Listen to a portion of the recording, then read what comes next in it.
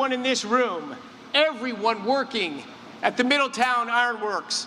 You make our world possible, our life possible. I'm honored to stand here in this, what is truly a cathedral to American industrial might.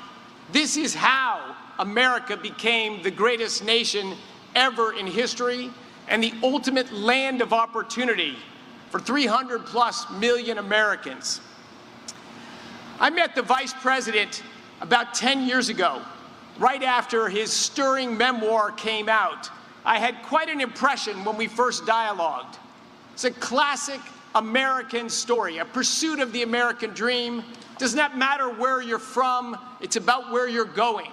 The Vice President had a plan, and he created and lived the American dream. But it wasn't easy. It wasn't easy. We've had forces over the last few decades, the deindustrialization of our country, that were simply tragic and colossal mistake. Coastal leftist democratic ideas that somehow big, strong, powerful things were out of fashion. We should push those overseas to be made in Asia, and we'll just buy the products when they come back. We should be pencil pushers and computer keyboard tappers. That was a vision of America, but a very narrow and false vision of America. There is no great power, no great nation without industrial might. Thank you.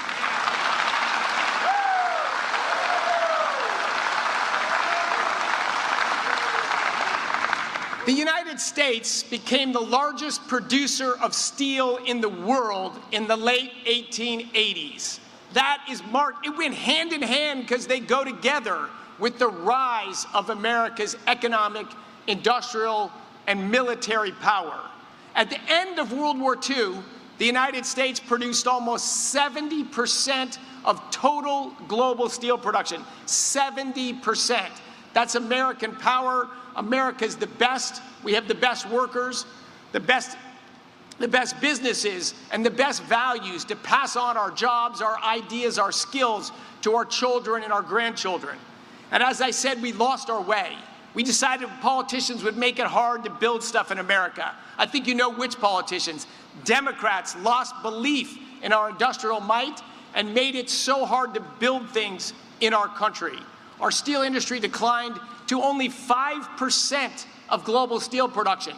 That is not America. That's not where we're going to stay. That's the wrong place. President Trump and Vice President Vance, they ran for election on a simple idea. We're going to reindustrialize America. We're going to sweep out the nonsense, bring back common sense, double down on American workers, and bring America's industrial might back to Ohio and back to all 50 states in this incredible country we're all honored to live in.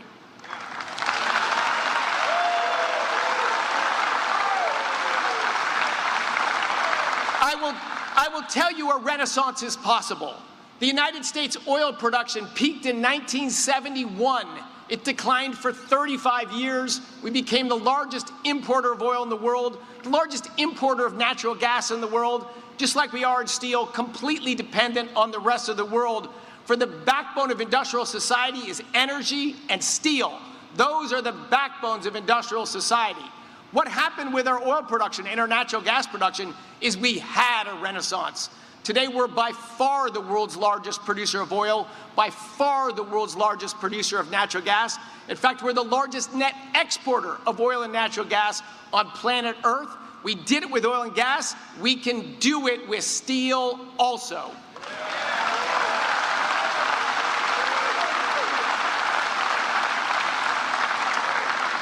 That's a setup for my partner, my friend, and the Vice President of the United States of America.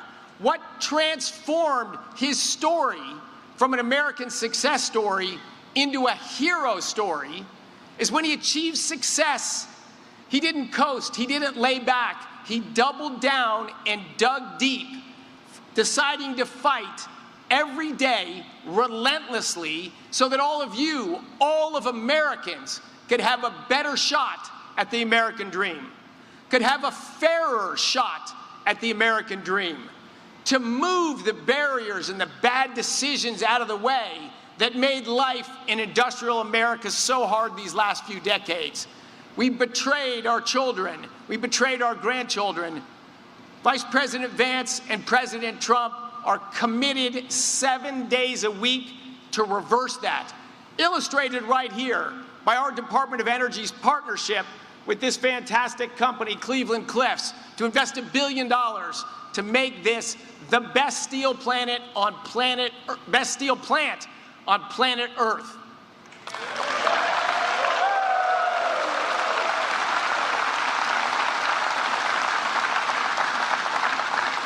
I'm now going to welcome to the stage someone who's an inspiration to me, the leader of the reindustrializing the United States of America, working with the senators in Ohio, the governor in Ohio, and the leadership to make our country great again. God bless you. God bless Middletown Works. God bless the fabulous state of Ohio. God bless the United States of America. And God bless our unbelievable Vice President, J.D. Vance.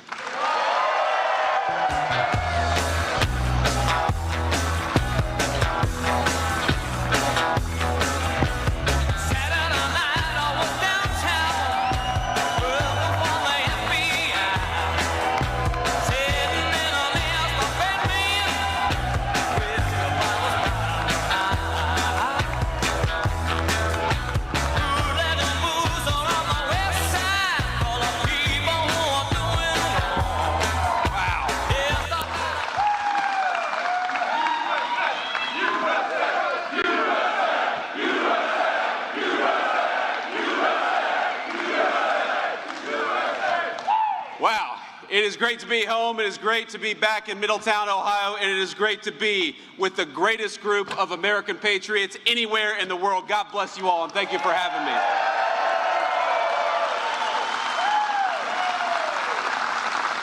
Before I get started, I got to give some shout-outs here because we have a lot of amazing political candidates. We have some leaders and future leaders, and I'm going to try to get through as many as I can.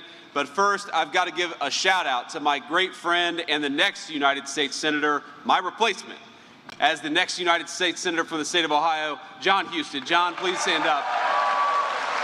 Thank you. We've also got, I believe, a great gubernatorial candidate, a great governor of Ohio, but also a great next governor of Ohio, my friend Vivek Ramaswamy. Vivek, please stand up and say hello.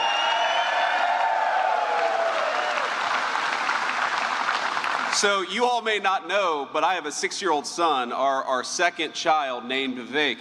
And when I came back home a couple of weeks ago to vote in the primary elections, my favorite internet meme, Vivek, I don't know if you saw this, but so I brought my 6-year-old little boy with me, and we had a day of travel all over the country, actually, and I hold his hand into the polling booth, and, you know, he votes for, like, whether he prefers, you know, caramel apples or watermelon or something. They have some kid polling ballot to fill out. And then somebody posts on the internet, JD brought his son Vivek to vote today, and then somebody used like AI or something and put me and Vivek holding hands, walking to the polling location together. But I don't think that anybody needed to encourage Vivek to go to the polling location that day. When your name is on the ballot, nobody needs to make you go vote. But Vivek's going to make a great governor for the state of Ohio. I believe we have my friend Jay Edwards, who's going to make a great treasurer for the state of Ohio. Jay.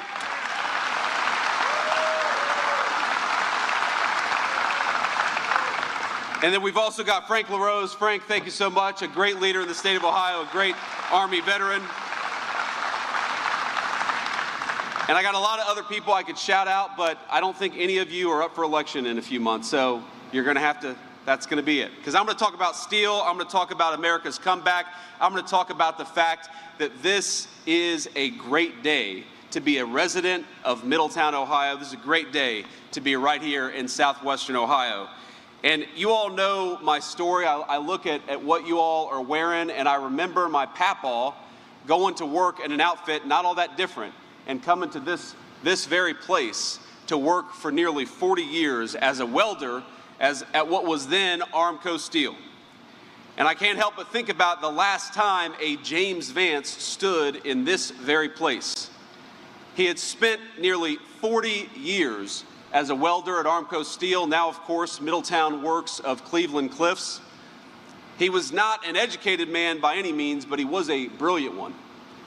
He was a complicated man, a man of faith who never went to church. He was an alcoholic since middle school, but he quit cold turkey as a grandfather. But if he was a complicated man on the inside, he was a man with very simple ambitions. He didn't want to get rich.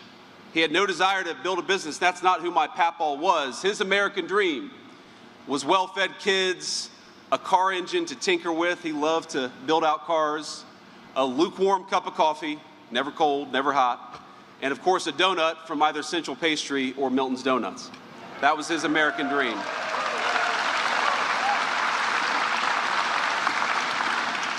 I went to Central Pastry today because, of course, I had to go get an ugly donut while I was in town. And the ladies behind the counter, they said, "You've lost way too much weight. What's going on?" And I said, "Well, I don't have a Central Pastry in Washington, D.C. That's what's going on." My papaw, it's funny, he voted in every election. He loved this country, but he did not care for politics. Now, back then, he said that Democrats were the party of union men, so he usually voted Democrat, but he thought way too many politicians were just plain old corrupt, and he was right. All he asked for from his political leaders was very simple. He asked that his taxes be reasonable. He asked that his community be safe. He asked that our politicians ensure that there were good jobs for men and women who are willing to work for them. And he asked that America never be asked to be the policeman of the world. Now, he was my grandfather. I called him Papaw. And he toiled in this very place to give our family the little extras, like I said, for nearly 4 decades. Now, I'm very honored because the welders of this facility made me this incredible, beautiful artisan plaque to commemorate me coming here. And those of you who don't know, Papaw was a welder, so it's particularly meaningful for me and for all the welders behind me and in front of me. Thank you all. It means a great deal. But Papaw was a welder in this place for 40 years.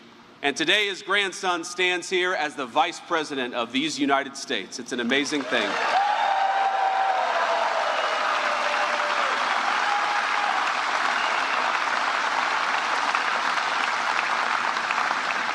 And I'm here with a message from the President of these United States. The future of America, the future of the United States, the future of our homes and communities is going to be built right here in Middletown, Ohio.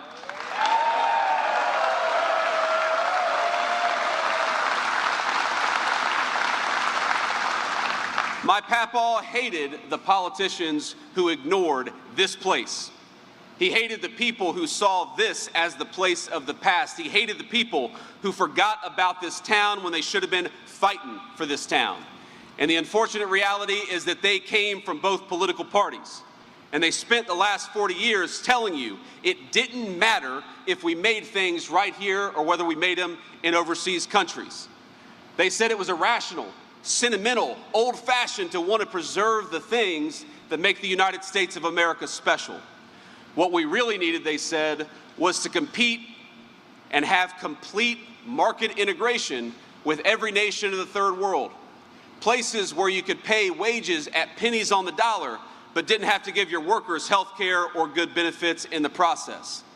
And anytime somebody dared to put an obstacle in front of that set of ideas, anytime they said, you know what, we need to put tariffs or tough immigration policies to stop that, those people were called backwards, they were called wrong.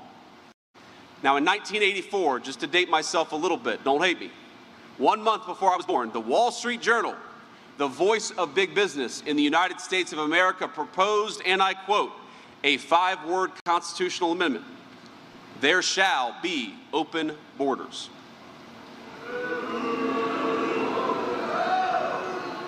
Now they weren't joking. They weren't being tongue-in-cheek, because if you look at what they tried to do over the next 40 years, they told you back then exactly what they were trying to do. 16 years later, when I was in high school, right here at Middletown High School, go Middies.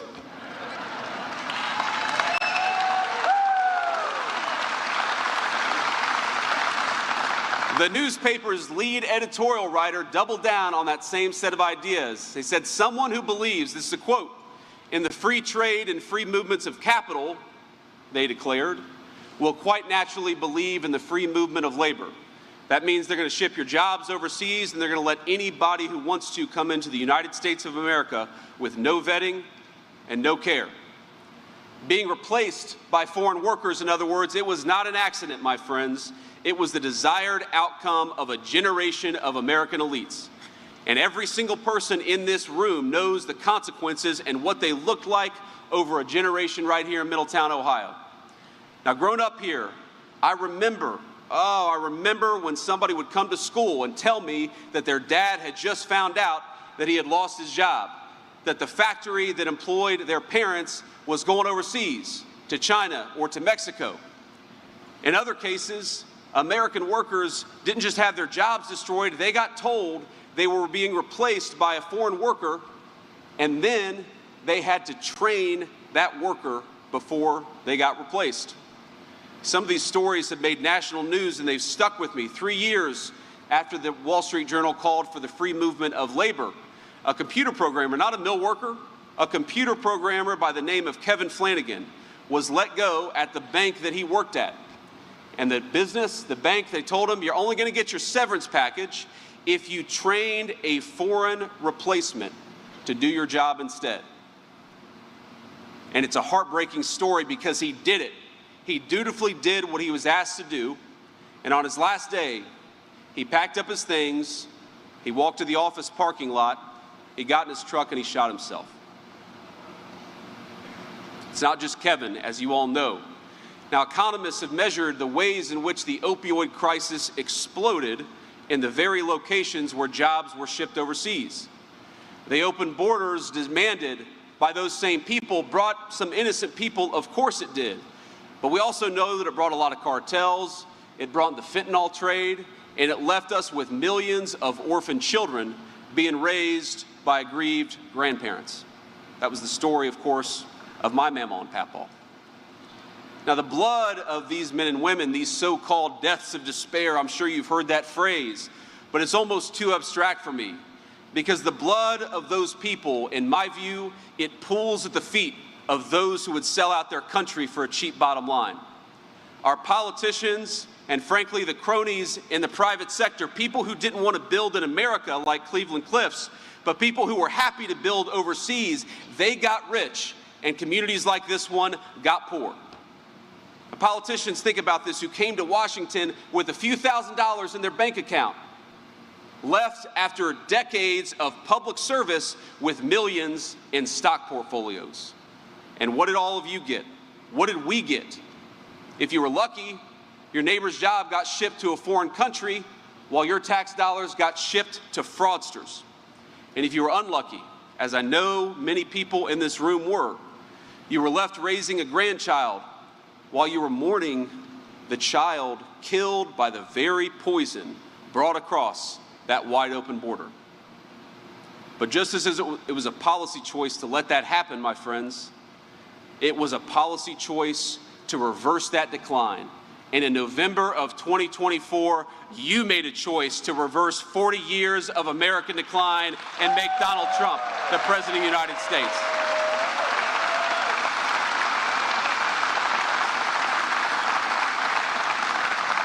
And I'm not saying it's going to be easy or it's all going to happen overnight, but in just 18 months, we have seen an explosion of rebuilding in the American heartland. We have seen trillions, with a T, trillions of new dollars of investment pour into the United States of America to build new smelters, build new manufacturing facilities, build new mills, build new everything. Under President Trump's leadership, factory construction employment has exploded. We've added 83,000 factory construction jobs just since Inauguration Day.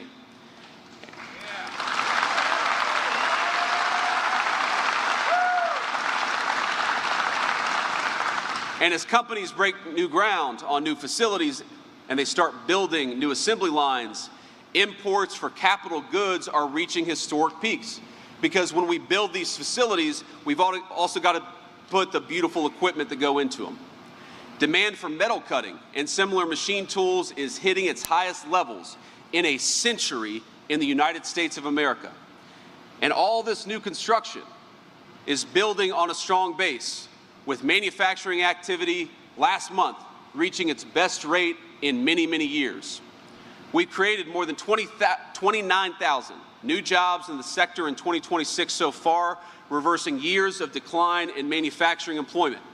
And year over year, manufacturing workers' wages actually went up 4.2%, where they went down under the Biden administration, and frankly, they've been higher in the industries where you've seen that decline in illegal immigration into our country, like construction and commercial trucking. And that brings me to why I'm here today. Because we're not just here to talk about the celebration and the good news and the numbers. We're here to announce that Cleveland Cliffs is making today, right here in Middletown, Ohio, a $1 billion investment in transformational manufacturing right here in our home.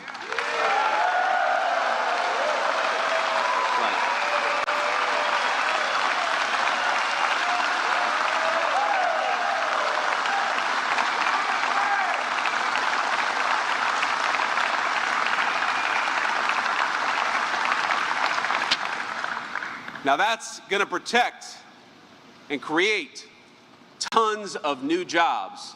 We're going to upgrade the iron-making furnace. We're going to implement cutting-edge new technology to optimize furnace operation and improve Middletown's air qualities, because as much as the far left says that you can't have industry, but also clean air and water, we're going to show in this facility that's exactly what you can have. You can have both of it, and you can have it in spades with smart leadership.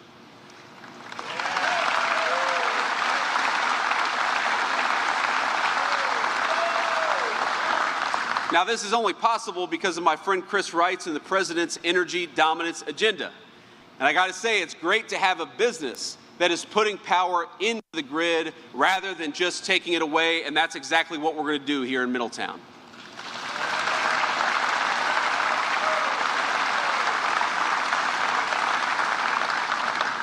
But we also recognize in our administration that real dignity, it's not just about what happens in the factory, it's not just about what happens in the office.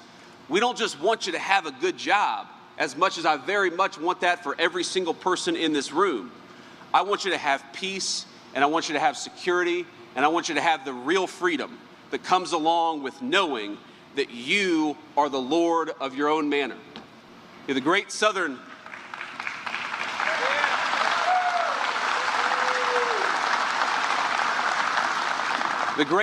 populist. Probably most of you in the room don't know who I'm talking about, but he's an interesting guy, kind of a crazy guy.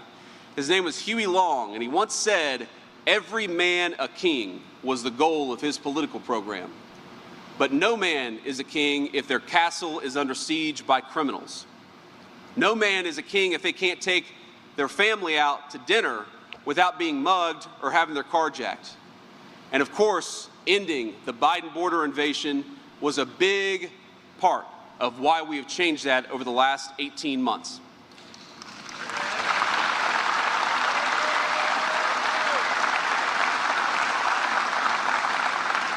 For 4 years, the Democrats invited millions of illegal immigrants into this country to take over our communities and compete with us for jobs and housing.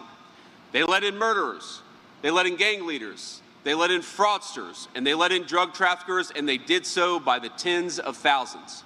And for months, we heard Democrats, including people like Sherrod Brown, people who pretend to be the friends of the workers in this facility, saying that they couldn't do anything to fix it, that we needed a new law, we needed a new statute, we needed Congress to pass a new regulation in order to fix Joe Biden's open border. But as we've learned over the past 18 months, it didn't require a new law to close down that border. It just required a new U.S. president.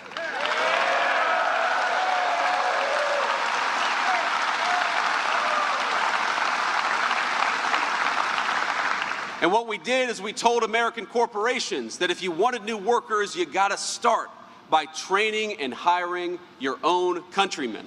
And we rewarded the corporations like Cleveland Cliffs that wanted to do that, and we were willing to tell the corporations that wanted to hire foreign labor that if you wanted to bring that stuff back in the United States, you were going to pay a big fat tariff for doing so. And so, for the first time in my life, America saw net migration out of the country as we sent millions of illegal immigrants back home. And as a result,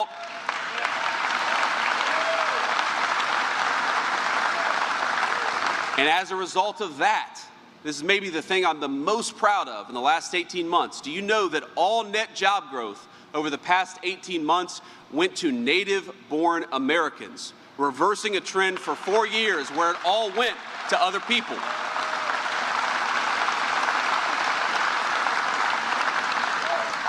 We got a lot of work to do, but we're making progress on all the things that matter the most. On the affordability question, we know that under Joe Biden, the cost of a median price home nearly doubled. Now, for the first time in over 5 years, rents are falling for the first time. We got a lot of work to do, but we're finally seeing that American dream of homeownership become accessible again to our young people. And it's not just affordability, America's getting safer too.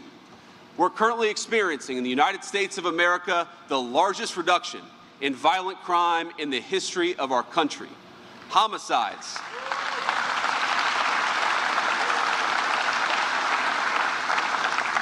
You know, homicides are at their lowest level in our country, the lowest level in 126 years. That's almost hard to believe.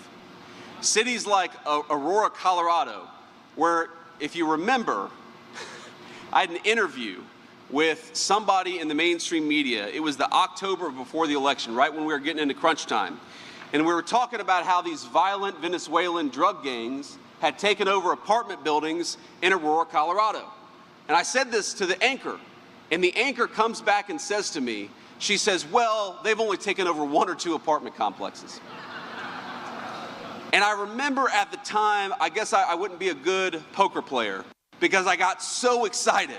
I was like, did she really just say it's okay for a Venezuelan drug gang to only take over 1 or 2 apartment complexes? I was ready to jump out of my seat and make this point that a single apartment complex or a single home taken over by a foreign drug gang is 1 too many, which is why we got to get those people the hell out of the United States of America.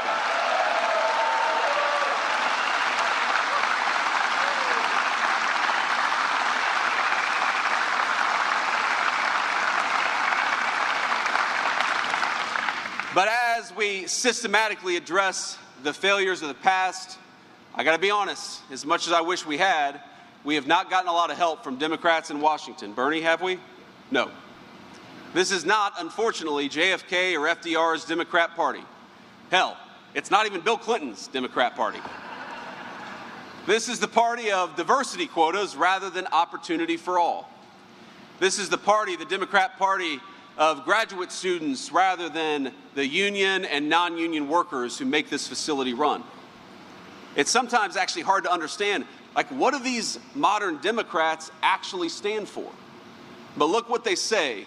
Pay close attention, and they'll leave these little hints of what they actually care about.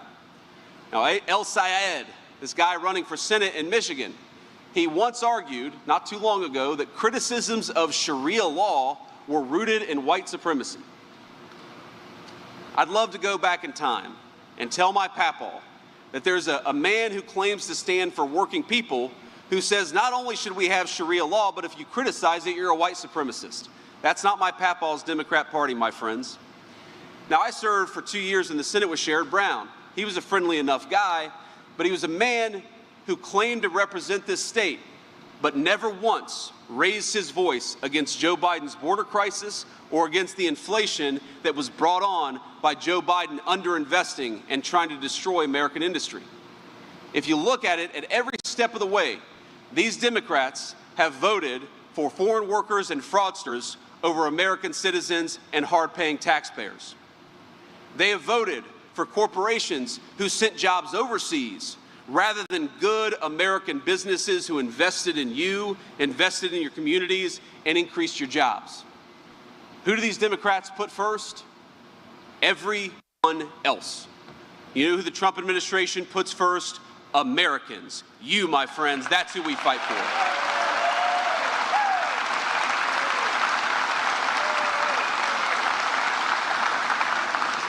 But you know, these Democrats, they've opposed every turn our work to make trade fair again, to stop letting foreign countries take advantage of us.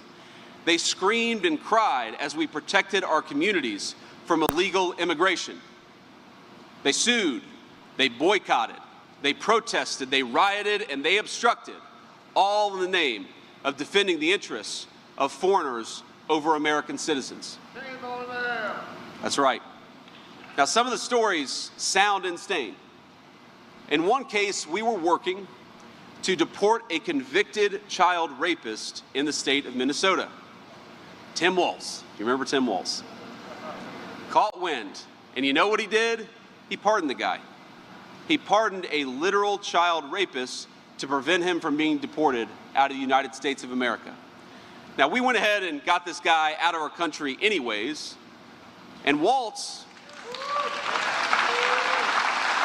it gets better. Walz asked the country what good it accomplished.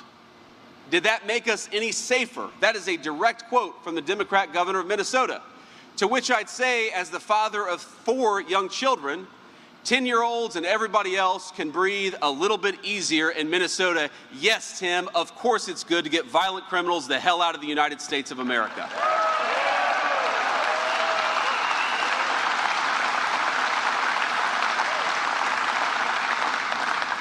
Ladies and gentlemen, this is what we're up against in November. Whether it's child predators, Somali fraudsters, foreign gang members, or even visa fraudsters who are working to undercut American wages and steal from American taxpayers, the Democrats know who they stand for. It's anyone but you. Think about it. Every single Democrat, every one, voted against no taxes on tips, voted against no taxes on Social Security, voted against no taxes on overtime, and voted against no taxes on car loans so long as those cars were made right here in America.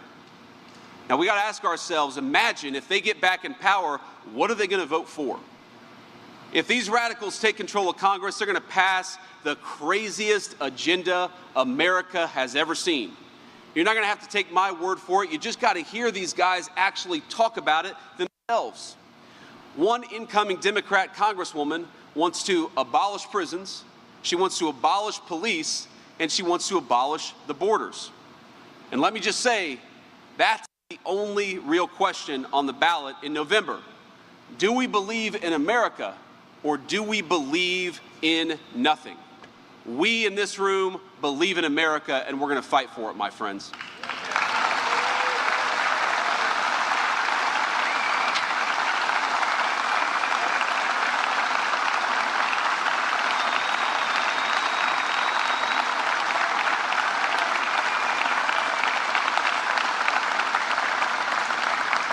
You know, when I reflect on 250 years of American history, what I can't help but feel above everything else is gratitude. I reflect on this incredible life that I've been able to lead thanks to the generosity of so many of the people in this community, people who are here today, friends and family. My stepmom is here, teachers, people who made it possible for me to live the American dream when everything else was fighting against it. The cool thing about this nation is that in our own way, making our own contribution, we've built this country together as one American family. Black and white, rich and poor, whether you've been in this country for 10 seconds or whether your family has been in this country for 10 generations, think about it. Every accomplishment of American greatness has a long line of people, many of them who don't get their part in the story, but we all know we're very much part of it. Now, of course, I grew up in an era where we had already gone to the moon. But think about this. When we went to the moon, of course, it was the astronauts. Everybody wanted to be an astronaut when I was growing up. Neil Armstrong just lived up the street when I was growing up. They were amazing men. They tested the limits of physical realities. They had quite literally out-of-this-world courage. But it was not just them. It was the scientists. It was the computer programmers who designed the rockets, who designed the software that went in it. It was the janitor who made sure that facility was a clean and orderly place to go to work so that these guys could build the rockets that took us to the moon. It was men like my papa who worked at steel mills all across America and who built parts and materials that were American strong and good enough to test the limits of interplanetary travel for the first time in human history. It was the moms and dads doing the quiet and, as I know, often thankless work of raising the kinds of boys and girls who could become astronauts, or become scientists, or become welders, or eventually become moms and dads themselves. The story of our beautiful nation and its greatest achievements has been written by all of us together. Some of us contributed a few sentences, and others contributed whole chapters of the book, but it is the story of our people. It is the story of our parents before we were born, and it will be the story of our grandchildren long after we're gone.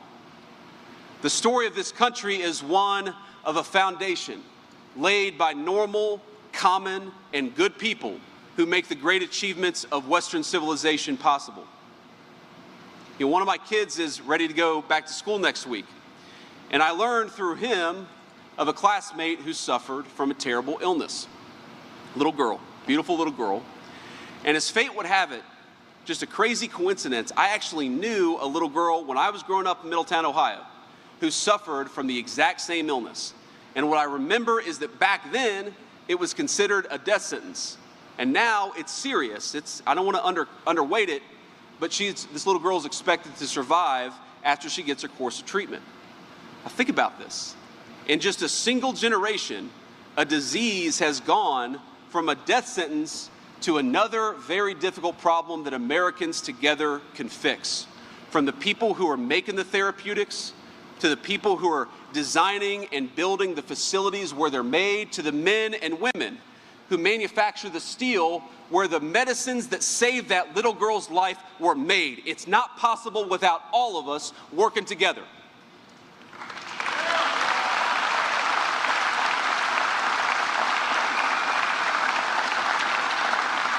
And when I look at this girl's life, the fact that she's going to be able to grow up and live a normal life, I cannot help but feel gratitude for every piece, every chapter of the American story that made it possible. To the researchers and scientists, think about this, who have toiled for decades finding treatments to the world's most difficult diseases. To the businesses, the parents, the private citizens, the philanthropists who funded the kind of moonshot research to take this disease to be something that could be treated. To the government that created a climate of innovation for the world's deadliest diseases. Think about all the teachers who made it possible for this little girl, my son's teacher too, who made it possible for this little girl to come to school despite her illness. And I got to brag on my little boy a little bit, and I hope I won't feel emotional or get too emotional, but I can't help but feel gratitude to him. Because I got a note a couple months ago, every father will appreciate this, and he told us that in this girl's weakened state, even though she was still trying to come to school most days, that their daughter was worried about going down the steps to the playground. But that every day, our little boy volunteered to hold her hand and make sure she got to go to recess with confidence.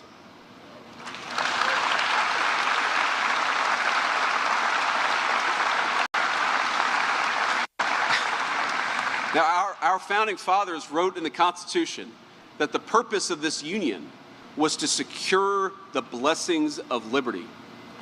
And what greater blessing of liberty than to know that this little girl has a good chance, to know that the work of an army of doctors and researchers made it possible for your little girl or your little guy to show a moment of compassion to this little girl, to show that greatness that I believe God places in the heart of every human being, made possible because this little girl happened to grow up at a time and in the greatest country in the history of the world.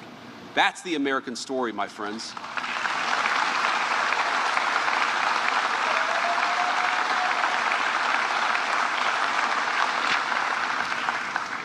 Look, it's not my job to tell you how to live your life. It's not my job to tell you who to fall in love with, how to worship, or even whether to root for the Bengals or the Browns. Though, sorry, John, you should be rooting for the Bengals. You too, actually, Bernie, you're probably more of a Cleveland fan than John is. But my job, the job of the President of the United States, the job the President demands of every single person in his administration, from the Vice President on down, is to fight for you.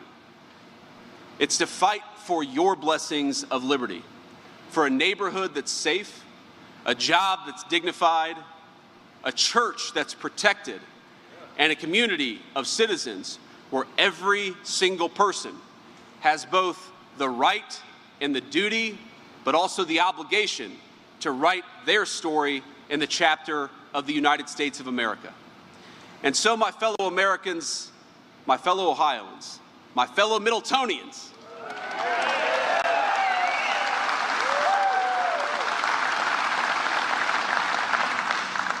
I believe that this November, you and I and our fellow citizens, we're going to go to the ballot box and we're going to face a choice.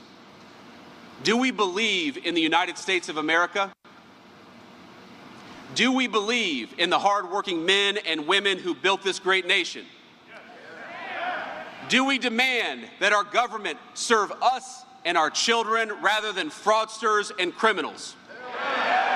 Do we demand that the American president fight for the American people first? Then, my friends, I ask you, each and every one of you, to stand on your own conscience, to vote for patriots, to vote for people who are going to fight for you, to vote for John Houston for the United States Senate and for Vivek for the governor of Ohio. Get out there and fight for yourself by telling the far-left radicals who have taken over the Democratic Party, this is not your country, it's our country, and we're going to fight for it. God bless you, and thank you for having me.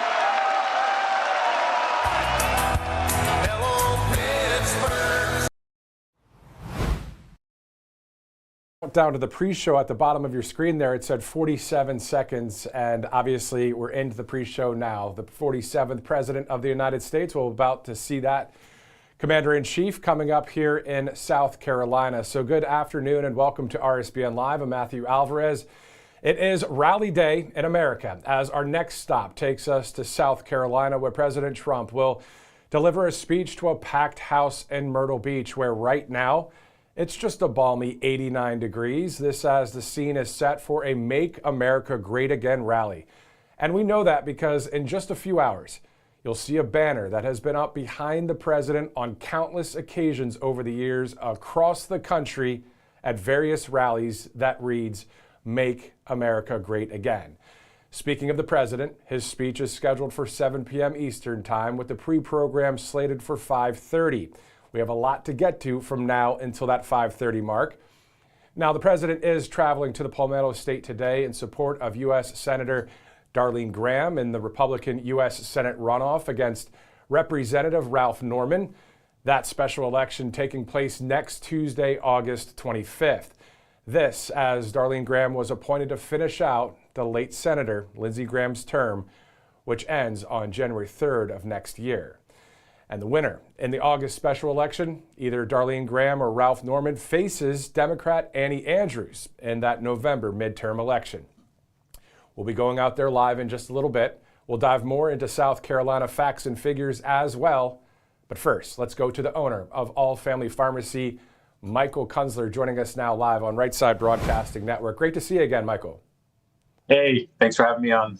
Definitely. Let's talk about the RSBN 10 promo code. First of all, it's great out of the gate to get a percentage off for some great medications that are available to all of our viewers. Yeah, it's something that, we strike ourselves on, is adding discounts, getting people the ability to save a couple bucks on every order, hoping that they come back to order more. That keeps the pharmacy running. That keeps us growing. We spend every day trying to add more and more medications to our list so that we can continue, striving for excellence and being able to take care of all Americans, whether it's a diabetic medication, it's a thyroid medication, or it's, traditional ivermectin, mebendazole, or hydroxychloroquine.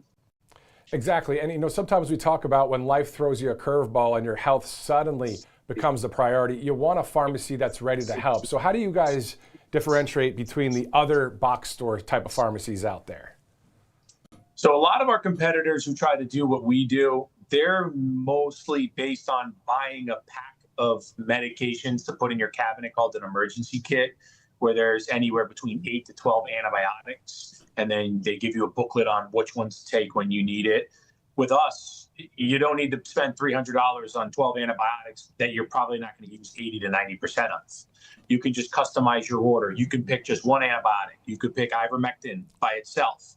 You can pick multiple antibiotics. If you'd like an emergency kit, we can sell you the emergency kit, and it's less than $300. So we're cheaper, we're better, we're customizable. We're also faster. We're faster because we are the pharmacy.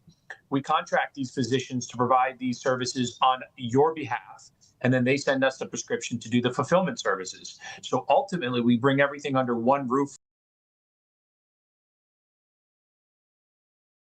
bring down the cost of the physician's visits, bring down the cost of the medication as well as the delivery, and expedite that delivery so you get it within 1 to 3 or 1 to 4 business days. A lot of these companies, when they send you these kits, they take 1 to 2 weeks to get. If you need the medication, why are you waiting 1 to 2 weeks when we can provide that service within 1 business day? Exactly. And then on top of that, it seems like if you were to call one of the traditional pharmacies that you may see on a street corner near you, you have to leave a voicemail. Maybe a pharmacist will call you back maybe within an hour. You don't know, are they out to lunch? You don't know what the deal is. But with you guys, if you call 561-717-6794, which I haven't called yet, but if I were to call it right now, would there be a voice prompt to get me to a real person, or does a real person pick up right away? How does it all work? Yeah, so we have tons and tons of customer service technician and pharmacy technicians in the room next to me already answering phone calls, working on phone calls with patients. We have a pharmacist that pops in there throughout the course of the day. We have 1 or 2 that are helping and assisting, or they're transferring the call directly to the pharmacist. We have very experienced technicians in there who can answer simple questions that we get a lot of, right? They've been doing this for 20 years, and a lot of these questions they're able to handle themselves. Now, again, it is backed by a pharmacist as per regulatory law, so we do still abide by our state and federal laws, but we're able to assist you with a U.S. person on the phone, an American, right in this pharmacy, right next door to me. So we provide you that service. Big box stores don't. The odds of you getting a call from a pharmacist are very little to none. And how many times have you called the pharmacy 2 hours after your doctor's visit for them to make you sit on hold for 20, 30 minutes for them to tell you your script's not ready? You've never received it from the doctor. Call back later. And you're just sitting there waiting. You're sick. You've got a rash. So you've got pain. Something may have happened, and you need the medicine now.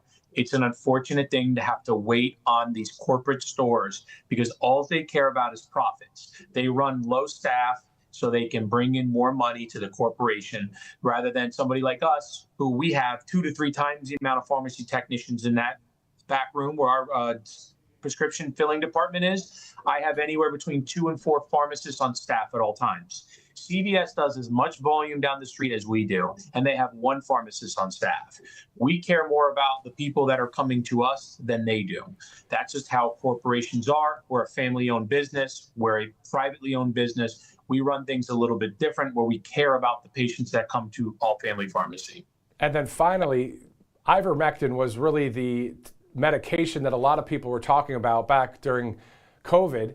And that's where you guys kind of got your start, didn't you? Because some doctors out there were saying, no, ivermectin, that's not going to work. Absolutely. That is really where we became America's pharmacy.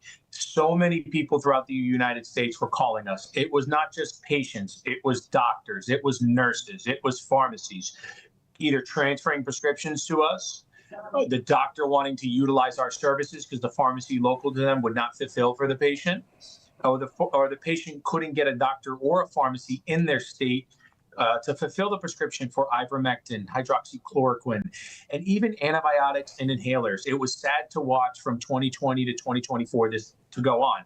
And that's where we grew as a pharmacy because we started listening to people, finding out what they wanted and what they needed. Ultimately, what they needed is they needed a convenient way to get their prescriptions, something that they can hang on to for 3 months, 6 months down the line in case they get sick, family member gets sick. They have it when they need it. They're not struggling to call a doctor or to call the local pharmacy to fulfill it, for them to tell them it's out of stock or they can't fulfill the prescription. We've always been there for them, and that's why we have so many loyal patients who continue to use us year after year, and we appreciate them the most. Being prepared is the name of the game. All Family Pharmacy owner Michael Kunzler joining us live right now on Right Side Broadcasting. Thanks again, Michael, for joining us here on RSBN. Hey, thanks for having me. Just a reminder, we do have low-dose ivermectin tablets. They're 4-milligram tablets. They're on sale. They're 75 cents each right now. It's a great way to step into flu season for prevention, for longevity. A lot of people are using it for cancer, for prevention and stuff like that. Whatever the case may be, we have physicians for you. If you're interested, they're 4 milligram low dose tablets. All right. Well, that ivermectin right there with All Family Pharmacy. Michael Kunzler, thank you again for joining us. Thanks. All right. So great to speak with the owner of AFP here on RSBN, looking live there in Myrtle Beach, South Carolina. Some fun facts and figures about South Carolina. It's the 23rd most populous state with 5.5 million residents. Now, Myrtle Beach specifically has a population of about 41,000 people. And a quick fun fact, professional golfer Dustin Johnson and also Vanna White, they're originally from Myrtle Beach. Also, did you know South Carolina does not register voters by political party? So there is no official count of so-called Republican versus Democrat registered voters because the state does not collect or require party affiliation when people register to vote. So we know that South Carolina is one of about 19 states that operates this way. The Palmetto State has open primaries, so voters choose a party's ballot at the time of voting without declaring a permanent affiliation. And as of today, the South Carolina State Election Commission reports there are nearly 3.5 million active registered voters, again, with no party breakdown available or maintained by the state. And as many know, South Carolina has voted Republican in the past 3 presidential elections, 2024 for President Trump, 2020 for President Trump, and 2016 for the president. And I want to stop there quickly as we're taking that live look and seeing the great patriots of South Carolina. It reminds me just the other week in Marietta, Georgia, did the same thing, boots on the ground there in South Carolina, but specifically just a couple states away, or actually one state away, Georgia. Charleston, right down there to Savannah, not too far, but everyone waving there and everyone talking about RSBN at all of these rallies that we have gone to since 2015. And I was just talking about how South Carolina, for the past 3 presidential elections, actually many elections since the 1980s, the Republicans have had a stronghold for presidential races. And so I was thinking about 2016 on the way into work today, and I thought, back when I worked in mainstream media, when President Trump won that election against Hillary Clinton, when the world was shocked, but the silent majority wasn't, we knew what was going on. We knew the outsider in chief was about to take over. And I remember going to work, and I won't say where, but I was definitely in the mainstream media at that time. And there were a few workers who did not show up to work the next day, that Wednesday after that November election night victory by President Trump. Literally, the computers were off, their seats pushed against the desk in protest because the president has won. And that's the mainstream media for you in a nutshell. But thank God we have conservative media, we have people that love God, family, country, and right there is what we see in Myrtle Beach, South Carolina. So let's move on with more South Carolina news, as again, it's 89 degrees right now in Myrtle Beach. And as we hear various chants of USA, whether it's outside or inside, we'll be taking you there live. Also, that pre-program starts at 5:30 Eastern time. The president scheduled to speak at 7 o'clock. I don't think he has left the White House yet, but once he does, I'm sure we'll know. And sometimes he speaks with the press on the way to these events. So if we get that footage, we'll bring that to you as well. And speaking of the Palmetto State, Musgrove Mill State Historic Site is one of South Carolina's most historically significant Revolutionary War locations. They actually held a grand reopening of the Visitor Center following extensive exhibit upgrades. Let's check out clip number 1 directly from South Carolina.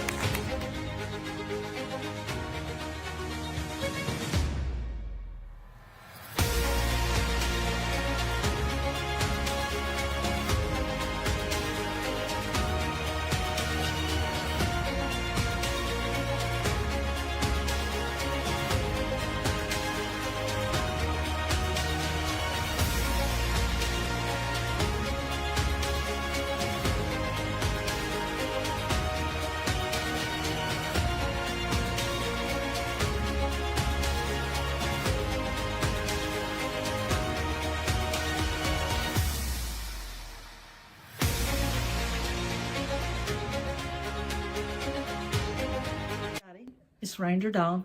We are back open at Battle of Musgrove Mill State Historic Site. We've got new exhibits and fun new stuff to do. We're looking forward to having everybody back out. Check the website for all the information and come back out and see us.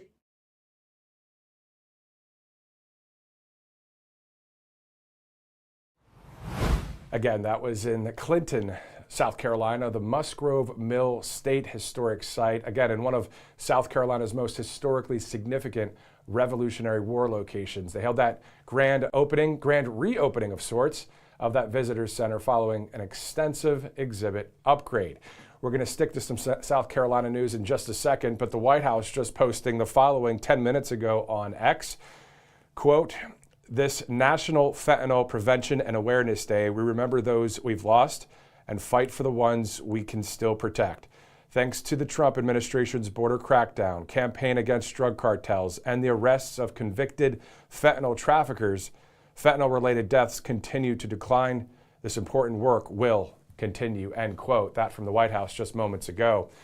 And we could talk about that for a while too. Remember when President Trump was sworn into office in 2025, just last year, and right away declaring a national emergency on the southern border. Remember what it was like under Biden with tens of thousands, if not, well, we know millions, but we would see the visuals at Eagle Pass, Texas, and various parts from Tijuana into San Diego sector there, and we'd see just droves of people because no border equals no country, equals destruction, equals everything to the left of what we want here in this nation. But now, the faucet that was on is totally off, and we don't see any of those visuals now. And also the White House talking about today being National Fentanyl Prevention and Awareness Day. A very, very tough story if you really look into some of the details of people that have died of fentanyl throughout our country. But the president and the team doing a great job right out of the gate. As soon as the president was sworn in, if you remember, just a few days, actually a few hours, not even a few days, a few hours into being sworn in, he goes over to Capital One Arena in D.C. where the Washington Capitals play and the basketball team and all that. And he has this huge event and he's signing executive orders right away, signing executive orders, already getting the job done. Thank God for our national security on that southern border. We're going to talk more about more things like that in just a little bit. But getting back to South Carolina, as we see that live picture there with some of the great patriots just waiting to see the president, which it's going to be a few minutes until they're inside there. We have some live interviews coming up. We have a lot to get to, and we're going to reminisce just for a second, since today is Rally Day in America, at some of the rallies that we've seen and covered over the years here at RSBN. Put together a couple clips of it just from occasional videos from my phone over the years, and it'll be fun to go to that. But before we do, sticking with South Carolina, Senator Tim Scott, he recently spoke about the Clarity Act.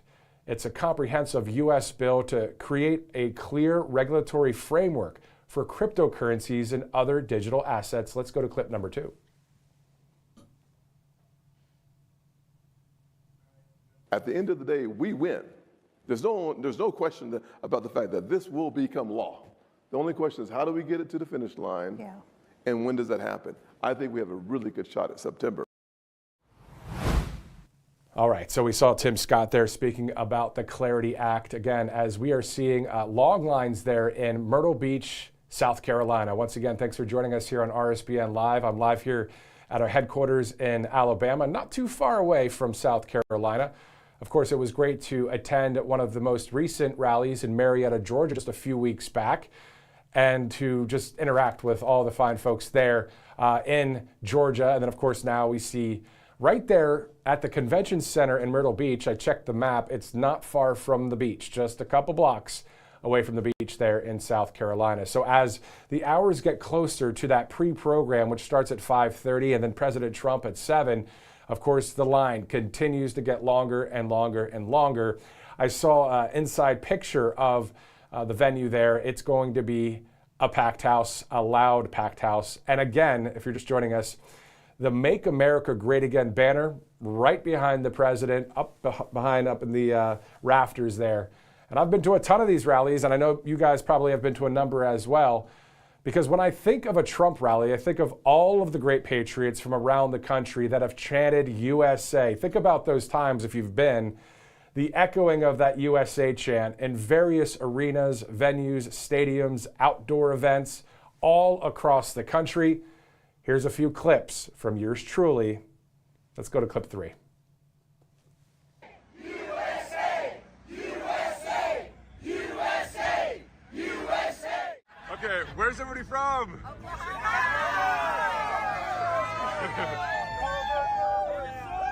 All right, so whoever wants to start talking, why are you guys here so early? We love Trump. We're here to support our president, the real president. The real president. Yes. The one that's saving America and saving the world. That's right. The one saving the world for sure. So, Biden's a fake president, isn't it? USA! USA! USA! USA! USA! USA! Who here loves freedom?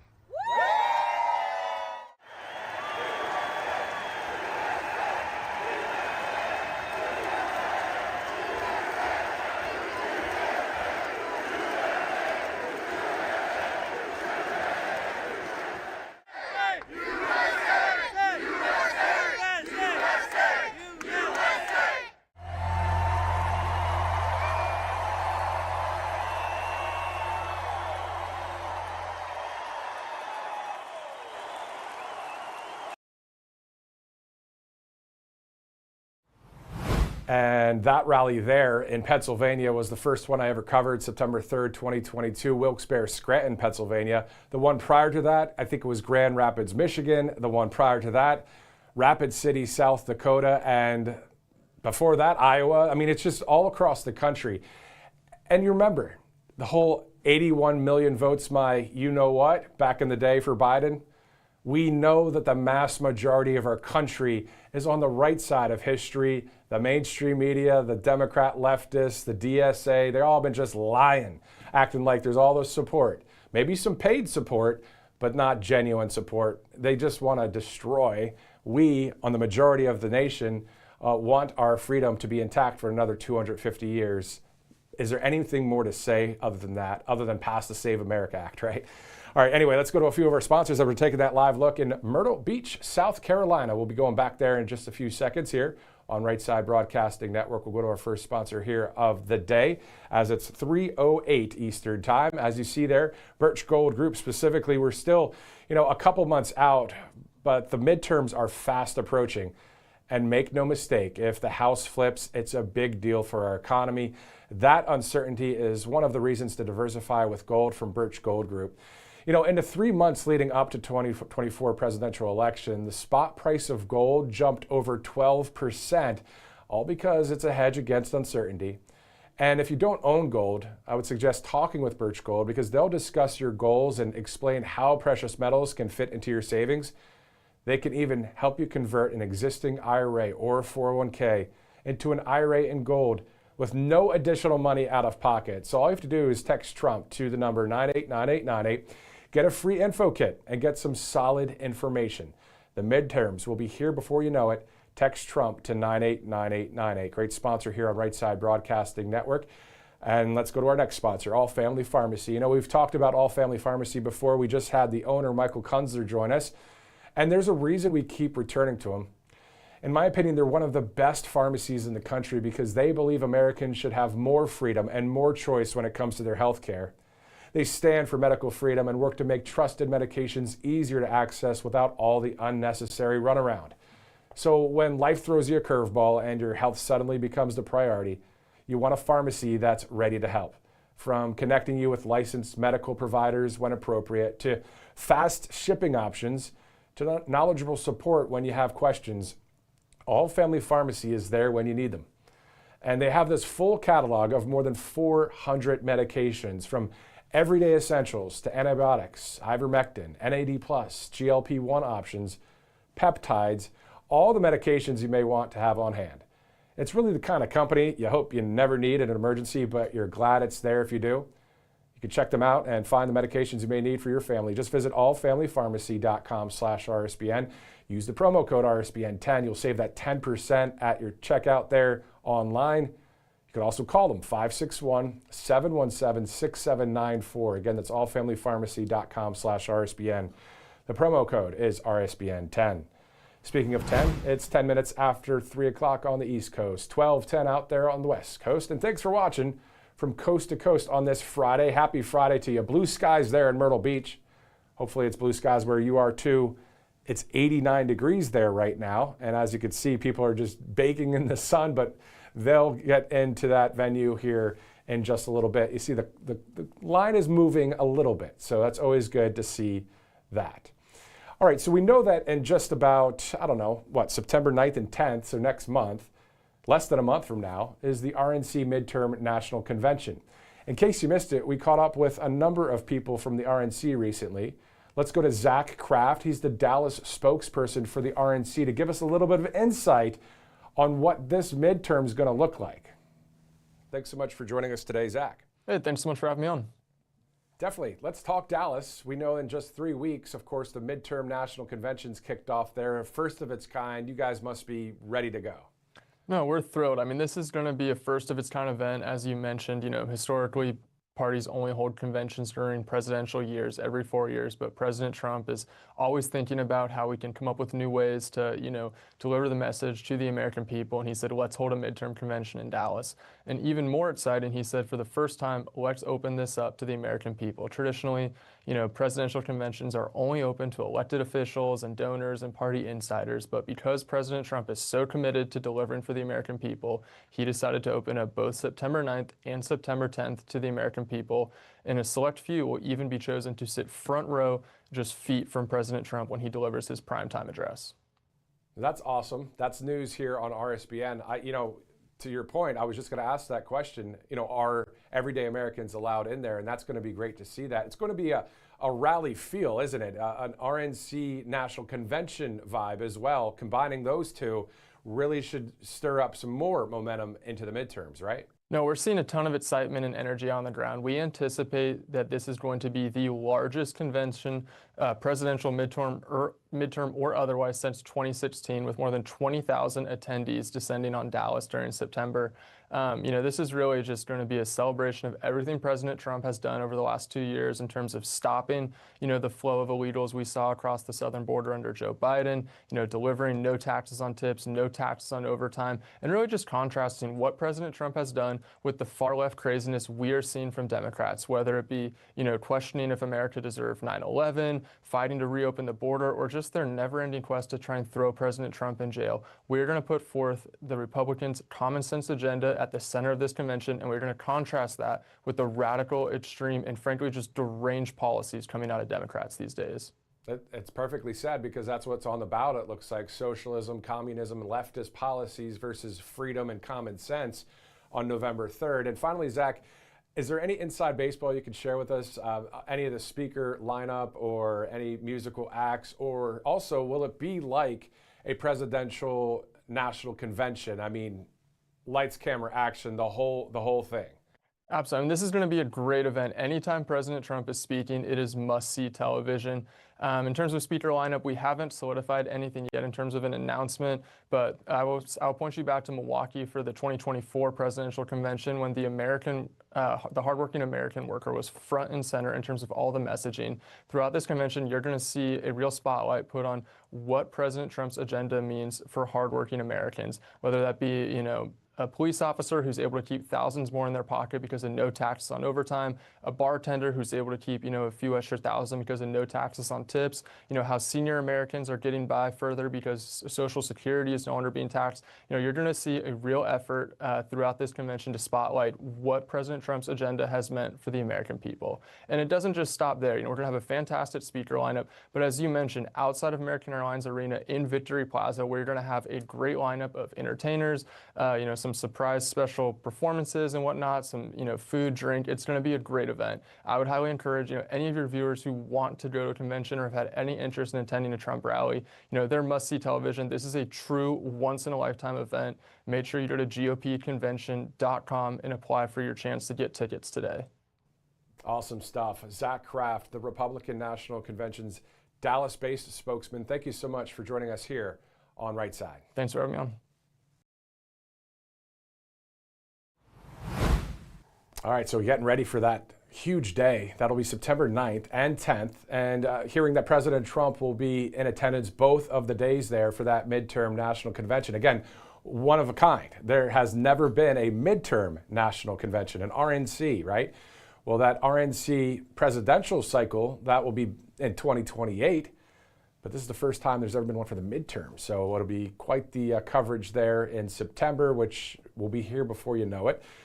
As you're looking live there, Myrtle Beach, South Carolina, population 41,000, population of the whole state, about 5.5 million, the 23rd largest state in our country. Looking forward to hearing the crowd and all of the rally vibes as today is Rally Day in America. Let's go to a couple of our sponsors in order to pay the bills, of course. We have sponsors and also donors here at the network, but we've talked about All Family Pharmacy before, and there's a reason we keep returning to them. In my opinion, they're one of the best pharmacies in the country because they believe Americans should have more freedom and more choice when it comes to their health care. They stand for medical freedom and work to make trusted medications easier to access without all of that unnecessary runaround. So when life throws you a curveball and your health suddenly becomes the priority, you want a pharmacy that's ready to help. From connecting you with licensed medical providers when appropriate, to fast shipping options, to knowledgeable support when you have questions, All Family Pharmacy is there for you when you need them. And they have this full catalog of more than 400 medications, from everyday essentials to antibiotics, ivermectin, NAD+, GLP-1 options, peptides, all the medications you may want to have on hand. It's really the kind of company you hope you never need in an emergency, but you're glad it's there if you do. Let's check them out and find the medications you may need for your family. All you have to do is go to allfamilypharmacy.com/RSBN and use promo code RSBN10 to save 10% on your order. Call 561-717-6794. Again, that's allfamilypharmacy.com/RSBN. That code is RSBN10 at checkout. All right, so it's 3:17 Eastern time. I think what we could do now is let's take a quick commercial break, and maybe on the other side of the break, we'll turn up the audio there in the field, see if there's anyone chanting USA, just get more of a feel of being there live in Myrtle Beach, South Carolina. We'll be right back here on RSBN.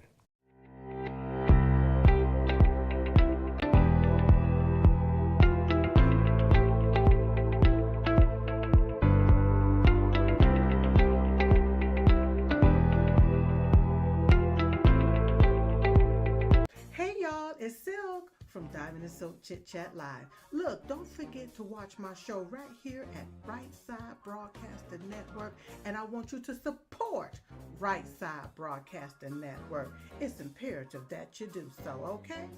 Bye-bye. Welcome to Right Side Broadcasting Network, your trusted conservative news outlet. At RSBN, we deliver the truth when the mainstream media falls short. Since 2015, we've proudly broadcasted every single one of President Trump's iconic MAGA rallies, bringing you the excitement and energy live before anyone else.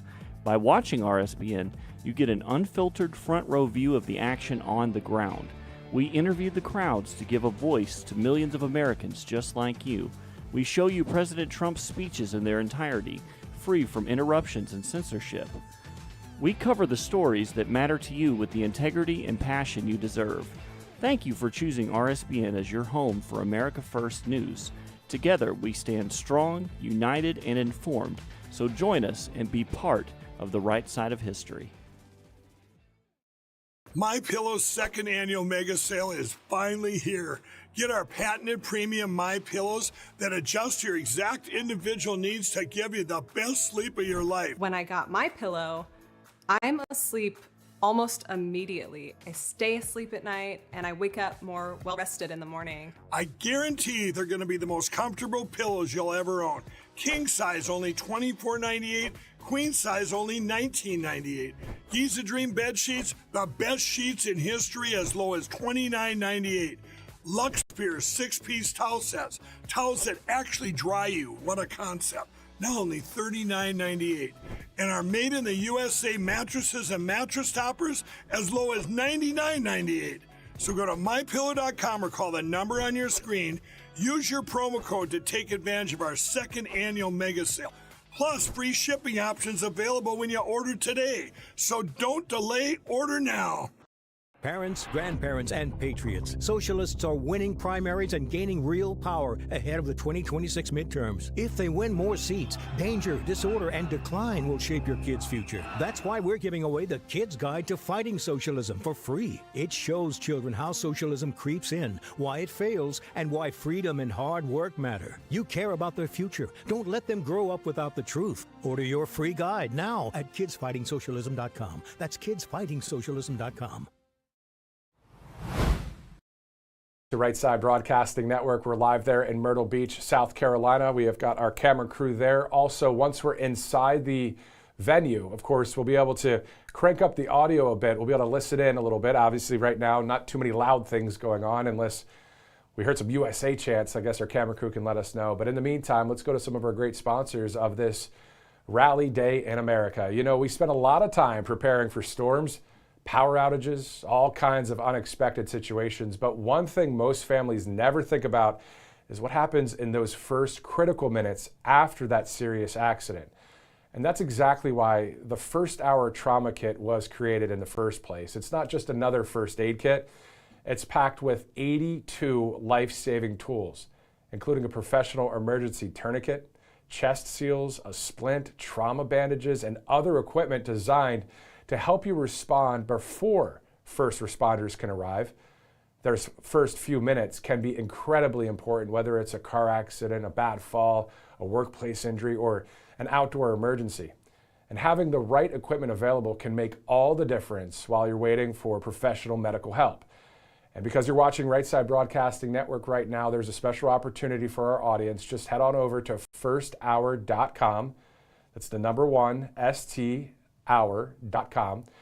or simply scan the QR code on your screen to learn more and get yours today, because you don't want to wait until an emergency happens to wish you were prepared.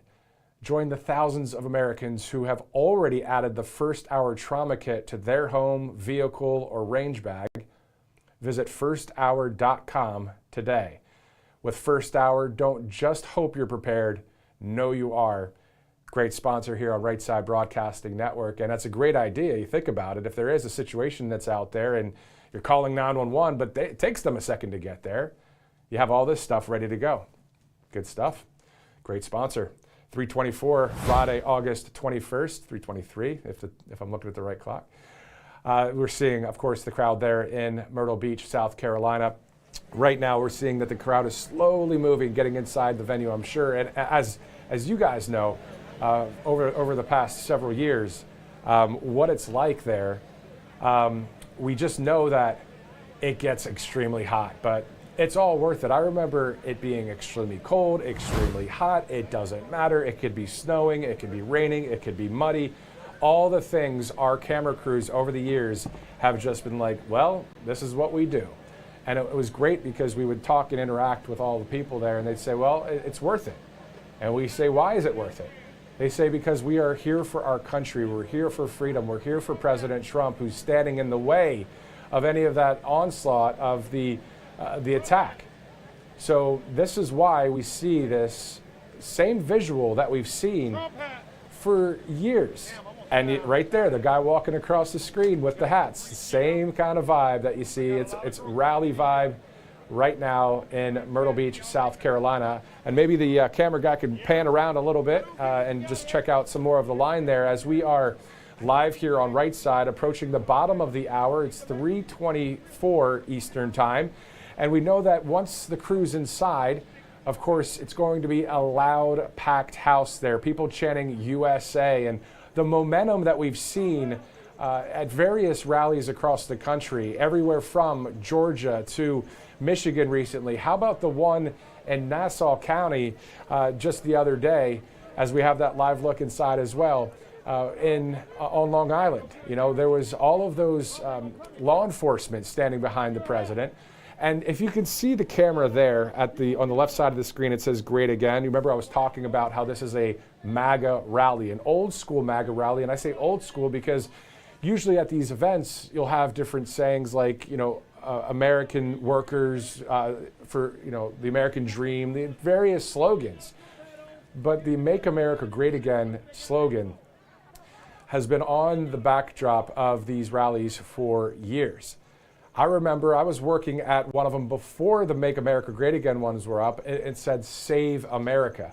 I almost think we need to put the Save America back up too, because President Trump called it the Save America Act, right?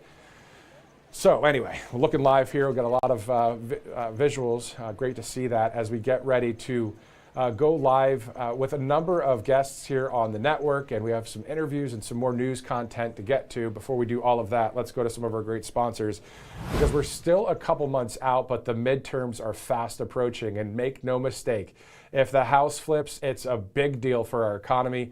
That uncertainty is one of the reasons to diversify with gold from Birch Gold Group.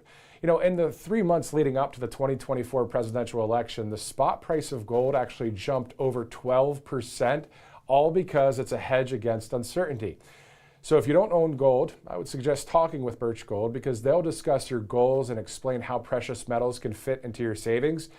They can even help you convert an existing IRA or 401k into an IRA into gold with no additional money out of pocket. All you have to do to get everything started, just text Trump to that number, 989898. You get a free info kit and get some solid information. The midterms will be here before you know it. Text Trump to 989898. And speaking with Birch Gold Group, we recently caught up with Philip Patrick of Birch Gold Group in an interview. We're going to go to that interview. After that interview, we have a lot more coming up here on RSBN Live. It is Rally Day in America. Joining us now on RSBN is Philip Patrick with Birch Gold Group. Philip, thanks again for joining us here on Right Side. Thank you for having me, Matthew. Definitely. Before we dive into a lot of specifics, I was thinking earlier about the economy and finances and markets, and a lot of people can get confused by all this stuff. It's a lot to navigate, isn't it? It really is, because we're getting confusing signals everywhere. We're seeing inflation coming down, which is great news. And then we're seeing job numbers come out, which isn't so good news. We're understanding that the Federal Reserve's in a bind. Yesterday, historically, our national debt just breached $40 trillion. So we're making progress in some areas, and, in others, there's still a lot of work to do, I think. Exactly. So trying to navigate it is just part of the reason why we like to have you on the show, and also to talk to us about various solutions to these problems out there. So we just got that relatively encouraging inflation report. Consumer spending is slowing, and the Fed seems unlikely to raise rates for now. So is the economy finally moving into a more comfortable place at this point? More comfortable is probably the right way to phrase it. I wouldn't say it was comfortable yet, but more comfortable. July inflation was genuinely encouraging. Prices just rose 0.1% month over month, and annual inflation eased down now to 3.4%. Part of that improvement came from energy prices falling, but the reason we're not feeling it yet is energy prices are still 15% higher than they were a year ago. So the pace of price increases is slowing, but through the Biden years, we have a lot of these price increases that are just reality today. At the same time, the jobs report shows us that, the economy in some areas is losing momentum. We lost 23,000 jobs, and in May and June, payrolls were revised down by over 100,000. So cooling inflation is definitely good news. There's a ton of work to do still. Yeah, I mean, we see that for the goals for the future here in the country. But the question is, can you really explain the fact that if inflation is cooling and the Fed has been lowering rates for the last 3 years, why are long-term government borrowing costs still going up? This is a tough one. It's honestly the biggest problem that the federal government are facing today. And Scott Bessent is currently undertaking the biggest balancing act in history. But this is a very common misconception, right? People think that if the Federal Reserve lower interest rates, borrowing rates go down. It's not quite the case. The Federal Reserve control what's called the short end of the yield. So they can control very short-term interest rates, things like overnight banking rates. Longer term rates, mortgages, treasuries, they're dictated by supply and demand for our debt. And the problem is, we've talked about the world running away from dollars and debt. The demand isn't there today. So what we're seeing is borrowing rates on long-term debt are now going up. They're at the highest rate since 2001 today. And that's a big problem for the Federal Reserve, because these interest payments are now the second biggest expense for the government. We bring in $5.5 trillion a year. Social Security is number one, $1.5 trillion. debt service is catching up at 1.25 trillion. That is the biggest problem the country's facing today. Man, it's a lot of financial just headaches, it seems, for some people out there. So what really happens if money really stays this expensive while financial asset prices stay near all-time highs with the whole situation? It's a great question. When money's expensive, it tends to ultimately broadly bring asset prices down, right? Listen, if people can get 5, 6, 7% sitting in a bank account, why would they risk their money to get 8, 9, or 10 in the markets, right? So it incentivizes people to move into cash. That affects asset prices across the board, whether it's real estate, market funds, whatever it might be. It tends to have a negative effect on asset prices. So higher interest rate environments, very, very bad for economic growth. And I know that's a big part of what this administration's achieving and trying to achieve even more. Yeah, exactly. We see that every day here at Right Side.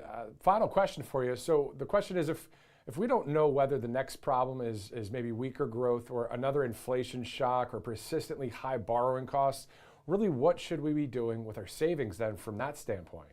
Look, first of all, I don't think anybody can predict exactly how this thing's going to pan out, right? And for that reason, by the way, we don't put all of our eggs in any one basket, whatever that basket is. But the one thing about precious metals is, first of all, they are designed for climates like this. We're talking about debt, deficit, interest payments. We're currently printing $2.1 trillion a year in new currency. Every year that goes by, that number gets bigger. So essentially what we're going to deal with longer term is persistent devaluation of currency. And that's where precious metals come in. Commodities in general, but particularly gold and silver, the commodities of money, have an inverse relationship with the dollar, and they tend to go up with inflation. So essentially, as we see buying power reduce on one side of our portfolio, metals can act as a form of portfolio insurance. They grow in that climate and they mitigate. So I think everybody today should be hedging their exposure. Central banks are doing it, large institutions are doing it, which means you and I should be doing it as well. Exactly. So all we have to do is text Trump to 989898. You get that free info kit, no obligation, right? I mean, it's just something that will help people along the way if they have questions. That's it. Listen, being informed as possible in this climate, particularly when it comes to economics, is so important. So I encourage everybody, get the free information. It is completely free. We're going to explain why to buy precious metals in this climate. We'll look at the fundamentals. We'll look at the history. And I think the more people understand it, the easier the decision making will become. And ultimately, the better decisions they can make, whether they choose to buy precious metals or not. A number of our great sponsors here at Right Side are really providing that human touch in the sense of a phone call. So do you guys have that too, or is it more just a text, or how does it all work? No, it starts with information, so they can request information. But the second that they want to learn more, they're going to have access to myself, to a lot of people like me. We are there to answer questions, to hold hands, to explain everything. And then from there, if they think, hey, this is something that makes sense, we can facilitate. So we can manage everything, we can get everything done. All the customer really has to work on is their own knowledge on the topic, their own comfort level. But once they're there and they're comfortable, we can manage the rest. Well, that sounds pretty good to me right here on Right Side Broadcasting Network. Philip Patrick with Birch Gold Group. Again, text Trump to 989898. Philip, thanks again for joining us here on Right Side. Thank you. An interview that happened just about less than 24 hours ago here on Right Side. Live look inside the arena there, the venue, specifically the Myrtle Beach Convention Center, just a couple blocks off from the actual beach there in South Carolina. Again, if you're just joining us, population 41,000 people in Myrtle Beach. But of course, at a Trump rally, and we've been to a number, as you guys have probably been to them as well, people from the whole region attend these events. So I'm sure there are people from all around the Southeast at that rally today. And some travel on airplane and they go, there's some people that have gone to the rallies, 47, 48 rallies, 110 rallies, as President Trump talks about. And this is all something we've just never seen before. Let's just put it that way. I mean, since 2015, how many awesome Trump rallies has there been? There's been a lot of them. And it's at the beginning of it, you thought with the mainstream media, they just wouldn't play the entire speech, or they wouldn't show the crowd as we're showing right now live. But they just wouldn't show it because they wanted to keep it quiet. They were indirectly censoring the American people, censoring a movement, and that didn't work. And even into the future, we have to always thank God for conservative media and X and Truth Social and podcasts and places like RSBN and other conservative outlets. You know, it's got to keep it on, because we have to keep that freedom going. Because if you would think that we'd have this kind of show in a communist country, socialist country, a country run by Sharia law, those kind of places, it just wouldn't happen. This is the #1 nation on earth. Isn't it great to be a part of it? Let's not take it for granted. I know I'm preaching to the choir, but let's keep on keeping on. Let's get that Save America Act passed. Let's keep talking about the common sense policies that are needed. And we love doing that here on Right Side Broadcasting Network. Let's dive into some election security news in the meantime, in case you missed it. The Department of Justice says a Chinese national is charged with voter fraud, and a couple documents you're about to see on your screen released by the Department of Justice. We're told a Chinese national residing in Andover, Massachusetts, was arrested 2 days ago for submitting a fraudulent voter registration and ballot in the 2024 presidential election in the name of another Chinese national. The defendant also allegedly submitted 2 fraudulent immigration forms on behalf of the victim, which was a Chinese national, and his wife, resulting in the confiscation of their green cards and causing them to enter into removal proceedings. We're told the charges of fraudulent registration and fraudulent voting each provide for a sentence of up to 5 years in prison, 3 years of supervised release, and a fine of $250,000. The defendant is subject to deportation upon completion of any sentence imposed. Switching from election news to national and international news, President Trump has announced a deal to substantially lower the price of ground beef for American families. The Biden administration undermined American agriculture and the farmers and ranchers who feed our country. President Trump is putting America's farmers and ranchers first and ensuring that the United States will never have to depend on foreign nations to feed ourselves. Also, the Trump FBI is stopping alleged terrorists in their tracks, arresting and disrupting terrorists. There have been more than 40% more foreign terrorist organization-related arrests and dismantling of almost double the number of foreign terrorist organizations. Also, yesterday, President Trump signed a new national space transportation policy to meet this moment of explosive growth by basically the word is by enhancing America's leadership in the next era of space and enabling more than 1,000 launches and re-entries on American soil annually by 2030.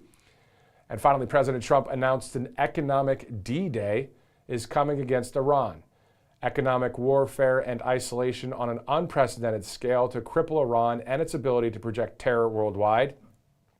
The White House saying any country that allows its public or private entities to provide any lifeline to Iran will face tremendous economic consequences. You're either with us or against us.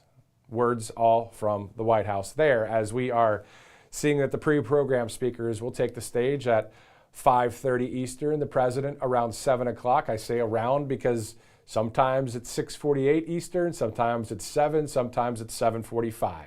We're here for it, though. Thanks for joining us. And what we'll do throughout the broadcast is once the rally vibes kick into higher gear within that arena there, we'll be going there and just listening into and just having a good time together as we are live here on this Friday, August 21st.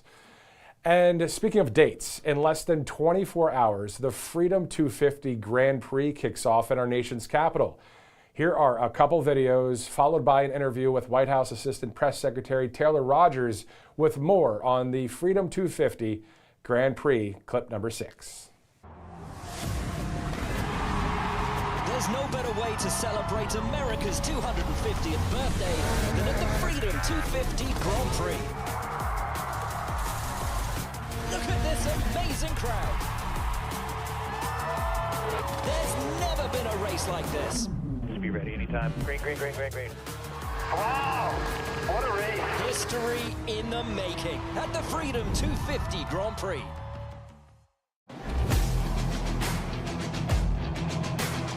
What a backdrop we have here in the streets of Washington, D.C. for the Freedom 250 event. I mean, how cool is this? Here we are, Washington, D.C., in the city streets, and we're going to be racing 250 miles.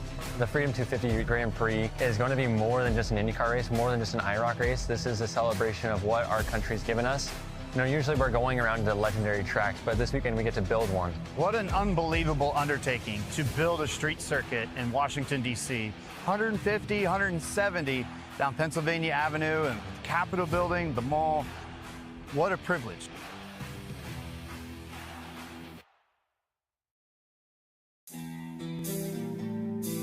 I am Bud Danker, President of Penske Corporation, and now Chairman of the Freedom 250 Grand Prix. When are we going to take a walk on the track? So here we are, Pennsylvania Avenue. This is our racetrack. You're going to turn at 9th Street, which is just around the National Archives. Race to Constitution Avenue, 7th Street, bombing down to the National Mall, and back around here to the start-finish line. To have a racetrack, you have to have wide roads. Pennsylvania Avenue is 92 feet wide. I needed 91 feet to have a pit lane to my left and a racetrack to my right. You get 92 that fit perfectly. This racetrack has 227 manhole covers. Every manhole cover I have to take off, have Secret Service look inside, have the utilities look inside, and then I have to cover it back up and weld them down. And the reason why? Our cars create so much suction that if they weren't welded down, our manhole covers would be lifted off into the air.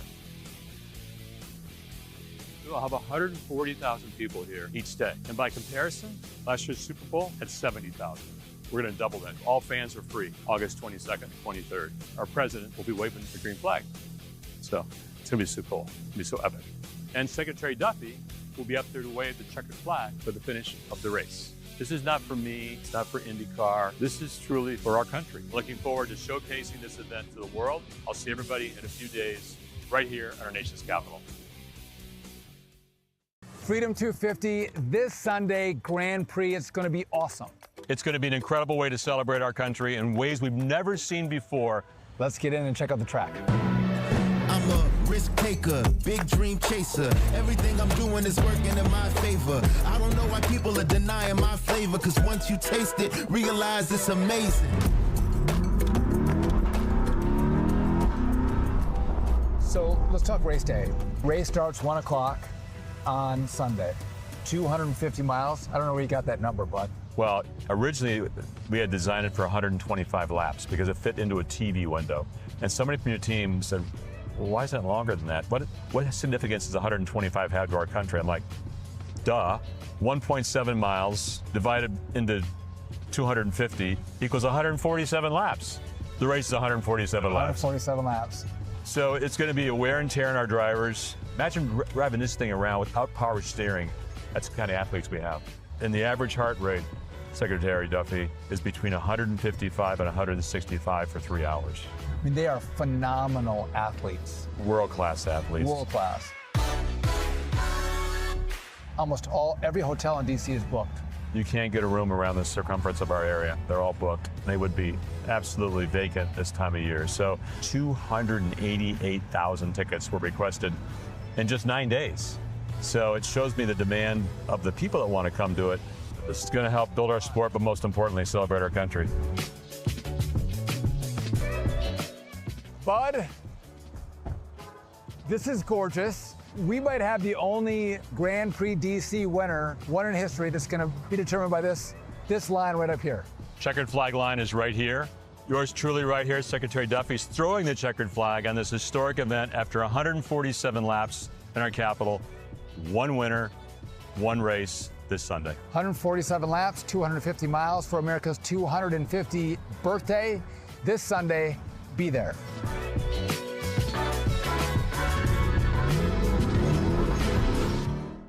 And joining us now with more on this weekend's big race is White House Assistant Press Secretary Taylor Rogers. Thanks so much for joining us, Taylor. Thanks for having me. Definitely. All right, so we just showed the people the great Freedom 250 Grand Prix videos. I don't know about you, but I'm ready to watch this thing over the weekend. Your thoughts about this Grand Prix?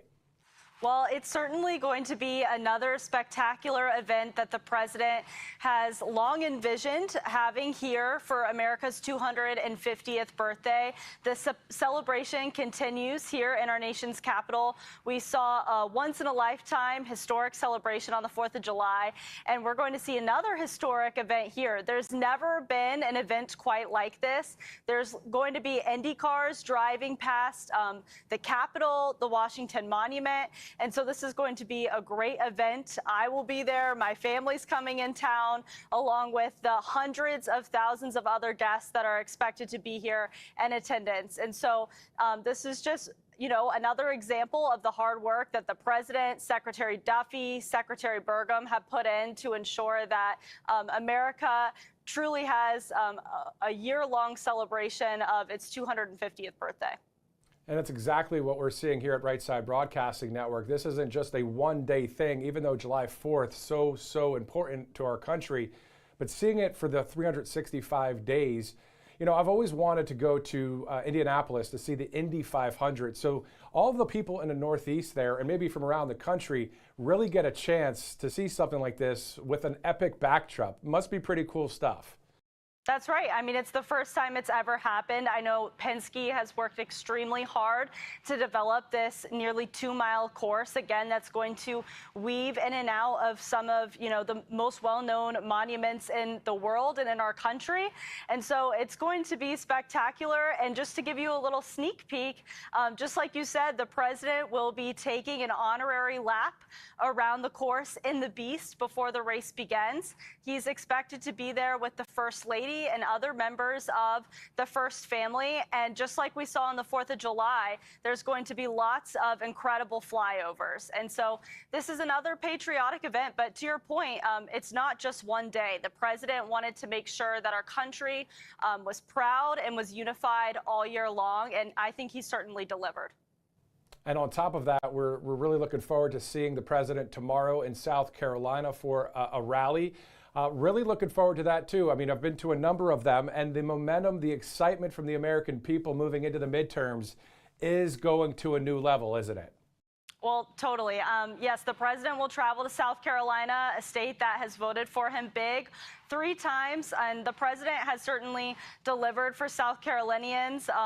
I have to give a shout out to my alma mater there, and so I'm looking forward to the president returning there tomorrow, in which he's going to give a very energizing speech. He'll touch on, I'm sure, the economy, dropping crime rates, prescription drugs being at the lowest price, and so the president has certainly delivered on many of his promises to the people of South Carolina, and he's excited to return there tomorrow.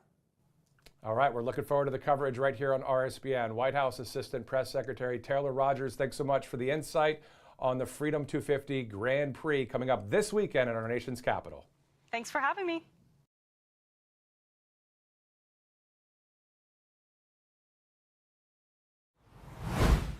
All right, live here on Right Side, as you see there on the right side of your screen, that is Myrtle Beach, South Carolina. Of course, getting ready for President Trump's event, the rally that is set to start, as you see at the bottom of your screen, at 5:30 Eastern. I'm not sure if our camera crew will zoom out a little bit and check out some of the crowd that's packing that venue, but looking forward to seeing a packed house there at the venue there in Myrtle Beach, South Carolina. And some fun facts about South Carolina. Again, it's the 23rd most populous state with 5.5 million residents. Myrtle Beach has a population of 41,000, and I started the broadcast with a few facts and figures, including the fact that professional golfer Dustin Johnson is originally from the beach town there, Myrtle Beach, and so is Vanna White. Also, did you know South Carolina does not register voters by political party? There's no official count of Republican versus Democrat registered voters because the state does not collect or require party affiliation when people register to vote there. South Carolina is one of about 19 states that operates this way. The Palmetto State has open primaries, so voters choose a party's ballot at the time of voting without declaring a permanent affiliation. And as of today, the South Carolina State Election Commission reports there are nearly 3.5 million active registered voters, again, with no party breakdown available or maintained by the state. And as Taylor said, I believe she went to Clemson, by the way, as she mentioned, South Carolina has voted Republican in the past 3 presidential elections, 2024, 2020, and 2016, awarding its electoral votes to Donald Trump each time. The state has 9 electoral votes and has been a reliable Republican stronghold in presidential races since 1980. Man, 10 minutes to the top of the hour. Good afternoon once again. Welcome to RSBN Live. I'm Matthew Alvarez. It is Rally Day in America as our next stop takes us to South Carolina, where President Trump will deliver that speech to a packed house in Myrtle Beach, where right now it's, again, a balmy 89 degrees, pushing that 90 mark.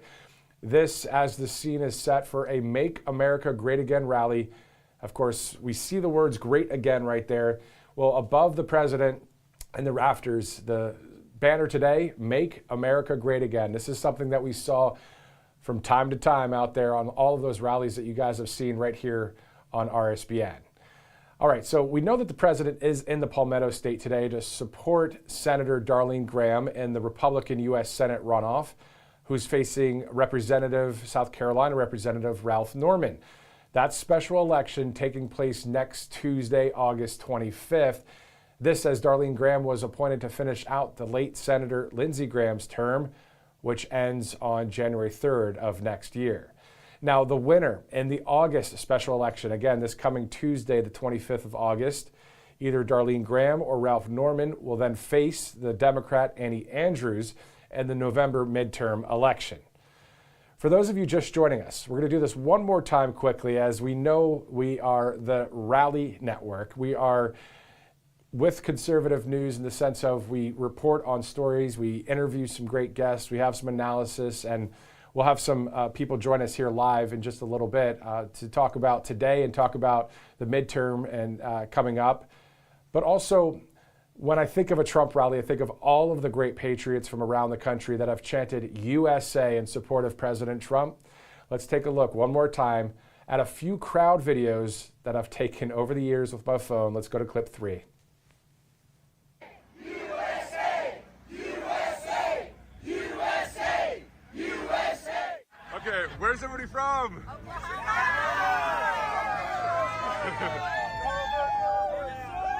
All right, so whoever wants to start talking, why are you guys here so early? We love Trump. We here to support our president, the real president. The real president. Yes. The one that's saving America and saving the world. That's right. The one saving the world for sure. So, Biden's a fake president, isn't he? USA!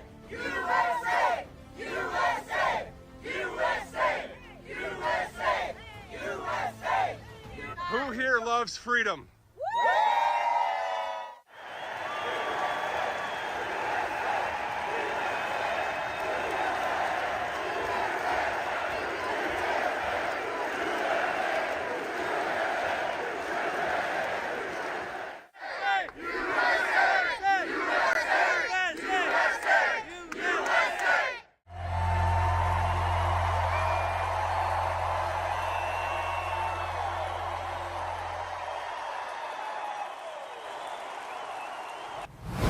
Over the past few years at all of those rallies, great stuff. Of course, we're going to listen in to the rally there in just a little bit as we are live here on RSBN. And speaking of venues, speeches, arenas, that kind of thing, we're going to go to the vice president who spoke in Middletown, Ohio, his hometown of Middletown. We're going to go to a few clips there in just a second. Before we do, let's go to a few of our sponsors, including Kalshi.com/RSBN. A lot of people on Kalshi on the political side of the spectrum saying, well, who's going to be the next press secretary? I'm not ready to talk about it yet because Carolyn Levitt is the greatest of all time. Did a great job there. She is ending at the end of the month, of course. We've heard about that announcement from the president. And Carolyn also on X talked about it as well. But on Kalshi.com/RSBN, a lot of people are saying, well, who's going to be next? And people are putting money on the line. They're betting, they're trading, they're also just checking out the polls. You can do the same if you'd like. So it's Kalshi.com/RSBN. You see right there at the bottom of your screen, it says Kalshi. There's 3 ways to get to Kalshi. The QR code Kalshi.com/RSBN, or you can just download the app if you'd like. It's a great app to check out. So great sponsor here on Right Side Broadcasting Network with more than 1 million users on there, and that number is growing by leaps and bounds. Let's also go to our next sponsor here on Right Side, KidsFightingSocialism.com. Parents and grandparents, we know that Democratic Socialists are winning a few primaries and gaining some political influence heading into the 2026 midterms, and their ideas in favor of higher taxes, welfare programs, bigger government are not only threatening our way of life today, but they could destroy your children's future. Because our kids are bound to hear more about socialism as we approach the midterms. They could be hearing that socialism is so-called better than capitalism and that socialism is the answer to all of our problems.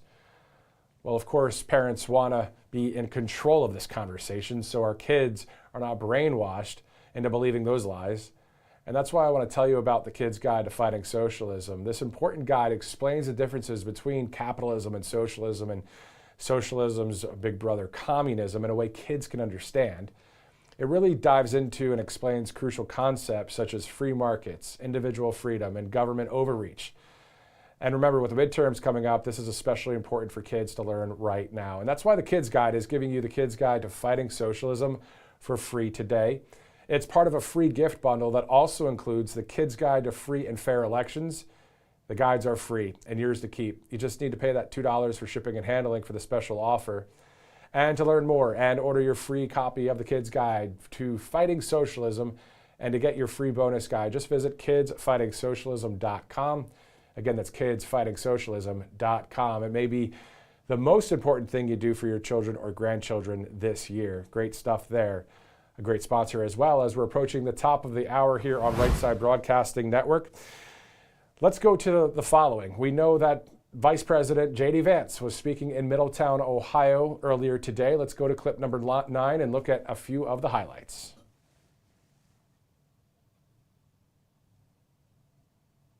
You all know my story. I look at what you all are wearing, and I remember my papaw going to work in an outfit not all that different and coming to this very place to work for nearly 40 years as a welder at what was then Armco Steel. And I can't help but think about the last time a James Vance stood in this very place. He had spent nearly 40 years as a welder at Armco Steel, now of course Middletown Works of Cleveland Cliffs. He was not an educated man by any means, but he was a brilliant one. He was a complicated man, a man of faith who never went to church. He was an alcoholic since middle school, but he quit cold turkey as a grandfather. But if he was a complicated man on the inside, he was a man with very simple ambitions. He didn't want to get rich. He had no desire to build a business. That's not who my papaw was. His American dream was well-fed kids, a car engine to tinker with. He loved to build out cars, a lukewarm cup of coffee, never cold, never hot, and of course a donut from either Central Pastry or Milton's Donuts. That was his American dream.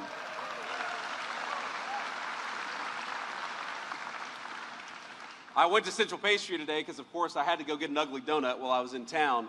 And the ladies behind the counter, they said, "You've lost way too much weight. What's going on?" And I said, "Well, I don't have a Central Pastry in Washington, D.C. That's what's going on." My papaw, it's funny, he voted in every election. He loved this country, but he did not care for politics.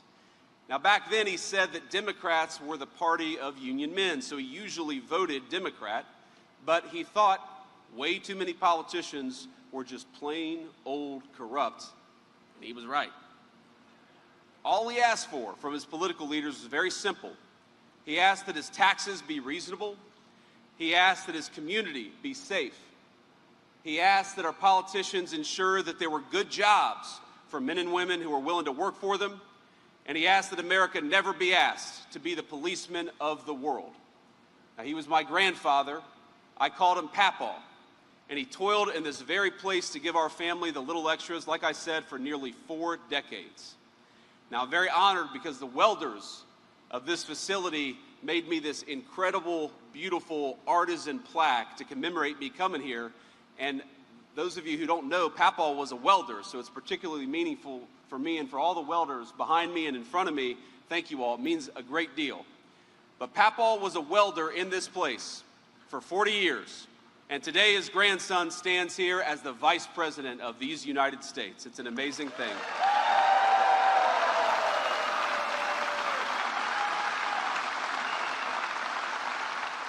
I'm not saying it's going to be easy or it's all going to happen overnight, but in just 18 months, we have seen an explosion of rebuilding in the American heartland. We have seen trillions, with a T, trillions of new dollars of investment pour into the United States of America to build new smelters, build new manufacturing facilities, build new mills, build new everything. Under President Trump's leadership, factory construction employment has exploded. We've added 83,000 factory construction jobs just since Inauguration Day.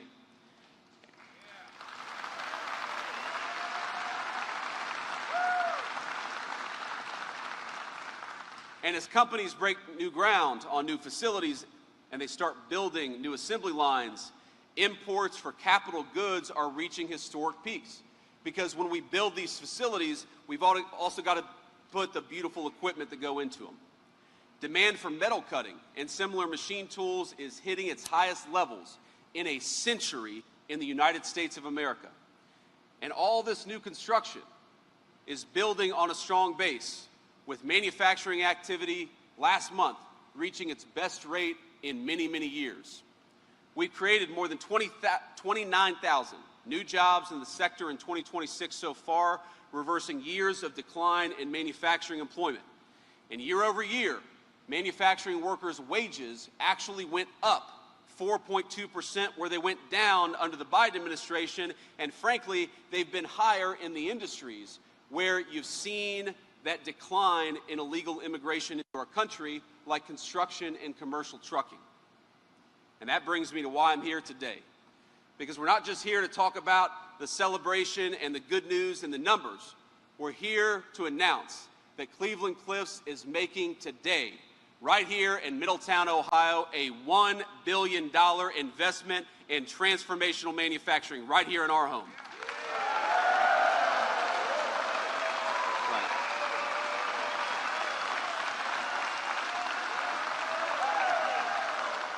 This is not, unfortunately, JFK or FDR's Democrat Party. Hell, it's not even Bill Clinton's Democrat Party. This is the party of diversity quotas rather than opportunity for all. This is the party, the Democrat Party, of graduate students rather than the union and non-union workers who make this facility run. It's sometimes actually hard to understand, like, what do these modern Democrats actually stand for? But look what they say. Pay close attention, and they'll leave these little hints of what they actually care about. Now, El Sayed, this guy running for Senate in Michigan, he once argued, not too long ago, that criticisms of Sharia law were rooted in white supremacy. I'd love to go back in time and tell my papaw that there's a man who claims to stand for working people who says not only should we have Sharia law, but if you criticize it, you're a white supremacist. That's not my papaw's Democrat Party, my friends. Now, I served for 2 years in the Senate with Sherrod Brown. He was a friendly enough guy, but he was a man who claimed to represent this state, but never once raised his voice against Joe Biden's border crisis or against the inflation that was brought on by Joe Biden underinvesting and trying to destroy American industry. If you look at it, at every step of the way, these Democrats have voted for foreign workers and fraudsters over American citizens and hard-paying taxpayers. They have voted for corporations who sent jobs overseas rather than good American businesses who invested in you, invested in your communities, and increased your jobs. Who do these Democrats put first? Everyone else. You know who the Trump administration puts first? Americans. You, my friends, that's who we fight for.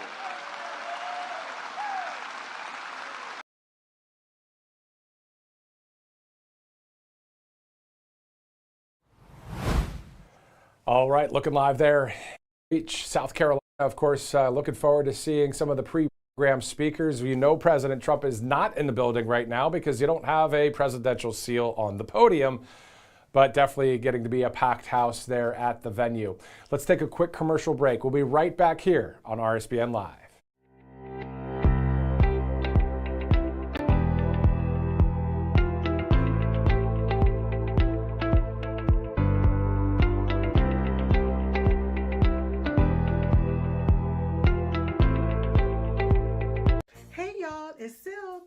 Diamond and Silk Chit Chat Live. Look, don't forget to watch my show right here at Brightside Broadcasting Network, and I want you to support Brightside Broadcasting Network. It's imperative that you do so, okay? Bye-bye. Welcome to Right Side Broadcasting Network, your trusted conservative news outlet. At RSBN, we deliver the truth when the mainstream media falls short. Since 2015, we've proudly broadcasted every single one of President Trump's iconic MAGA rallies, bringing you the excitement and energy live before anyone else. By watching RSBN, you get an unfiltered front row view of the action on the ground. We interview the crowds to give a voice to millions of Americans just like you. We show you President Trump's speeches in their entirety, free from interruptions and censorship. We cover the stories that matter to you with the integrity and passion you deserve. Thank you for choosing RSBN as your home for America First News. Together, we stand strong, united, and informed. So join us and be part of the right side of history. MyPillow's second annual mega sale is finally here. Get our patented premium MyPillows that adjust your exact individual needs to give you the best sleep of your life. When I got my pillow, I'm asleep almost immediately. I stay asleep at night and I wake up more well-rested in the morning. I guarantee they're going to be the most comfortable pillows you'll ever own. King size only $24.98, queen size only $19.98. Giza Dream bed sheets, the best sheets in history, as low as $29.98. Lux Pier 6-piece towel sets, towels that actually dry you. What a concept. Now only $39.98. And our made in the USA mattresses and mattress toppers as low as $99.98. So go to mypillow.com or call the number on your screen. Use your promo code to take advantage of our second annual mega sale. Plus, free shipping options available when you order today. So don't delay, order now. Parents, grandparents, and patriots, socialists are winning primaries and gaining real power ahead of the 2026 midterms. If they win more seats, danger, disorder, and decline will shape your kids' future. That's why we're giving away the Kids Guide to Fighting Socialism for free. It shows children how socialism creeps in, why it fails, and why freedom and hard work matter. You care about their future. Don't let them grow up without the truth. Order your free guide now at kidsfightingsocialism.com. That's kidsfightingsocialism.com.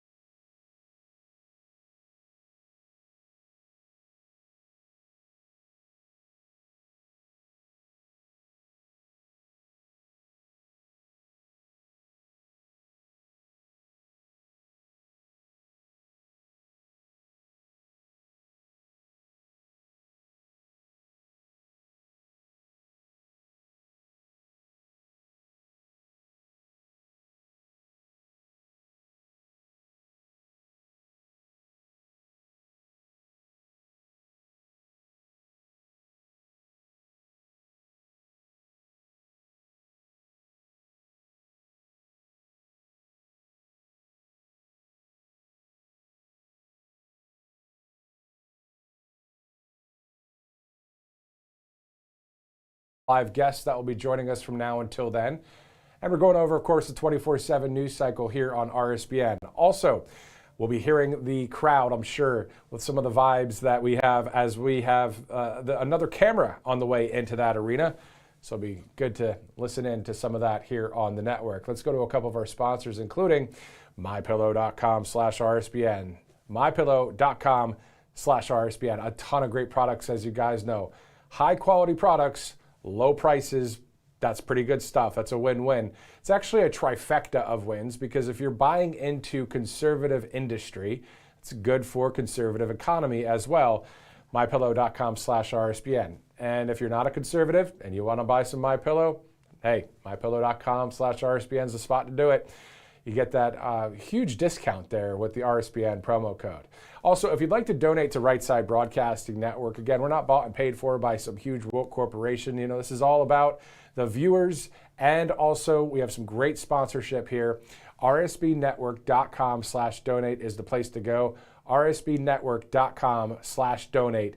Look at all this on the screen right now, by the way. The live picture there in Myrtle Beach, the various rallies that we've covered to the right of the screen there. There's Trump Force One. I mean, how many times have we seen or heard Trump Force One do a flyover back in the day and some of the Top Gun anthem playing while that happened? And I remember to this day being in Dayton, Ohio, when President Trump flew in right there at the airport, at a regional airport. It was a very windy day that day. And I'm going to check out right now on Truth Social just to double check if this headline photo is still the same shot, and it is. So if you go to Donald Trump's, the president's Truth Social, you can see that the photo there, you can check it out on your phone if you'd like. This is the spot. This is Dayton, Ohio from back in the day. I was at that rally, and President Trump, I remember the wind was so blustery, it was so high winds there, that the teleprompter actually broke. It fell off, and President Trump steps around, fixes the teleprompter. He kept on keeping on, and it was pretty cool. It was great, just great experiences. But outside of experiences, outside of all the hoopla, outside of the rally vibe, is a country. And we want our freedom to continue for another 250 years. We see what's happening in Europe and some of those countries. We see what's happening in various countries around the world. We're still the leader in freedom, and we want to keep it that way. We've got to pass that Save America Act. We'll see what happens when Congress gets back into session coming up in September, as we are approaching that 70-day mark until the midterm election.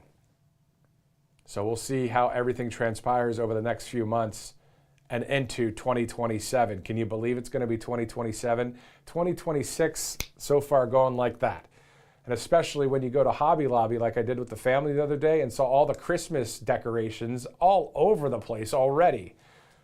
It's summertime. Let's pump the brakes just a little bit. Hey, I love Christmas, but just can we wait till October? Maybe. Anyway, looking forward to hearing from the president at 7 o'clock. Also, those pre-program speakers at 5:30. We have a live guest coming up here any second from now here on Right Side. Looking forward to going to the live guest in just a minute. But let's continue on with the announcement from the White House recently about President Trump's visit to South Carolina today. Talking about safer communities. President Trump's law and order agenda is delivering safer streets across South Carolina as violent crime falls sharply. What we're seeing is that statewide homicides have dropped more than 18% in 2025 and fell another 21% in the first half of 2026. And I'll just say this. If you are a police officer or you're a first responder, my dad used to be a police detective. I get law enforcement, right? But if you have a leader at 1600 Pennsylvania Avenue that is pro law and order, pro First Amendment, pro Second Amendment, you're talking the real kind of leader. You want that kind of leader, you know? Somebody that is pro the Constitution of the United States of America. And then that morale at that police station usually would be like, hey, you know, we don't have some leftist government that if we look at somebody wrong, you get in trouble. You know what I mean? Anyway, let's go now to Toria Brooks. She's a conservative host joining us right now here on Right Side Broadcasting Network. Toria, thanks so much for joining us here on the network. Thank you so much for having me. I'm excited that Trump's going to be in South Carolina, this new rally. Yeah, exactly. We're looking forward to hearing from the president and the pre-program that starts at 5:30. Let's talk a little bit about, we have Ralph Norman taking on Darline Graham in the special election next Tuesday. Do you have any insight on just, moving forward for who people are going to pick? You know, based on the fact that President Trump really urged for Darline Graham to take the late Lindsey Graham's place, I think that people are going to go in favor of Darline. You know, maybe she's not a politician, but after all, President Trump's already set the precedent that you don't have to be a politician to be successful within this world. And I think that, you know, given the sudden nature of Lindsey's passing, this would just be such an honor for Darline, and I think it would really say something about what she's going to do about his legacy. And, you know, people were proven wrong about Lindsey. Everyone thought he was this neocon war hawk, and the numbers came back after his death, and it turned out that he wasn't taking the same amount of money as so many other people were. In fact, he was doing it for the love of the game. So I really hope that Darline takes notes on what her brother had done, what he had accomplished, and I really hope that she does well. And then, so we'll see on August 25th, Tuesday, is that special election coming up. And of course, President Trump today talking in support of Darline Graham. She'll be, I'm sure, taking the stage as well. Let's shift from that, speaking of elections, to something we talk about a lot here on the network, the Save America Act. Toria, how much support are you seeing out there when it comes to whether you're on Truth Social, on X, and anywhere else out there? I think everyone is adamantly suggesting that we pass this. I mean, after all, as I mentioned the last time I was on, there's no reason that we should be questioning why people shouldn't show an ID to vote. After all, there's everything in this country you pretty much have to have an ID to do, whether it's go to a theme park, whether it's to go to a liquor store. I mean, you need to be able to prove your identity. And I think it's wild that we are still trying to prove that, you know, illegal migrants shouldn't be involved in our elections and that our vote should be ours. So I'm absolutely in favor of it. And I think that more people should be speaking out about it. So on top of that, whenever I've checked out the Truth Social account for Toria Brooke, you know, you are, I don't know how you do it, but this international 24/7 news cycle, you're always, you got this, you got that. Yeah. Is this just by yourself? Yes, I don't have a team. Believe it or not, it is just me. And some people joke that I'm never sleeping. I have been trying to prioritize sleep as of late because you got to be able to, you know, keep the engine running. But I use many different resources. You know, I'm not just limited, as you know, to one platform. So I'm following European sources as well. And there are tools you can use to, you know, with AI or just computers in general, translate other languages. So one of my favorite things to do when I wake up is I check the European sources because, you know, half the time they're 5 hours or more ahead of us on what's going on over there, and that's how I get it. So I try to be as, you know, current as possible, and I like to check various sources to make sure that the information that we're getting is the truth. Always good to do that. Also, let's shift back to Myrtle Beach, South Carolina. The excitement of a Trump rally. Have you ever been to a Trump rally? What stories would you share with us if you have? So actually, I had not been to one in person until August of 2023, which may blow people's minds because I've probably watched almost every single Trump rally. And it almost felt like as he was talking, I could recite what he was saying because that's just how many I've watched. Listen to me, all right? Even crazy Nancy Pelosi would say that if I walked out to Fifth Avenue and pointed a gun at somebody, I would still get elected. You know, over time, I just learned his mannerisms and learned his little freedom floss, I like to call it, dance. I did not go to one until August of 2023 in Pennsylvania, and it was pretty cool because I was actually hanging out with people who had worked for Right Side Broadcasting and some other news networks that we love that are on the right, a little bit more smaller networks, more freedom to say what they want to say. And it was awesome. I mean, I will never forget it. The energy in the room was electric. I have a picture on my account featured now if you go to my Instagram, and there was this trend recently, it says kinda chic, and I said kinda chic to be an American, and that photo was taken at a Trump rally. So there's no words that can really summarize what it's like, and the one thing I would say, the one complaint, is that you don't really have internet when you're there. Because sometimes they jam the area and other times there's just no internet because everyone's trying to get on their phone. So oftentimes when I was there, if I was trying to post a video or anything, I was also at the Garden, you know, before the election, which Madison Square Garden. I mean, as you know, I've seen Billy Joel there probably 3 times. There's nothing like the Garden. There's nothing like the Garden, right? So I just wish that there was a little bit better Wi-Fi. Maybe I need to get a better hotspot, but I'm sure other people could agree with me on that. Well, that's definitely true. It's hard to get that Wi-Fi from the White House unless you're like there with the media. But anyway, I see Nashville, the backdrop behind you. Talk about a city that has grown by leaps and bounds over the years, thanks to Lower Broadway with all of the tourism there. I mean, tell us about Nashville, Tennessee. You know, I love it, but a lot of the people that are in the area, they say they're from Nashville, actually live outside of it. So there's great places like Brentwood, Franklin. There's a bunch of big names I'm sure you've heard of. I mean, I think Theo Vaughn lives out here that love the area, and it is very conservative. So while people like to say it's a purple city, yes, for sure, there are definitely liberals and Democrats, but there's a lot of people who love President Trump that are out here and freedom fighters, and it's a magical place. Some people like to call it like the other Vegas. I could compare it in some ways to the energy of certain conservative areas of California and Vegas. But, you know, there's no place like it. I've lived in New Jersey, I've lived in Florida, and I do love Palm Beach County, but there's nothing like this area. The food's decent, the music's obviously exceptional, and the vibes are great. There's just amazing people here, and what I like most about where I live is that there's a sense of community. So as much as everyone's very much on their phones, as you know, there is a sense of people actually seeing each other every day, seeing the same familiar faces and building those relationships, and that's what I'm all about. So that's also, you know, 12 South, great neighborhood there in Nashville, and just a lot of great spots there in, as they call it, Nash Vegas. It is quite the city. Nash Vegas is quite the city, but let's close up the interview with the following. Why do you do what you do every day, Toria?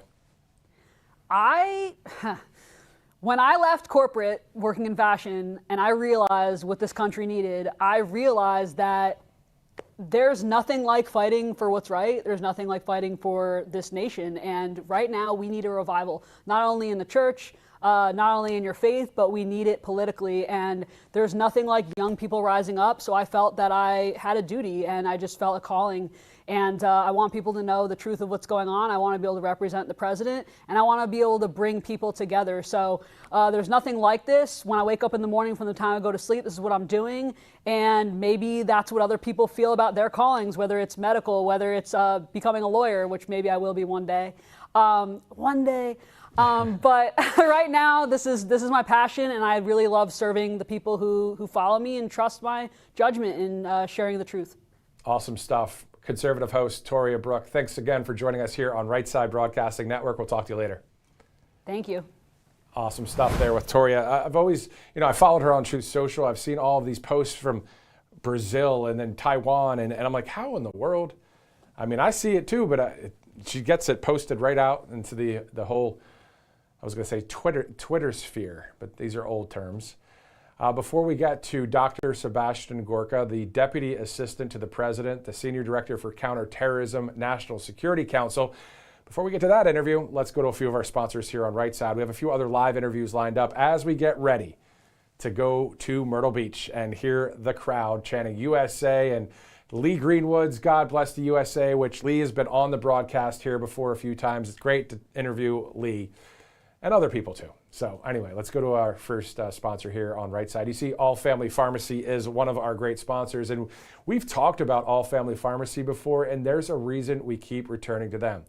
In my opinion, they're one of the best pharmacies in the country because they believe Americans should have more freedom and more choice when it comes to their health care.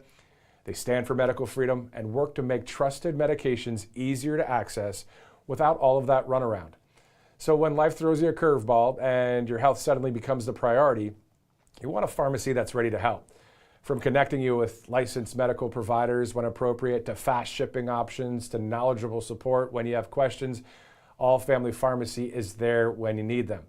They have a full catalog of more than 400 medications, from everyday essentials to antibiotics to ivermectin, NAD+, GLP-1 options, peptides, all the medications you may want to have on hand.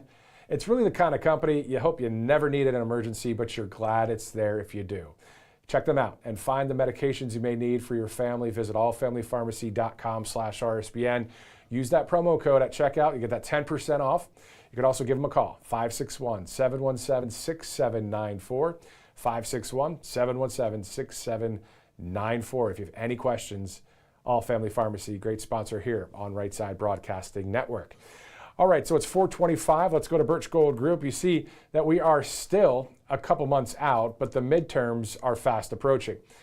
And make no mistake, if the House flips, it's a big deal for our economy. That uncertainty is one of the reasons to diversify with gold from Birch Gold Group. In the 3 months leading up to the 2024 presidential election, the spot price of gold jumped over 12%, all because it's a hedge against uncertainty. And if you don't own gold, I would suggest talking with Birch Gold because they'll discuss your goals and explain how precious metals can fit into your savings. And they can even help you convert an existing IRA or 401k into an IRA in gold with no additional money out of pocket. So just text Trump to the number 989898. Let's get a free info kit right there, and you get some solid information as well. The midterms will be here before you know it, so just text Trump to 989898. As we are approaching the bottom of the hour, about an hour away from the pre-program to start there in Myrtle Beach, South Carolina. Let's take a live listen in just to whether it's music, whatever's going on there, and then I could do some commentary maybe as we switch over our cameras and take that live listen to Myrtle Beach, South Carolina.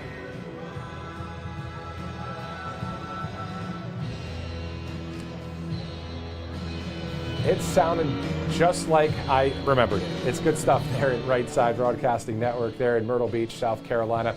And of course, it's going to be great when we hear all sorts of chants, everything from USA to, you know what, it'd be great since this isn't more of an older school rally because it's the Make America Great Again rally.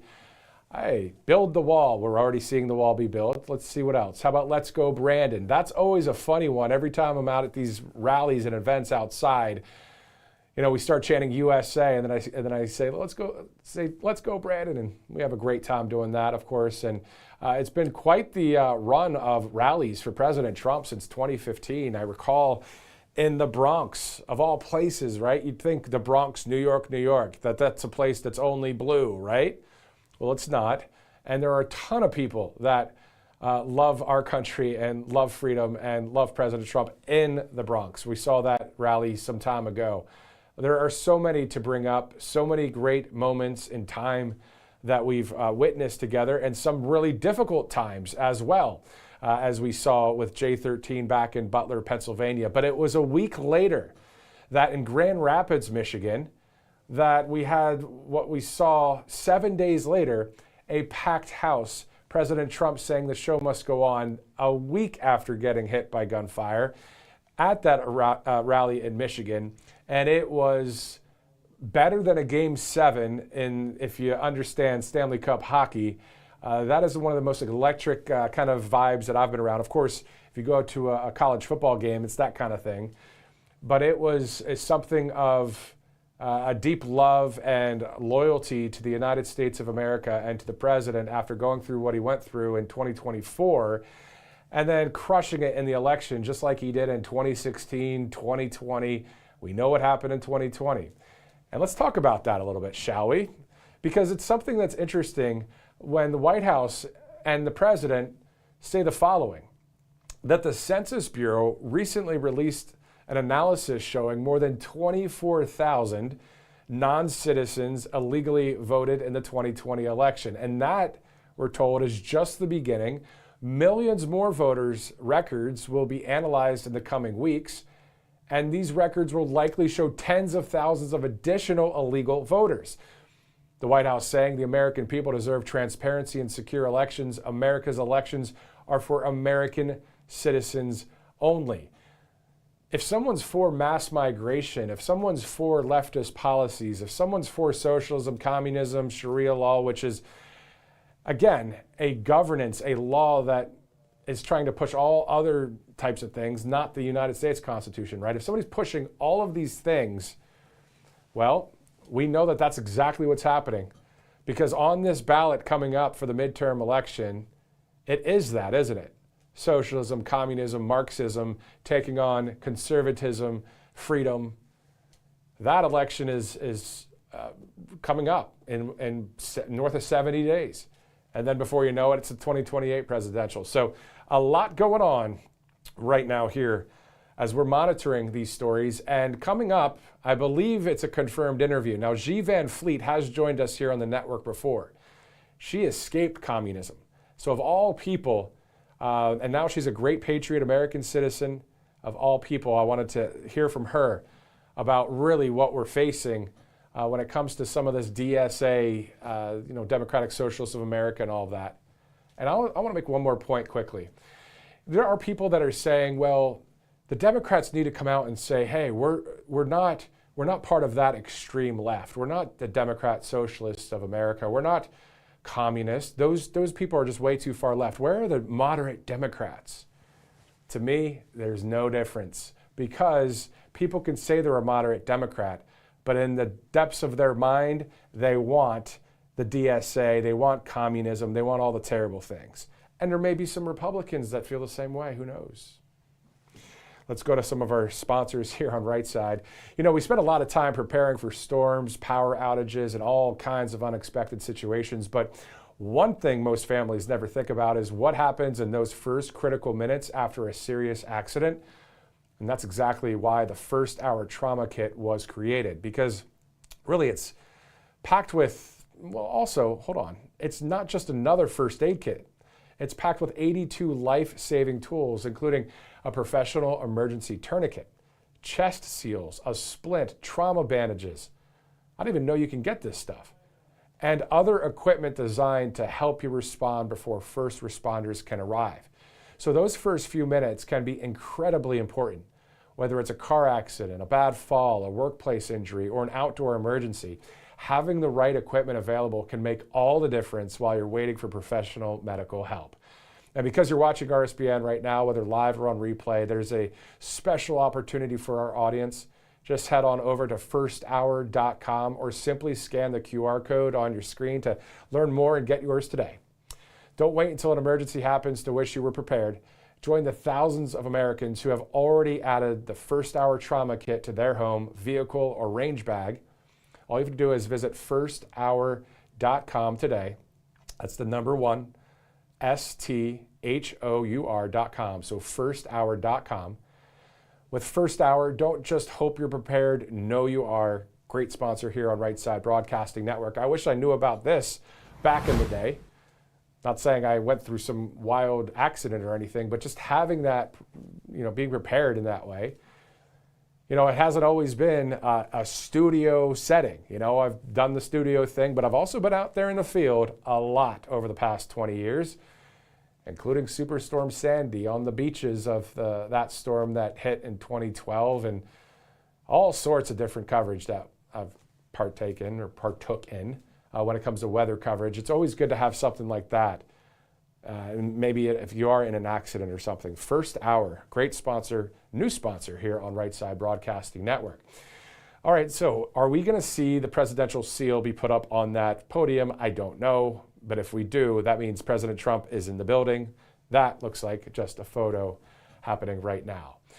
All right, let's get back to something from the White House talking about elections, and then we'll get back into the rally vibe here as we are about an hour, less than an hour from the pre-program to start there in Myrtle Beach, South Carolina. Again, if you're just joining us, the population of Myrtle Beach, 41,000 residents. South Carolina is the 23rd most populous state with 5.5 million people that live in that state. Of course, home to the Clemson Tigers and the South Carolina Gamecocks as well. Some big sports in South Carolina, and I've never been to Charleston yet. Been to Savannah, it's beautiful, but not to Charleston. Been a lot of places, but not Charleston, so it'd be nice to check it out someday. Anyway, all right, let's go back to what I was talking about earlier. The White House saying, for years, fake news and other bad actors tried to convince you that we had safe and secure elections when that clearly wasn't a reality. America must continue to fight for honest elections and properly functioning voting systems. Our nation depends on it. The White House saying our U.S. election system is broken.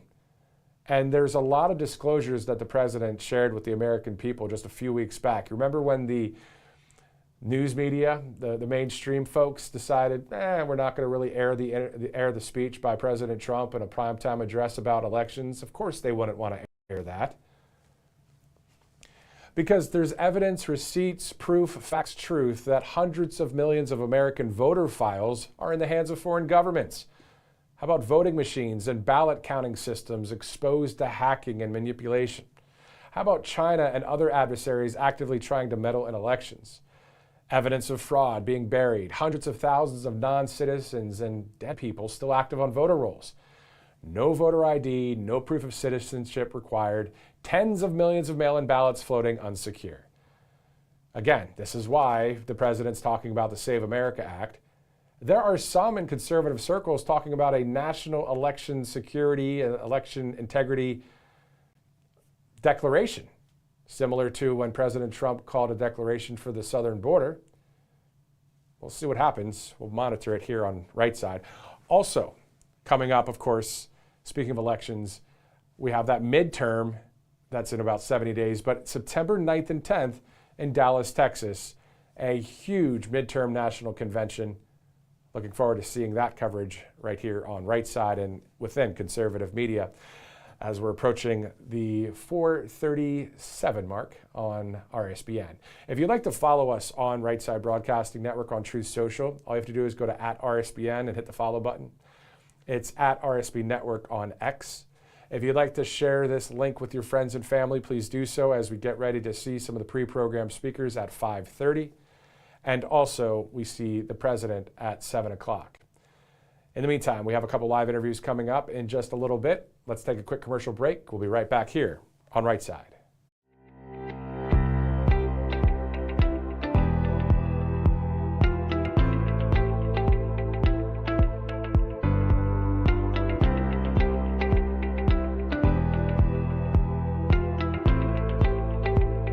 Hey y'all, it's Silk from Diamond and Silk Chit Chat Live. Look, don't forget to watch my show right here at Right Side Broadcasting Network, and I want you to support Right Side Broadcasting Network. It's imperative that you do so, okay?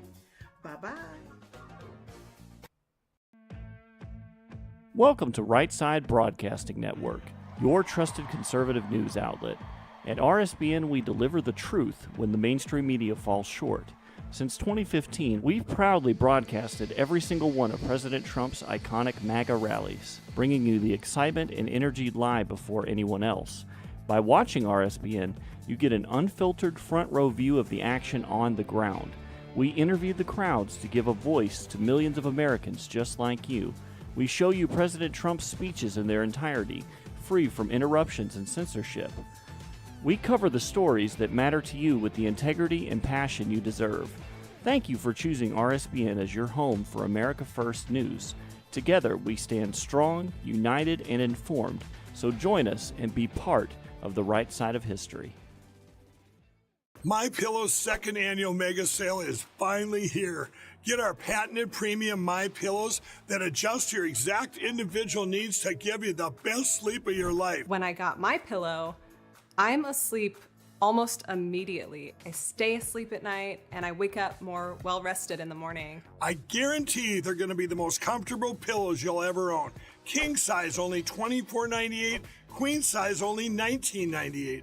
Giza Dream bed sheets, the best sheets in history, as low as $29.98. Lux Pierce 6-piece towel sets, towels that actually dry you. What a concept. Now only $39.98. And our made in the USA mattresses and mattress toppers as low as $99.98. So go to mypillow.com or call the number on your screen. Use your promo code to take advantage of our second annual mega sale. Plus free shipping options available when you order today. So don't delay, order now. Parents, grandparents, and patriots, socialists are winning primaries and gaining real power ahead of the 2026 midterms. If they win more seats, danger, disorder, and decline will shape your kids' future. That's why we're giving away the Kid's Guide to Fighting Socialism for free. It shows children how socialism creeps in, why it fails, and why freedom and hard work matter. You care about their future. Don't let them grow up without the truth. Order your free guide now at kidsfightingsocialism.com. That's kidsfightingsocialism.com. Welcome back to Right Side Broadcasting Network. Two great visuals there of the people in South Carolina getting ready to hear from the pre-programmed speakers that will start around 5:30. I just want to wrap up some of the election commentary with something that's specific when it comes to the remaining primary election days leading up to the November 3rd election. So on Tuesday, August 25th, Oklahoma has a runoff election. Of course, South Carolina has the special election. Darline Graham, Ralph Norman, whoever wins that will move on and face Annie Andrews in November, the Democrat. September 1st, Massachusetts has its primary election. September 8th, New Hampshire. September 9th, Rhode Island. September 15th is Delaware. All right, let's talk about another state. Let's talk about Ohio. The Vice President, J.D. Vance, at his hometown in Middletown, Ohio, earlier today. Let's revisit a few highlights there before we get to some more live interviews here on RSBN. Economists have measured the ways in which the opioid crisis exploded in the very locations where jobs were shipped overseas. The open borders demanded by those same people brought some innocent people, of course it did. But we also know that it brought a lot of cartels, it brought the fentanyl trade, and it left us with millions of orphan children being raised by aggrieved grandparents. That was the story, of course, of my mama and papa. Now, the blood of these men and women, these so-called deaths of despair, I'm sure you've heard that phrase, but it's almost too abstract for me, because the blood of those people, in my view, it pools at the feet of those who would sell out their country for a cheap bottom line. Our politicians, and frankly the cronies in the private sector, people who didn't want to build in America like Cleveland Cliffs, but people who were happy to build overseas, they got rich, and communities like this one got poor. Politicians, think about this, who came to Washington with a few $1,000s in their bank account, left after decades of public service with millions in stock portfolios. And what did all of you get? What did we get? If you were lucky, your neighbor's job got shipped to a foreign country while your tax dollars got shipped to fraudsters. And if you were unlucky, as I know many people in this room were, you were left raising a grandchild while you were mourning the child killed by the very poison brought across that wide open border. But just as it was a policy choice to let that happen, my friends, it was a policy choice to reverse that decline. And in November of 2024, you made a choice to reverse 40 years of American decline and make Donald Trump the President of the United States. Ladies and gentlemen, this is what we're up against in November. Whether it's child predators, Somali fraudsters, foreign gang members, or even visa fraudsters who are working to undercut American wages and steal from American taxpayers, the Democrats know who they stand for. It's anyone but you. Think about it. Every single Democrat, every one, voted against no taxes on tips, voted against no taxes on Social Security, voted against no taxes on overtime, and voted against no taxes on car loans so long as those cars were made right here in America. Now, we got to ask ourselves, imagine if they get back in power, what are they going to vote for?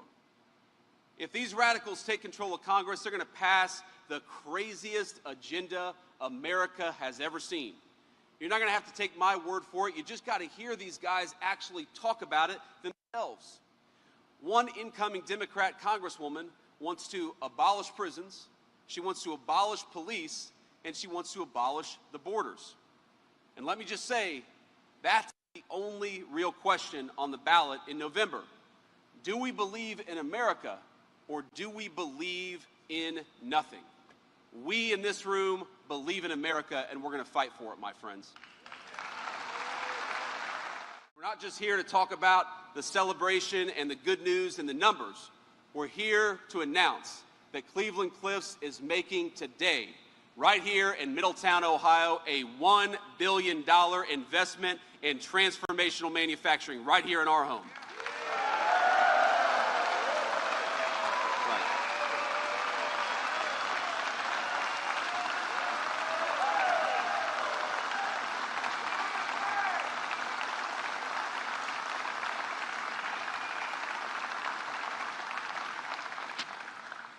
Now that's going to protect and create tons of new jobs. We're going to upgrade the iron-making furnace. We're going to implement cutting-edge new technology to optimize furnace operation and improve Middletown's air qualities, because as much as the far left says that you can't have industry, but also clean air and water, we're going to show in this facility that's exactly what you can have. You can have both of it, and you can have it in spades with smart leadership. All right, so the Vice President, J.D. Vance, speaking in Middletown, Ohio, his hometown. Of course, President Trump to speak at 7 o'clock Eastern Time in South Carolina. And let's get to a few of our sponsors here before we get to our next live interview on Right Side Broadcasting Network, including MyPillow.com/RSBN. Of course, MyPillow.com/RSBN. So many great products, from the My Coffee to the premium pillows to the Giza Dream Sheets, the mattress topper, the dog bed. The list goes on. MyPillow.com/RSBN. Go ahead and give it a try. If you have no MyPillow products, you got to at least get one. And if you have 20 MyPillow products, maybe get 21 of them. You know what I mean? One more. Anyway, great sponsor here on Right Side. If you'd like to donate to Right Side, all you have to do is go to rsbnetwork.com/donate, rsbnetwork.com/donate.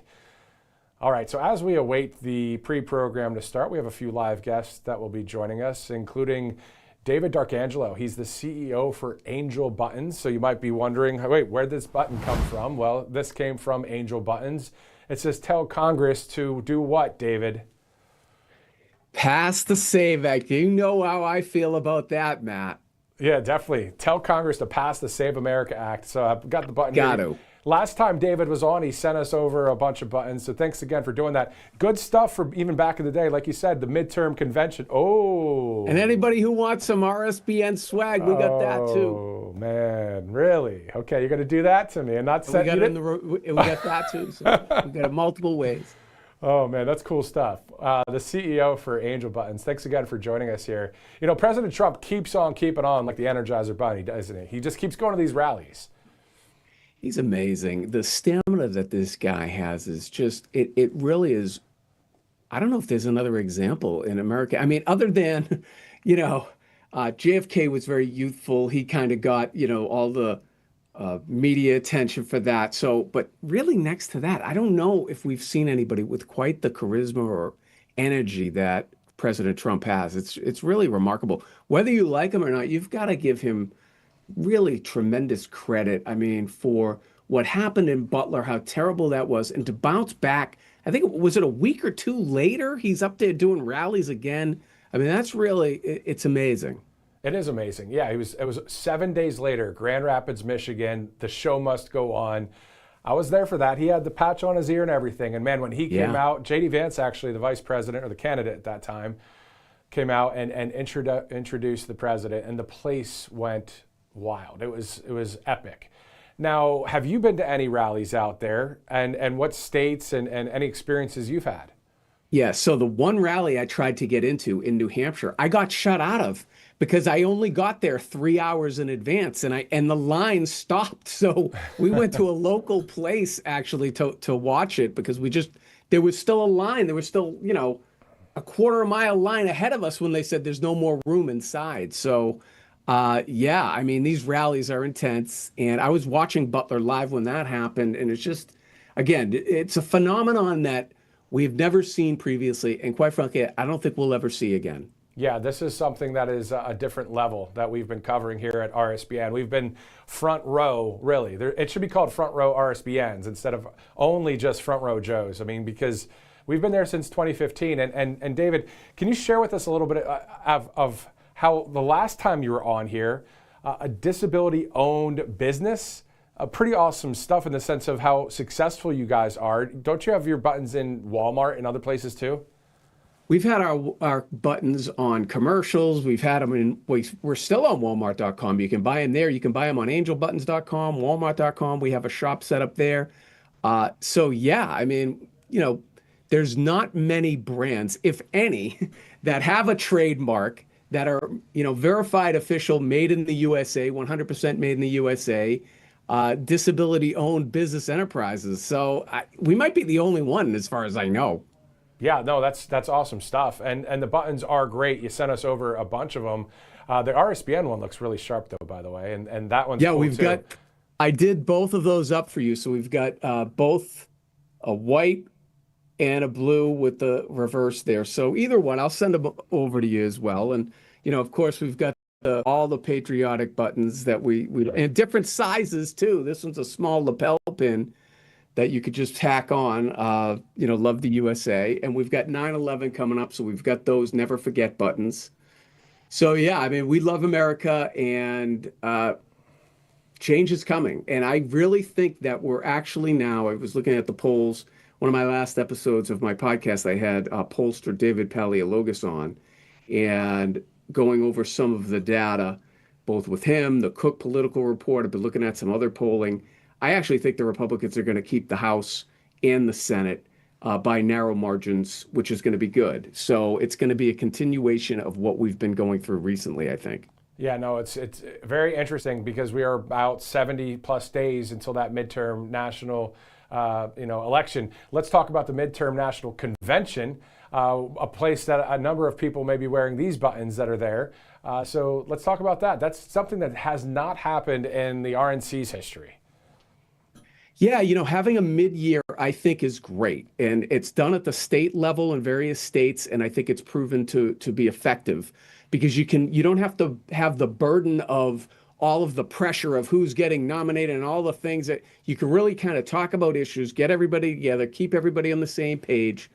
I think it's a great opportunity. I think we should probably make it a practice, particularly because I think it's going to pay dividends. And again, I think we're going to keep Congress. Yeah, no, and exactly right when it comes to the momentum there. Midterm national convention. These are the kind of things that, with President Trump at the helm, there are things that happen. We have the Freedom 250 Grand Prix. You have the UFC cage fight. You have all of these different things going on. But this is something that goes right into rally kind of vibes and also the midterm convention feel. This is marrying the two going into November.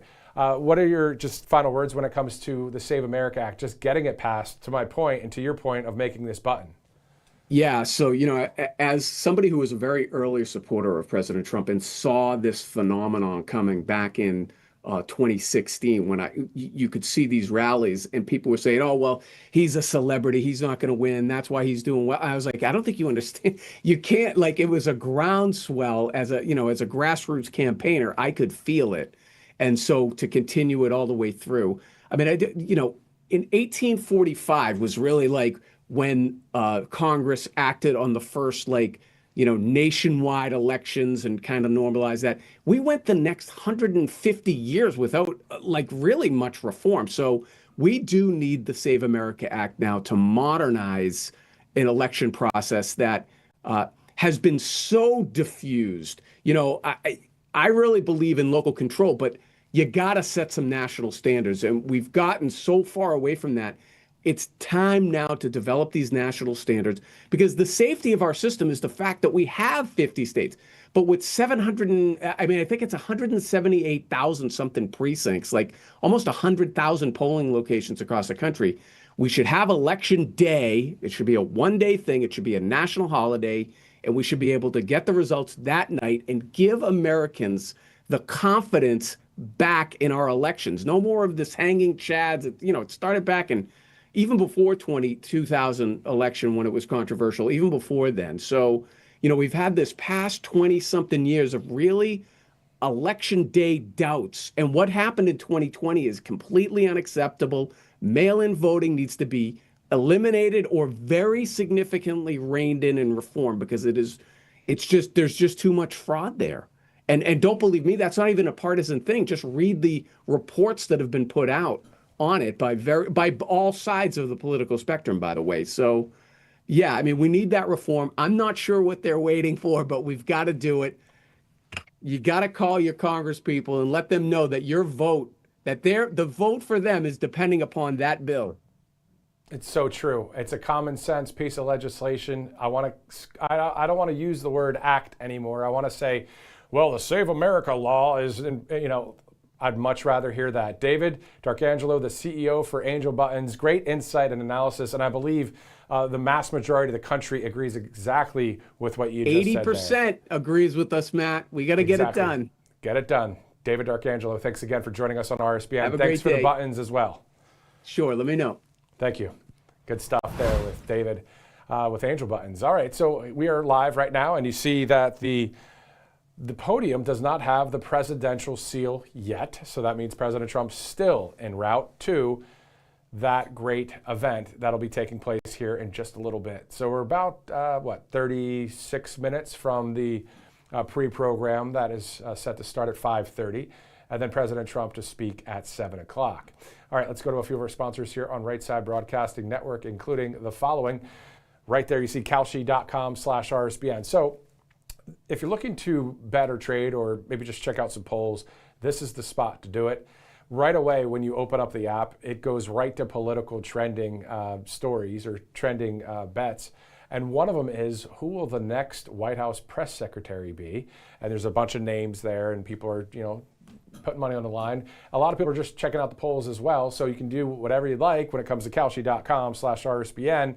When it comes to specifically the topics that they have there: politics, faith, weather, sports, commodities, crypto, all sorts of stuff. Great sponsor, great site. 3 ways to get to them. QR code right there, Kalshi app, or go to Kalshi.com/RSBN. Let's go to our next sponsor here on Right Side. You see right there the Kids Guide, really specifically kidsfightingsocialism.com. Now, Democratic Socialists, unfortunately, they're winning a few primaries out there, gaining some political influence heading into the 2026 midterms. And their ideas in favor of higher taxes, welfare programs, and bigger government are not only threatening our way of life today, but they can destroy your children's future. Our kids are bound to hear more about socialism as we approach the midterms. They could be hearing that socialism is better than capitalism and that socialism is the answer to all of our problems. Of course, parents, we want to be in control of this conversation so your kids don't risk being brainwashed into believing these lies. And that's why I want to tell you about the Kids Guide to Fighting Socialism. This important guide explains the differences between capitalism and socialism's big brother, communism, in a way kids can understand. It explains crucial concepts such as free markets, individual freedom, government overreach. And really, as we know that the midterms are coming up, it's especially important for kids to learn about this right now. And that's why the Kids Guide is giving you the Kids Guide to Fighting Socialism for free today. It's part of a free gift bundle that also includes the Kids Guide to Free and Fair Elections. So the guides are free and yours to keep. You just need to pay $2 for that shipping and handling for this special offer. So to learn more and order your free copy of the Kids Guide to Fighting Socialism and your free bonus guide, just visit that website, kidsfightingsocialism.com. That's kidsfightingsocialism.com. And maybe the most important thing you do for your children or grandchildren this year. Great sponsor as we are approaching the top of the hour here on Right Side Broadcasting Network. My name's Matthew Alvarez. Thanks so much for watching. We started our program at about 2 o'clock Eastern Time, and joining us now is conservative journalist and RSBN writer Summer Lane, joining us live from California. Hi, Summer. Hi, it's good to be back. It's great to have you back here on the network. Every time I see the name Summer Lane, I go, man, she's gotten reposted by the leader of the free world, President Trump, probably 15, 20 times. Awesome writing, awesome skill. How do you see the midterms coming up? Because there's a lot at stake, isn't there? Yes, I see them coming up faster than I would like them to. I feel like the year went by in a blur. It's been a lot going on. I'm excited about the midterm convention coming up. I heard you talking about it just a few minutes ago with the previous guest. And I was like, oh, I'm really excited about that. It's going to be the first of its kind. I do think that the Republicans have a lot of momentum that they can lean into for this if they just hammer in on the economic stuff and all of the accomplishments of President Trump. The working families, tax cuts, the one big beautiful bill, the no tax on tips, no tax on Social Security, no tax on overtime, and just domestic manufacturing, which he's really focused on and brought back into America. So I think there's a lot of really positive things that he can focus on, the whole party can focus on to get us over the finish line in November. And when we're looking at law and order, we're looking at the National Guard there in D.C., making it safe and beautiful again, the southern border. I mean, the list goes on. And of course, we want to always see more and more and more because why not? But looking forward to also the midterm national convention. Your thoughts about that with the momentum, as I mentioned with the last guest? Yeah, I'm excited about it. I love watching political events. When I was a little girl, my family and I, we used to get like pizza and we would watch the RNC every year. It That's was like awesome. it was like a big event at our house. So I've always been interested in politics. So I'm really excited to see how this plays out. I think I saw an interview with Joe Gruters, the chairman of the RNC, very recently, and he was talking about how it's going to be like a RNC traditional convention, big names, big speakers, except it's going to be in the midterms. So I don't think they've finalized any speakers yet. Correct me if I'm wrong. But I would expect to see, other than President Trump, just a lot of prominent Republicans, probably people like Speaker Johnson, maybe just people like that are leaders in the party.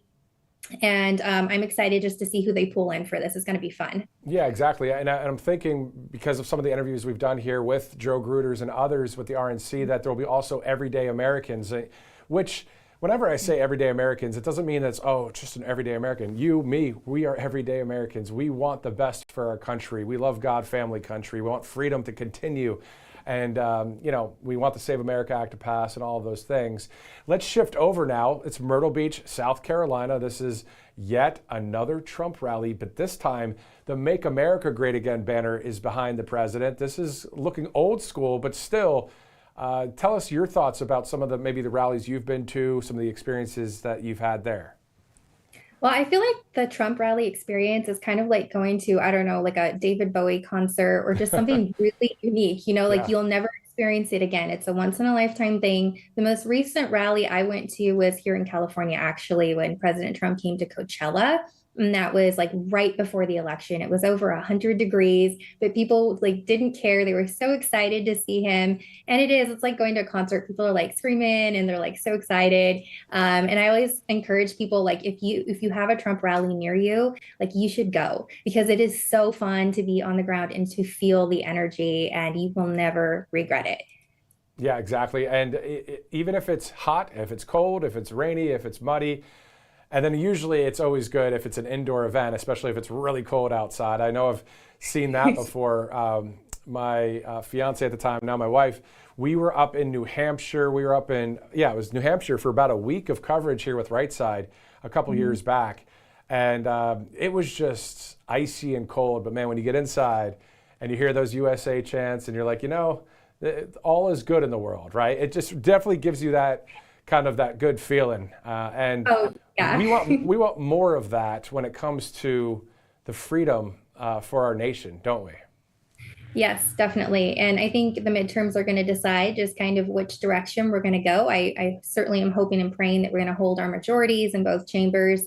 And I think we have a very good chance of doing that as long as we stay on message. President Trump does have a very good agenda that he can run on, and all of these Republican candidates can drill down on. And I think that we can win. We just have to stay focused. And I'm excited to see what happens in November. And it's exciting to see him rallying even today in South Carolina with Darline. Exactly. And we'll see if there are any more rallies from now until Election Day, November 3rd of this year. Conservative journalist and RSBN writer Summer Lane, thanks again for joining us here on Right Side. Thank you. Definitely. Awesome stuff. All the way out in California. Let's go from California all the way to the other side of the country, right there to South Carolina, specifically, again, Myrtle Beach, South Carolina. Now, this convention center is literally 2 blocks from the beach. I have not been to the beach yet this summer. And time's a ticking because August is winding down slowly. It's August 21st. But anyway, so we're going to see the president at 7 o'clock Eastern. Now, the president is not there yet because that presidential seal is not on the podium. So that's kind of a couple signs that we kind of look out for. And also, when you see the Secret Service start to kind of move around in certain areas, then you start knowing, okay, the 47th Commander-in-Chief is in the building. Look at the crowd, packed house there in Myrtle Beach, South Carolina. This is RSBN Live. We have much more to come. I'm Matthew Alvarez. We'll be right back.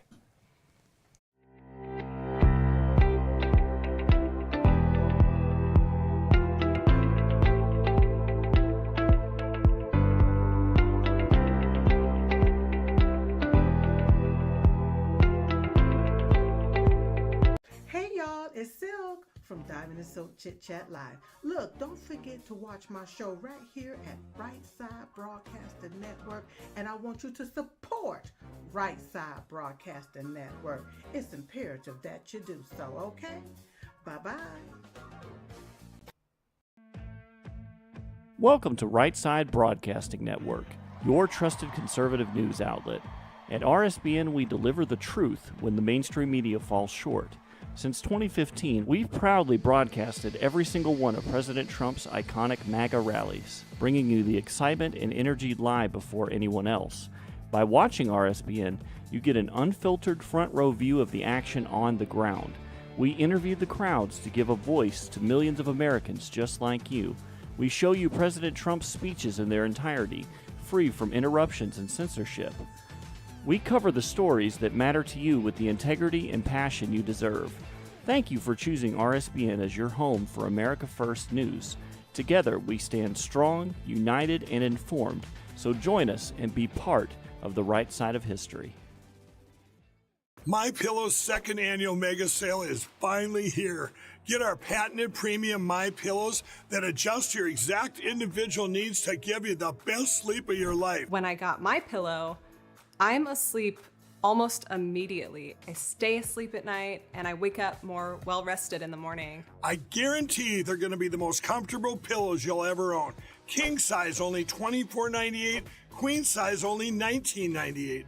Giza Dream bed sheets, the best sheets in history, as low as $29.98. Lux Beer 6-piece towel sets, towels that actually dry you. What a concept.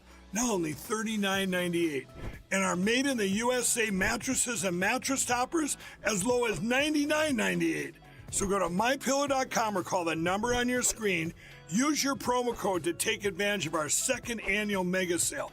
Plus free shipping options available when you order today. So don't delay, order now. Parents, grandparents, and patriots, socialists are winning primaries and gaining real power ahead of the 2026 midterms. If they win more seats, danger, disorder, and decline will shape your kids' future. That's why we're giving away the Kids Guide to Fighting Socialism for free. It shows children how socialism creeps in, why it fails, and why freedom and hard work matter. You care about their future. Don't let them grow up without the truth. Order your free guide now at kidsfightingsocialism.com. That's kidsfightingsocialism.com. Welcome back to Right Side Broadcasting Network. I can just stop talking and just look because I love seeing what I'm seeing right now. And it's great to see these rallies still happening. Can you believe it? 2015, all the way through now, that logo that you see on the bottom left of your screen, RSBN, just imagine, just the amount of speeches, the amount of chants of USA, the amount of hearing from we the people outside of venues all across the United States of America. This is what it's all about. This is us. This is we the people.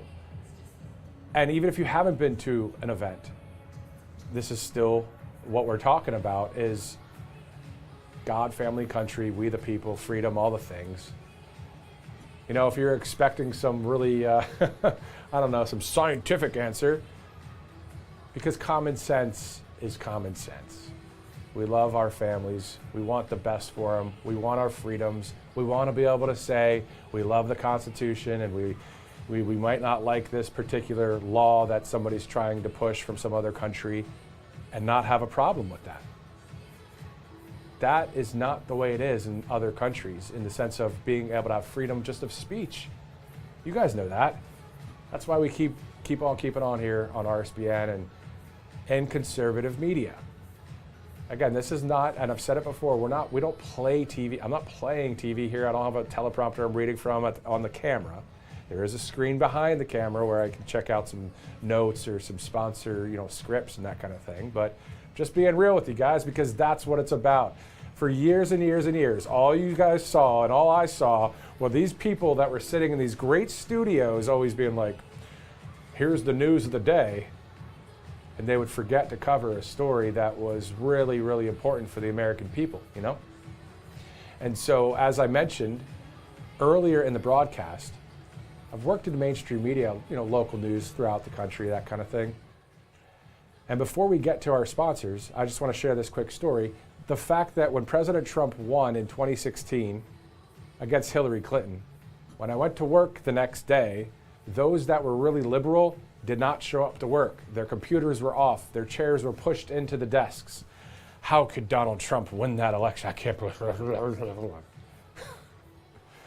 Oh my. Anyway, I don't know. Just happy on a Friday here, guys. Glad you're here with us. Let's go to a few of our sponsors in the meantime. Let's go to allfamilypharmacy.com/RSBN. You know, we've talked about All Family Pharmacy before, and there's a reason we keep returning to them because, in my opinion, they're one of the best pharmacies in the country because they believe Americans should have more freedom, more choice when it comes to their health care.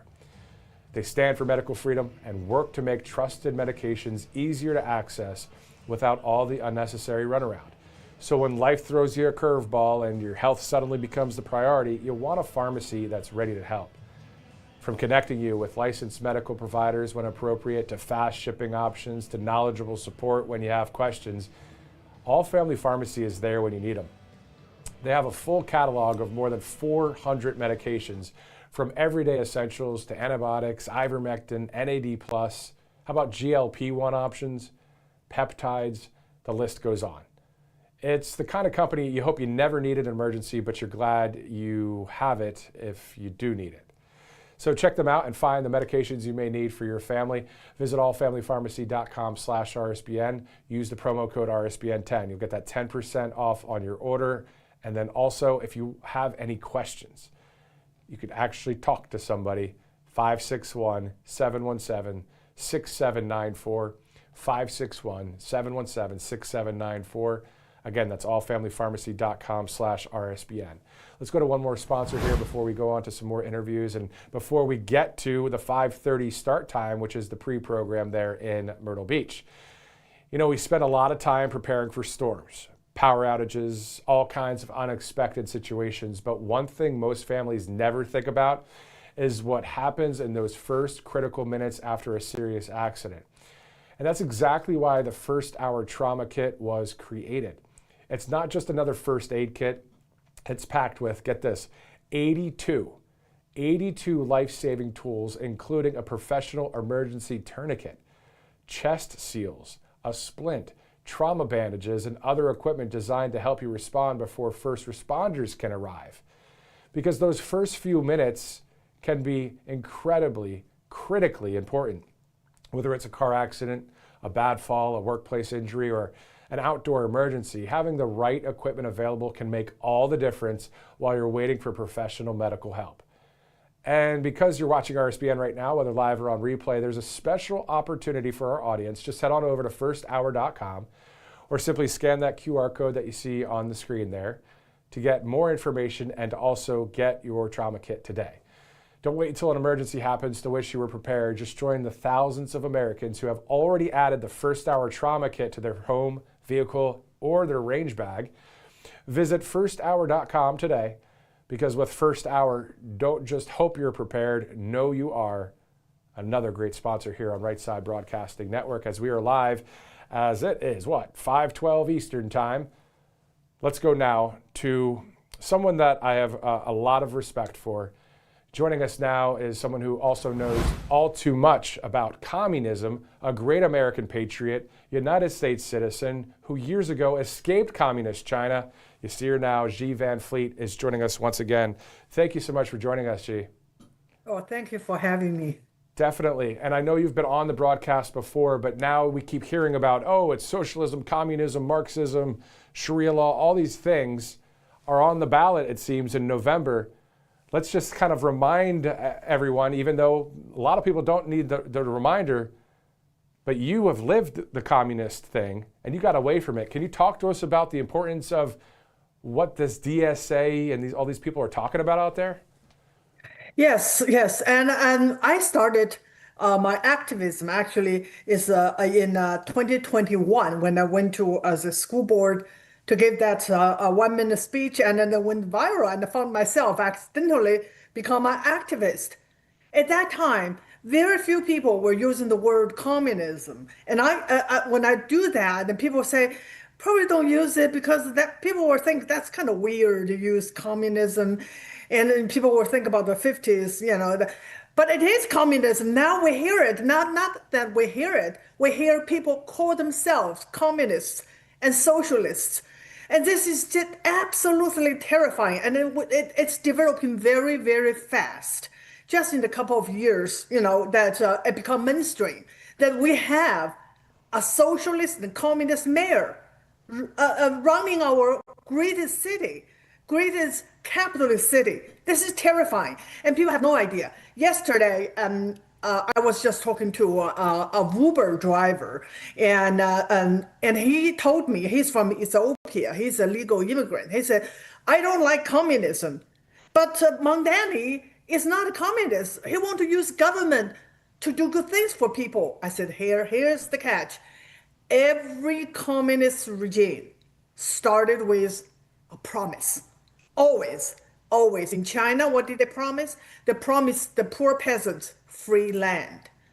And that's how they can gather all the support from the peasants and got power. And what they do? They starved up to 50 million peasants to death. That's what communism is about. It's about power. They promise the heaven. And once they get power, they will use that power to control everything. And always, always, the end result is misery and death. Exactly right. And history proves it. There's receipts, there's truth, there's all the evidence of that happening over the decades. And yesterday on the network, we were airing something from one of the representatives, a Republican representative, had a video of a Zoom call with the DSA, the Democrat Socialists of America, and there was about 5 people on the picture there or whatever. And the person was saying that the utter hatred, they said, of the Constitution of the United States, and that they wanted that to be out of here. So you, having lived under communist rule, Xi, how does that make you feel when you hear that there's somebody in this country that has some sort of platform that says they want that kind of way in the US of A? Yes, I heard that. I watched that clip. And this is the thing. Communism always consider America their number one enemy. From Russia and China, it's always. Why? Because America stands for 2 things that they fear the most. It stands for Christianity, and it stands for free society and capitalism. Those are the things that they hated most. And their goal is really to get rid of first of all, Christianity, because that's the foundation of this country. And then they want to get rid of capitalism. Why? Because they want control. Capitalism is about freedom. You have a choice. You can make a choice, even the choice to fail, but you can make that choice. You can succeed or you can fail. But under communism, there's no choice. It's about control. That is my experience under Mao. I have no choice. I was told what to do, what I can have, what I can think, what I can say. I never had a choice. I did not even know it. I was born into it until I left China and realized that I really had no control of my life whatsoever. It is, I belong to the party, belong to the state. And that is my experience. It always leads to total control. And the free stuff always turned out to be poverty for everyone. And why people don't know? Because it's not taught in school. That is really, really, to me, the problem. The problem is we don't have control of our educational institution. We have to take it back. Take back our school, take back our universities. Exactly, 100%. I'm sure people that are watching right now are saying amen to that. How about the social credit scores and other things that you have to abide by in China? So, Xi, if you, me, and a crew of people from Right Side and maybe a handful of people from just other places across the country that are conservatives, right? And we all travel to Beijing, and maybe we try to talk to people there about what it's like to live there under communist rule. Are they afraid to talk? Would they be afraid to talk to us? Can you give us a little bit of insight? I've never been to China. I've been to Indonesia, just on an airplane ride to Australia, but never China. You'll not miss much fun, but you miss witness the tyranny. Yes, they are tightening up right now. They're tightening up about surveillance, and they're tightening up of whether people can have this a passport. Passport now is being like if you're a government employee, your passport has to be handed in to your business or organizations or your boss. Basically, you can. Very soon, we're going to see a China similar to what I experienced in China under Mao. They're going to tighten up, and especially now, they don't want people, that are scientists, to leave the country. And they're afraid that they will stay and do not come back. So it's all about control. That's the word. When you think about you're going to get leader like a Mondani that promise everything, you absolutely hand over the power to them. So because, as he said, the government is the key. The government, there's no problem too big for the government to solve, and there's no concern too small for the government to care about. That's his quote. When you give your power to them, and the government will control everything, they will not deliver what you thought they would. They're going to what you're going to get is you're not going to get the free stuff, and you're not get your liberty back. And what's it like for you, finally, Xi, to have freedom in the United States of America and to be a citizen here on this awesome, great land? I want to warn people. That's why I work so hard. And I wrote 2 books I'm still working on and getting more information out to educate people, to know the real history, to listen to the people. It's not that long ago. I'm still alive. I'm still not that old. And I experienced things that so many Americans have no idea. And that's the problem. They need to learn history. There's no new thing under the sun. All those things they promised have been tried, and the failure is the norm. Every communist regime failed exact the same way.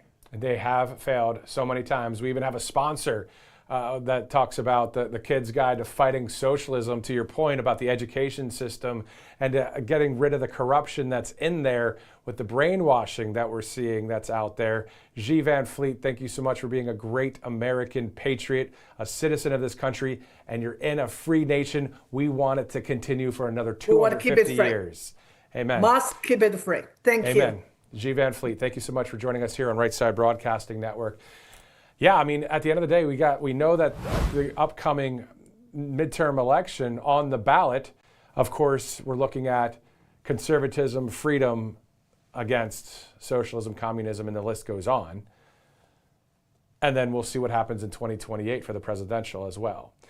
Let's take a live listen in to Myrtle Beach right now as it's 5:23 Eastern Time, Friday, August 21st. Of course, we're about 8 minutes from seeing some of the pre-programmed speakers there in South Carolina. Of course, President Trump to speak at 7 o'clock. And maybe, I'm not sure if we can hear any of the crowd right now. Yep, we can. It's just great to listen in. I just turned up the volume on my ear so I can actually hear it real quick. Just good times there. You know, every time everybody's chanting USA or just the music, the playlist alone, as you guys have seen over the years here on RSBN, just good vibes, good times right there in South Carolina.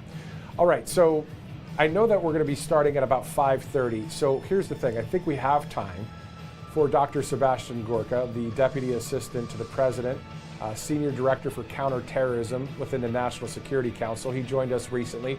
We're going to go to that interview. If the pre-program starts, you know, towards the end of that interview with Dr. Gorka, we'll cut to the stuff in South Carolina because this interview has played before and it's on X if you want to check it out. But just to fill the time from now until then, let's go to Sebastian Gorka. Thanks so much for joining us. Pleasure is mine. Thank you for having me. Definitely. All right, so we know that we've been hearing about the Save America Act a lot as we have 77 days until that big election. Is it going to turn into a law, or do we just have to pivot and figure something else out? At least maybe get voter ID or something, sir. Yeah, I'm here to talk counterterrorism as Senior Director for Counterterrorism, so stuff like that is not part of my remit. But, you know, as a taxpayer, as an American citizen, I ideally hope so, because we need to have voter integrity. Exactly. So now that President Trump has been sworn in, of course, for that second time last year, we saw the national emergency be declared on the southern border. That must make your guys' job a little bit easier, knowing that there's not an influx of people coming in on that southern border. Well, isn't it interesting how we were told for nigh on 4 years that it can't be solved without Congress and you have to have new laws. And all it took was an election and a new president, or rather a returning president. It's wonderful to see the press gaggles that he holds, when even he is stunned by the figures. He says, can that be true? 0 releases of illegals? Well, guess what? When you, President Trump, pick the A team, whether it's Tom Homan as the border czar, whether it's Senator Mullen as the new Secretary of Homeland Security, or my colleague in the White House, the unstoppable freight train, that is Stephen Miller, the Homeland Security Advisor, that's what happens. The border is sealed, and we don't have tens of millions of illegals coming into the country as happened under Biden's watch, or rather as he slept and as Kamala Harris was the fake AWOL border czar. Yeah, that was an absolute joke, as you know, sir. And when we shift into the borders of our country, seeing the National Guard in D.C. and Memphis has been awesome. Why don't you think Chicago, New York, and L.A. people have gotten the message when it comes to the political leadership there? Well, look, I think, and here I'll veer off slightly into the realm of party politics in full respect for the Hatch Act. Just as an American, an observer of the American scene, what have we witnessed? We've witnessed a Democrat Party that's been captured by the radicals. I have this strange idea. I don't know if you agree with it. I would like to have 2 parties in America, both of which actually love the country. We can have debates about policies, tax increments, or what you're going to do with tariffs, or what the vaccine regime should be. But both parties should love the country. But the really crucial thing we've witnessed in the last 18 months, since the inauguration, since my boss was sworn back into office, is that one party has doubled down or tripled down. You see the DSA wins, and what are we seeing? People who say no borders, who say we don't need a Senate, we don't need a Supreme Court. That's the insanity of the left. I guess the lunatics have taken over the asylum. Well, we hope that they don't win coming up, of course, in the midterms.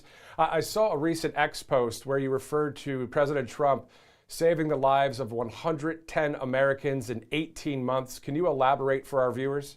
No, I'd be delighted, because we're moving so fast. It's truly hard to keep up with what the president is doing. So I'm in charge of counterterrorism for the president and the National Security Council, with my immediate boss being Secretary Rubio, who is the National Security Advisor as well as the Secretary of State. And underneath counterterrorism, also we are responsible for hostage affairs. And since the president was sworn back into office, as of just last week, where we had 2 Americans brought home, one from Russia and one from Africa, 110 Americans have been rescued and liberated, wrongfully detained or hostages.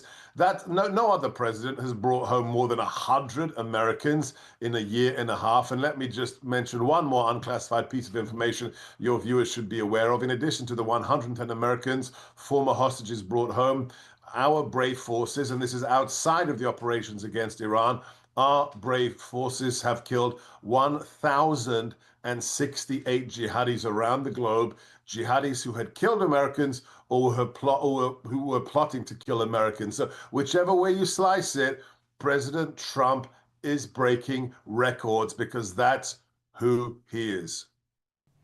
And let's speak about the president. Since 2015 to this day today, there are a number of highlights of victories, of accomplishments that I know you've seen even prior to the job you have now there in Washington. Can you share with us some of the highlights that come to mind since 2015 to 2026 and ideally beyond, all the way up to 2028, of course? Well, I don't know if we have another 6 hours for our discussion. Look, I live what is called skiff life with my colleagues and I. Our work is classified, so we live inside these compartmented classified facilities. We have to leave our cell phones outside, and then we come out of the skiff couple of times a day and we check our cell phones and it's like, oh my Lord, what did he do now? It's peace deal number 8. If a president has one peace deal in an 8-year term, okay, not too bad. Maybe somebody's going to nominate him for the Nobel Peace Prize. Our president, this unstoppable force of nature, has brought 8 peace deals to the table. Ones that even if you told me, and I've known the president for 11 years now, even if you told me that, Armenia and Azerbaijan would come to the peace table, I would have said, no, that's intractable, that's impossible. Or Rwanda and the Democratic Republic of Congo, I would have said, yeah, maybe after 8 years we could do that. Or maybe the next Republican president. No, President Trump puts 8 on the table. He has the Abraham Accords going to the next level with Sharm el-Sheikh.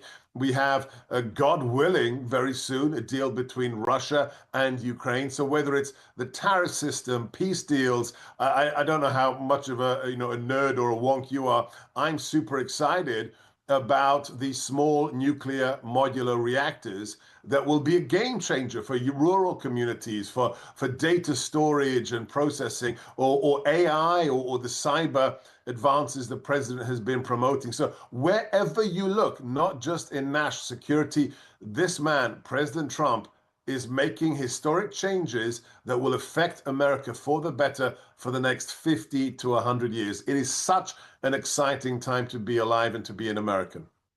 And then on top of that, within national security, it seems like this federal government has foiled countless plots against the American people. Let's dive into some of those. I mean, that's great to see, of course, talking about safety.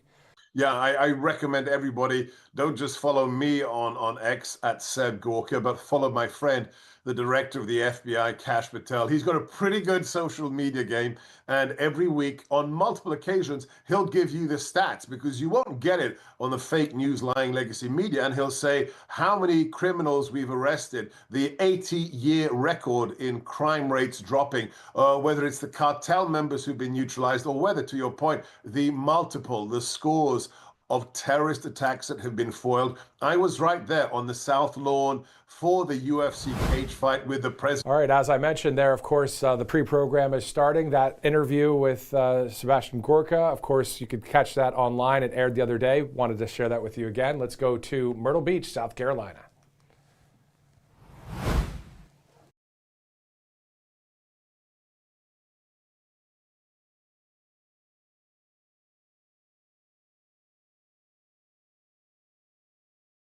Has given us today as we gather here in the greatest state in this country, South Carolina.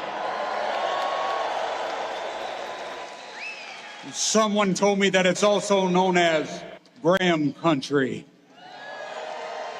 What a blessing to be in the greatest country in the world, a country led by one of the greatest presidents to ever lead it before. He's a Mount Rushmore type of president. President Donald Trump has done more for the church and religious liberties than any other president in my lifetime. And I'm honored to be here today to open with a word of prayer. So let us pray. Heavenly Father, creator of the heavens and the earth, we humbly come before you today asking for your wisdom and guidance. We need clarity today as we, the people, seek to place in leadership those who will hear and heed your voice. As our communities face the uncertainty of today's skewed landscape of a worldview steeped in humanism, let us instead find certainty in your guidance as your Spirit leads us forward with principles and precepts based upon your eternal word. Stay the hands of those who would attempt to bring darkness to the shores of this country that continues to be a shining city on a hill that lights the path, pointing the world to hope, pointing the world to a more excellent way, pointing the world to you. We pray you lift up leaders who are not afraid. Leaders not afraid to stand against the greed and avarice of those willingly wielding the scalpel that destroys forever the lives of confused children. Leaders who are not afraid to stand against those who will label Christians as enemies of the state. Leaders who are not afraid to stand against the attempt to bring godless Marxism and communism to our land. Oh God, raise up those leaders. And now, I ask that you continue to grant wisdom for President Donald Trump as he leads this great nation with the continued surety that he has shown. I ask that you would guide and lead Senator Graham as she navigates the halls of Congress, as she navigates the tumultuous waters of the world of politics, as she navigates the relationships that she will need to accomplish what you desire in this world through this nation. May you be her compass. I pray all these things in the mighty, loving name of your Son, Jesus Christ. Amen.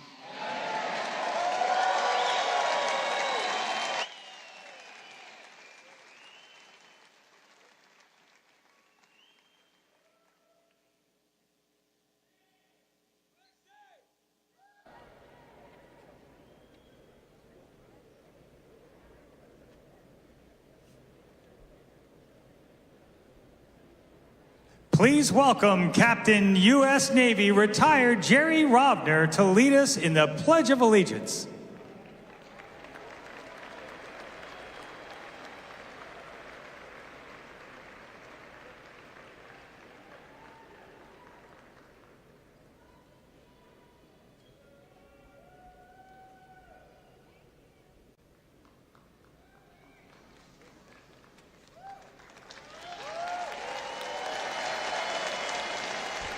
We have any veterans out there?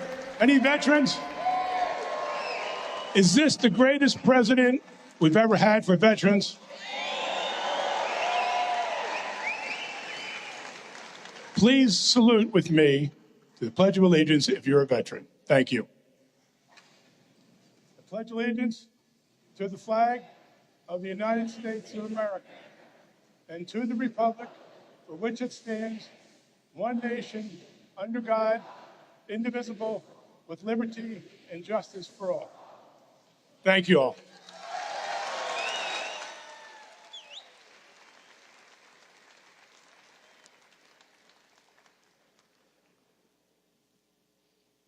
Please welcome Robbie Taylor to lead us in the national anthem.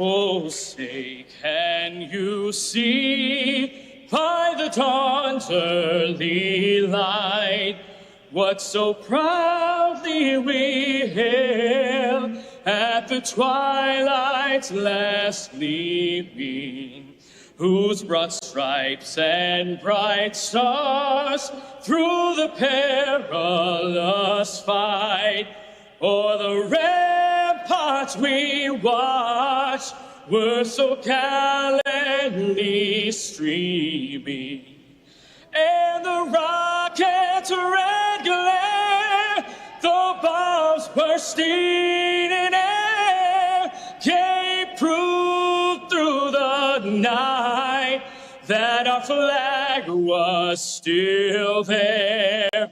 Oh, say does that star-spangled banner yet wave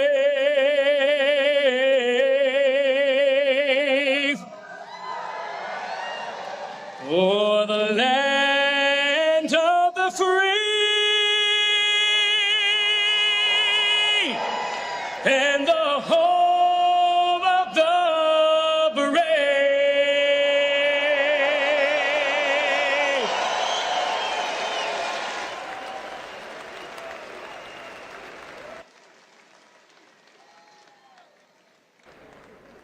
Please welcome Republican nominee for South Carolina's 1st Congressional District, Jenny Honeycutt.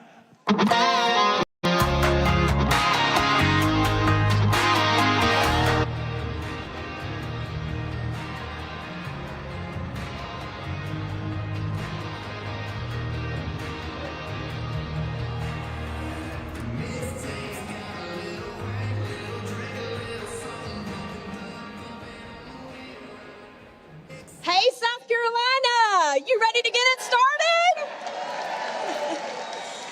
My name is Jenny Costa Honeycutt. I am a proud, lifelong Low Country resident, a wife, a mom, a small businesswoman, an attorney, and a girls sports coach. I am also the Low Country's Republican nominee for Congress, and I am ready to give the Low Country, our great state of South Carolina, and our nation the serious, steady, conservative leadership it deserves in Congress. I am honored to be here today to support a fellow volleyball mom and strong advocate for everyday South Carolinians, Senator Darline Graham. Senator Graham, just as I am, is committed to waking up every day, ready to fight for our families, our values, and the future of the state we love, fighting for common sense. If you agree common sense is worth fighting for, let me hear you make some noise. Common sense is why our republic exists. Thomas Paine wrote a pamphlet called Common Sense, and suddenly a group of tentative colonists were inspired to be brave enough to declare independence. Common sense is a source of courage. But today, the radical left is trying to erode common sense.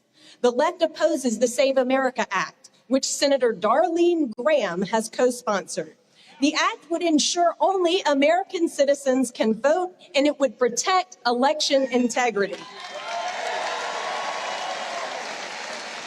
The left opposes President Trump's working family tax cuts. They oppose the president's tax cuts on tips and overtime. They have allowed their party to be taken over by socialists who want to weaken our military, weaken our law enforcement, and weaken our communities. We cannot let this happen. We must win in November, and we must fight for common sense. So I need to ask you, do you think it's common sense that biological males do not belong in girls' sports? Good. As a former college athlete and a girls' sports coach and a mother, I know our daughters deserve fair competition, safe spaces, and the chance to succeed on a level playing field. President Trump and Senator Darline Graham and I will go to protect women's sports and never apologize for saying so. Second question, do you agree that it's common sense to stand firmly with the men and women who wear uniform and protect our nation and local communities? As the daughter and granddaughter of veterans, I know all who wear and have worn the uniform deserve the best resources and a country that has their backs. Like President Trump and Senator Darline Graham, I stand with our troops, our veterans, and their families every single day. Last question. Do you agree it's common sense to let hardworking people keep more of what they earn? The president's historic tax cuts, particularly those who earn tips and overtime, that Senator Darline Graham also strongly supports, are game changers for South Carolina's hospitality workers who work long hours to keep our economy booming. They also help our law enforcement officers, firefighters, and other first responders who put in the overtime to keep us safe. And they put more money in the pockets of working families across South Carolina. That's not just policy, That's common sense. Respect for the people who keep this economy moving. Common sense solutions. It's what President Trump and Senator Darline Graham are fighting for every day. We must ensure common sense remains common. It's why you need to vote Tuesday in the special election. And it's why you need to vote in November. Our children, our veterans, and our working family neighbors are counting on you. Thank you for standing for common sense. May God bless you. May God bless the great state of South Carolina. And may God bless the United States of America.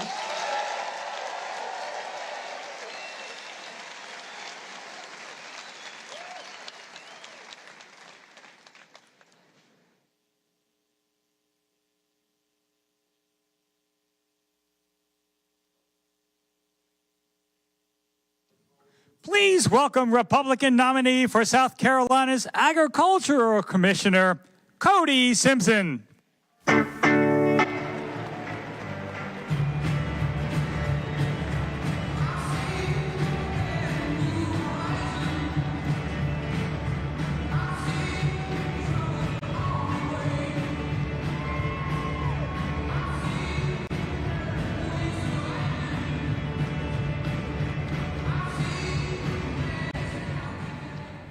A crowd. This is America. I wish you were standing right here to see all my wonderful friends and family. What a great day it is to be in South Carolina. I want to thank President Trump and Senator Darline Graham for giving rural South Carolina a voice tonight. Agriculture is South Carolina's #1 economic engine, generating close to $52 billion impact on our state. And we are so fortunate that Senator Lindsey Graham understood that, and he fought for it. He fought for our families, for my family, and our way of life. He was a warrior for us all. He was truly a son of South Carolina. And we're going to miss him. But this battle is far from over. The battle of our republic is in our very hands. And what we have to do is stand up against these socialist Democrats who want to take our land and control our grocery stores. Well, not on my watch. They better not mess with the Piggly Wiggly, because I'm always big on the pig. And I'm here to tell you that we have got to fight against them, because it is our same very ancestors who fought for this country, who sacrificed for it. And as President Reagan said, our ancestors died for it. I'm here to tell you that we have no finer leader that can accomplish more, who's willing to fight, who's from the backcountry of South Carolina, who helped fight and win our nation's independence. And I'm here to tell you, it is not only in Senator Graham's heritage, but her mission is to fight for South Carolina, just like those ancestors did many years ago, and just like President Trump is doing right now on behalf of our country. I'm so happy that Senator Graham has asked and called on a national ban of these foreign adversarial lands of China. Chinese communists have no business in the state of South Carolina, much less in our entire country. Unfortunately, they even own land around my farm and their speakers placed there in Sumter County near Shaw Air Force Base. Well, I am so happy that Senator Graham has called on that ban, and we cannot afford to allow the countries of Iran, Cuba, North Korea, Russia, and China, as I mentioned, to have any of these land holdings, where these Chinese unfortunately own close to 265,000 acres across this country. Food security is a matter of national security. And we not only need to ban it, but we need to take our land back. I think it's now more than ever that we protect and preserve our farmlands and our way of life. And that is why we need to support President Trump, who is protecting our same very heritage. My family, who's here tonight, has been farming the same land since 1904. We're a part of those families that are over 22,000 family farms in South Carolina. Well, unfortunately, since 2002, we've lost over 200,000 acres of farmland, and just in 5 years, we've lost close to 2,200 family farms. Well, we need a leader who's going to fight for us to help us make our farms more profitable, to pass that farm bill, and that's exactly why we're running, to protect our farms, our families, and our future for the very next generation. And as Senator Darline Graham knows, you and I and everyone in this room, which is filled with patriots, to never apologize for who we are or where we came from.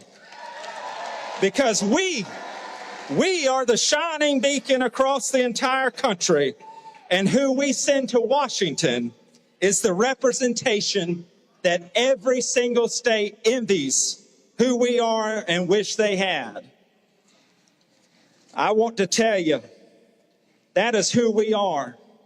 We've got to make sure that those people who are moving in here by the droves, that they understand our way of life. But we also have to be mindful of those folks out of our state and another DC organizations trying to tell us who we are. Well, not on my watch and not on your watch. We are not going to allow these folks to tell us who to vote for, because these same very organizations, they never even stood on South Carolina soil. And I'm here to tell you that these folks, unfortunately, as I mentioned, they want to change our way of life. But could you believe that some of these folks, even those folks in Washington, like the Supreme Court Justice, she doesn't even know the definition of a woman. Well, we tell those folks out on our farm, if they get confused, you go out there and try milking that bull. So I, again, am so happy to be here amongst our wonderful patriots, these wonderful people, because we are a family here. And it is in his honor, a true honor, that of the importance of him being here shows so much of how much he cares. This president cares. This president's administration cares. And not long ago, and want to wrap up to the American dream is still alive and well. And not long ago, this old country boy left his farm 2 miles down a dirt road. I got in our pickup truck and went to Washington. We walked into the White House and shook the hand of the leader of the free world, Donald J. Trump. Only in America, he is the greatest president. He is the greatest president that agriculture has ever had. And I want to ask you, as this old country boy, I'm asking you to get out and support and vote for Senator Darline Graham for 6 more years. We trust Trump. And let's make agriculture great again. God bless South Carolina.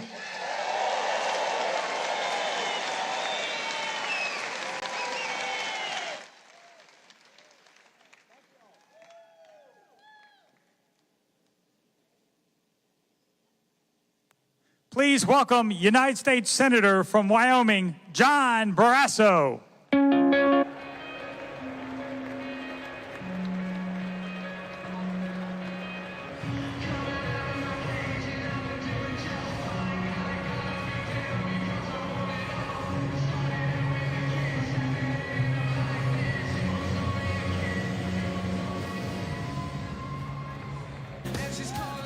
I'm John Barrasso from Wyoming, and South Carolina and Wyoming have a lot in common because both states are very, very conservative.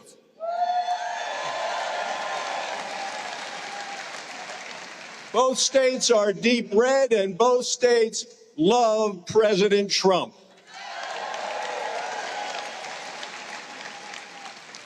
I'm here supporting Darline Graham for the United States Senate, and as you know, Election Day is Tuesday, and I'm asking each and every one of you to go out and vote for Darline. If you haven't already, vote for her on Tuesday. She and President Trump have a lot in common. In Wyoming, we call it the Cowboy Code, which is they live each day with courage, they take pride in their work, and they do what needs to be done. President Trump has been doing that every day in office. Darline Graham has been doing it every day of her life. Darline is already making a consequential commitment and contribution in the United States Senate. Just 1.5 weeks ago, she cast the decisive vote for Todd Blanche to get him confirmed Attorney General for President Trump.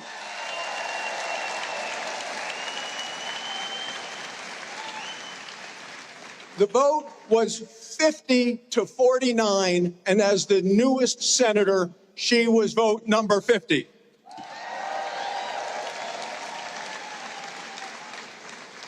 You know her life story. She was raised behind the bar, the pool hall, the liquor store. It is a hard life, a tough life, hard work. And then at age 11, she lost her mother. 16 months later, she lost her father. That tragedy would have set some people back forever. Darlene's a fighter.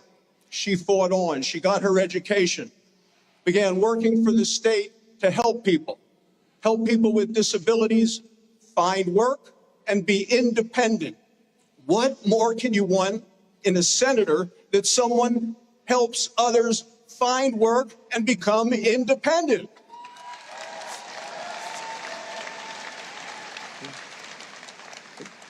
You know the history of this state. You know that the backbone of American liberty came from South Carolina. We just celebrated 250 years of the signing of the Declaration of Independence. The president led a great celebration all across America. 4 of the original signers were from South Carolina.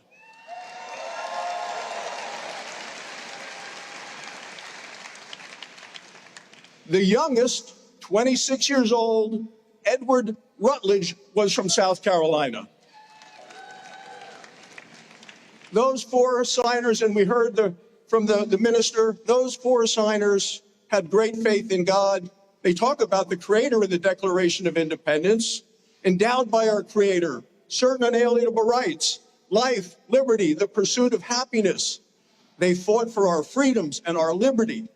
And when those 4 from South Carolina signed it, the last line says, "We pledge to each other our lives, our fortune, and our sacred honor." Well, when the British came into South Carolina, they captured them. They put them in prison for 14 months. They suffered mightily. But as a result of their commitment, we have had now 250 years of freedom, liberty, and American greatness.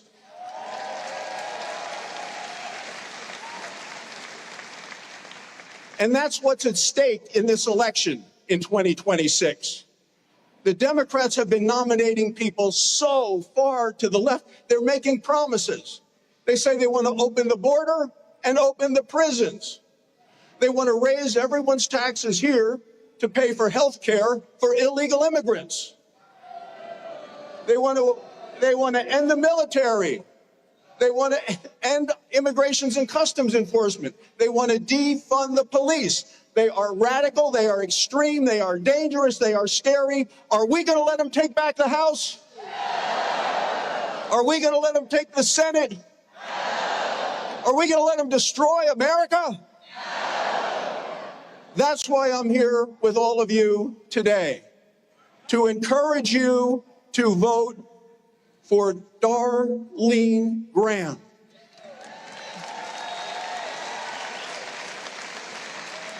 She has spent her whole life working for people in South Carolina and to improve this state.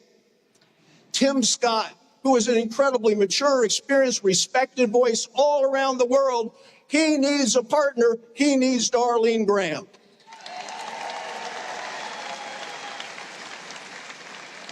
In just a few moments, President Trump is going to come into this building. Have you heard that? The President Trump is going to be here this evening. He is going to ask you to support Darline Graham.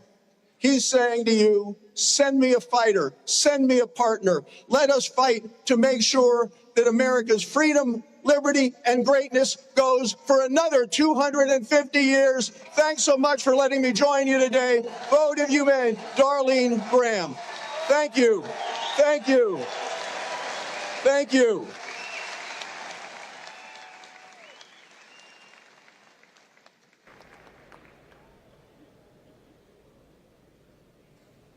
Please welcome United States Senator Tim Scott.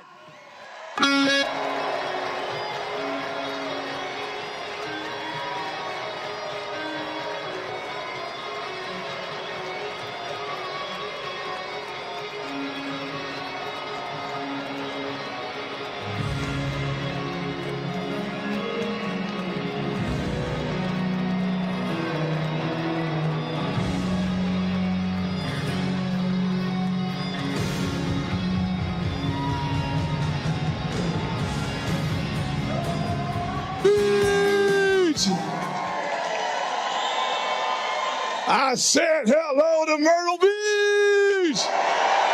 I love it. All right, I got two questions for you. First question, how many of you love Jesus? Oh yeah, I'm talking about the King of Kings and the Lord of Lords. I mean, the Alpha and the Omega, the beginning and the end. That's America.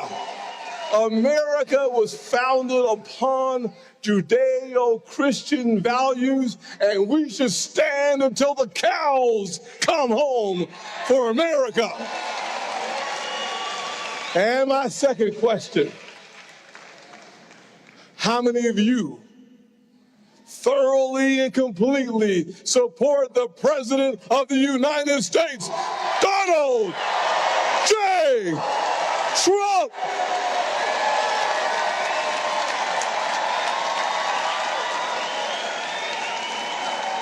I'm here to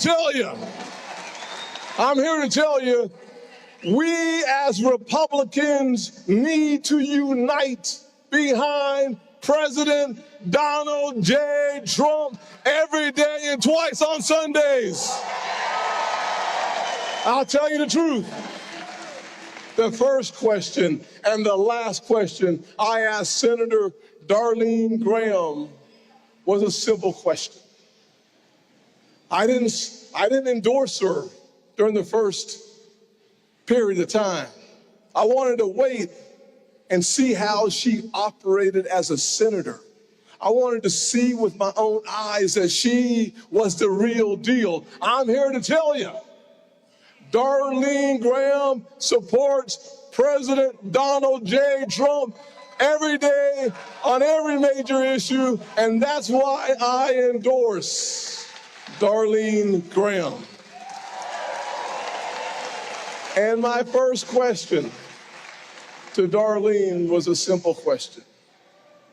Will you do whatever it takes to make Save America Act the law of America? And she said yes. She said yes. We must have a united Republican Party to get the job done. And Darline Graham will help us get the job done. I'm telling you, America faces one of the greatest threats we have seen in my lifetime. DSA.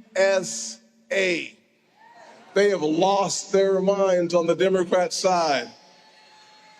Only a united Republican Party can stop the most deranged candidates this nation has ever seen, from Troy Jackson in Maine to all the way in Michigan, Abdul El Said. Here's a candidate who says he supports Sharia law. We got Roy Cooper in North Carolina who believes that boys should compete against girls in sports. No! We have crazy candidates in Florida who want to defund the police, open every prison, and let the criminals run free. The only way to stop this madness from spreading is for those of us, patriot Americans, who believe in the Constitution of the United States, who believe in the founding fathers and the Judeo-Christian solid foundation on which we stand. We must stand united behind Donald J. Trump, and it starts with voting for Darline Graham on Tuesday. All day, call your friends, email your neighbors, even call your ugly cousins. We got to get this done. It takes you, we, the South Carolinians, to keep this state red to the roots. And the King of Kings always bless these United States of America. God bless you.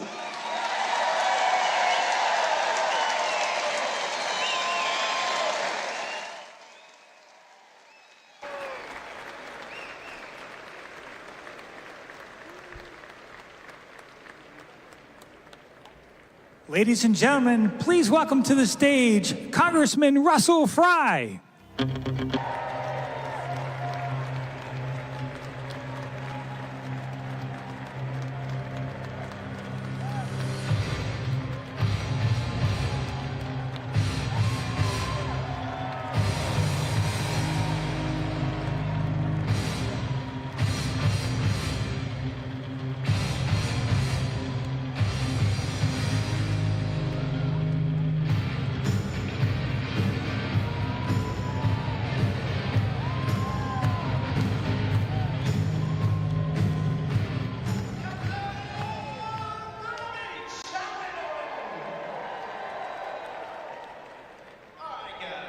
How are we doing, Myrtle Beach?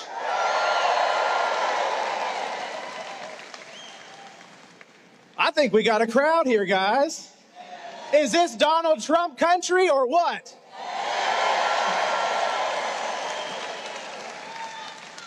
You know, I've been traveling all over South Carolina lately, fueled by adrenaline, Celsius energy drink, and I'm reminded of a few things. First, South Carolina is the greatest state in this country. Can I get an amen?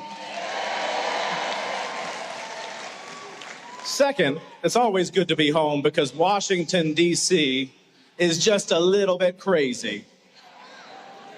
And third, those of you who live here know traffic on 501 is a little slow, but Congress is a little slower. Speaking of roads, don't you think that we need to build more roads in South Carolina, like I-73? Are y'all ready for that? But there's a sweetener, because the road was just renamed for our favorite president, now known as the President Donald J. Trump Highway. What do y'all think about that?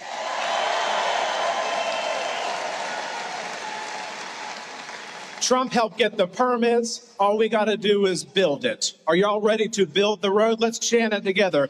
Build the road. There we go. Y'all are so loud that Joe Biden heard that from his basement in Delaware. Good job. It is good to be home. I'm a cool dad to a little man named James. Or not a cool dad, I'm just a dad to a cool little dude named James. I'm a husband to a beautiful woman named Bronwyn. I grew up right down the road in Surfside Beach, South Carolina. I'm with my Surfside people. No central heat or air conditioning, no silver spoon, no trust fund. We didn't have much, but we had our faith, we had our family, and we had just a little bit of that true American grit. And we understand something that apparently is controversial in Washington these days, that if you want something, you have to go earn it. That's South Carolina. That's America, and that's the attitude that I take with me to Washington, D.C., because I've always loved President Teddy Roosevelt's idea of the man in the arena. The credit doesn't belong to the critic sitting in the cheap seats. The credit belongs to the person and the people in the fight every single day. They get knocked down, they get back up, and they keep going. You know, too many politicians get elected. They got a lot of fire. They got a lot of energy. And then they get to Washington or wherever they're going, and nothing happens. Nothing. You know what I'm talking about. Before long, they're just a highly subsidized piece of office furniture in Washington, D.C. with a voting card. That's all. You see, it's not enough to cast conservative votes. You need to deliver conservative results.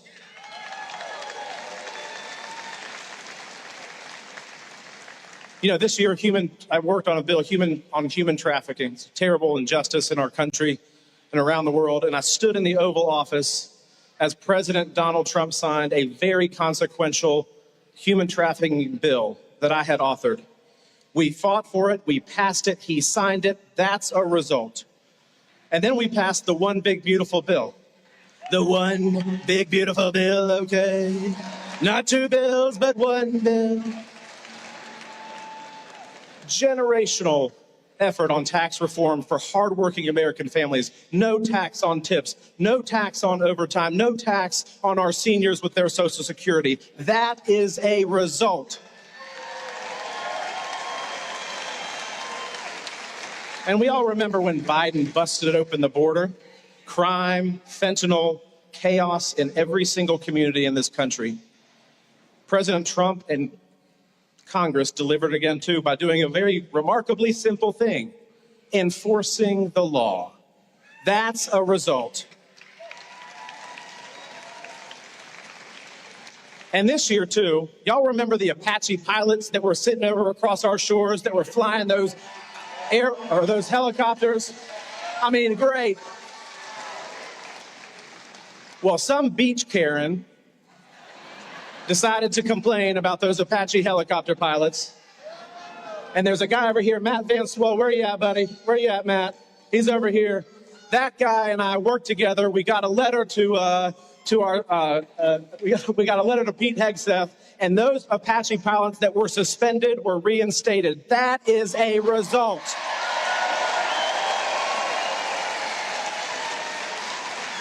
So yes, conservative votes are good, but conservative results are better. Don't you agree?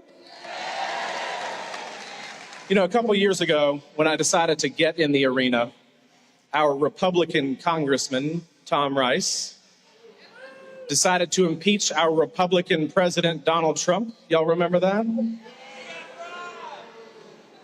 And the Washington establishment said, don't do it. You can't win. He's going to win. Trump's done. But we got in the arena anyway, and you fought with me. And as the president likes to say, we fried some rice. We fried a lot of rice that day. So good.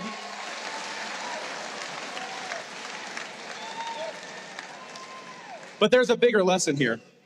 Do not be afraid of a difficult fight. This is our moment. In the 1990s, Newt Gingrich had the contract with America.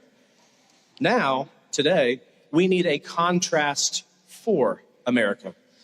Because we got to talk about common sense that we all have and some of the batshit crazy ideas the radical left has.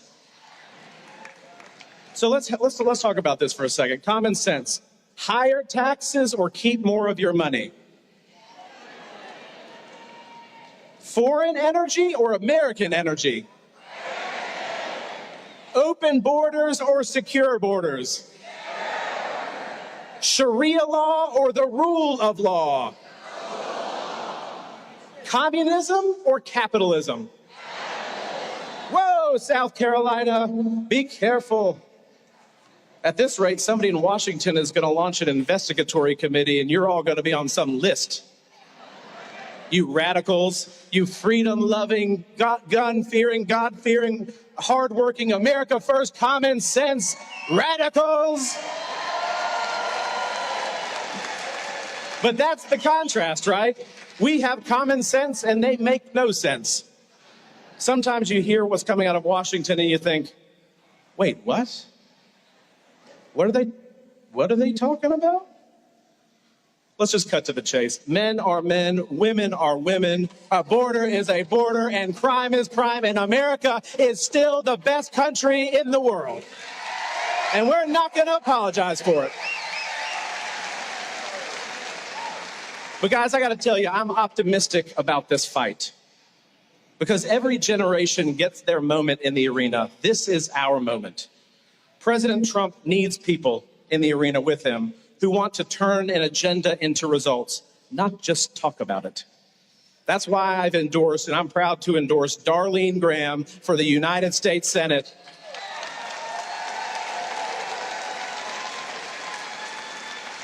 You know, Darline and I were competitors. I wanted to win. We fought hard. We fell a little bit short. But campaigns are temporary, and the cause is much bigger than a campaign. Darline understands the struggle and perseverance of working families because she's lived it. A focus on you, the hardworking families of America, is actually quite refreshing. And sadly, Washington has enough people that are trying to stand in President Trump's way. Everything's a problem. Well, sir, we can't do that, sir. If you look at paragraph 32B, sir, it's not perfect. Darline is not doing that. She's asking, how do we get this done? Are y'all ready to get this done? She wants to work as a team.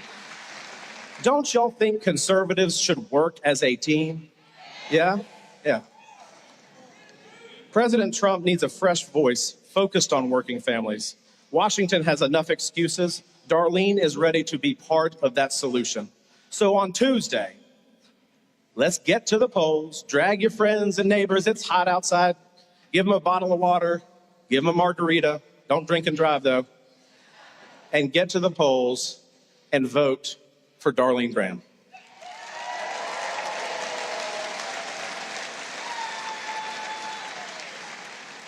You know, I learned something as a Boy Scout, that you leave your campsite better than you found it. That's a pretty good rule for all of us in this room, that you leave your community better, your state better. And when our time in the arena is over, we leave America stronger, safer, freer, and more prosperous than we found it. So South Carolina, let me ask you, are we going to sit on the sidelines? Are we going to get in the arena? Are we going to fight with everything that we have? And will we rise to the occasion and leave America better than we found it? Then let's get to work, South Carolina. We got a lot of work to do. God bless you. God bless South Carolina. And God bless the United States of America.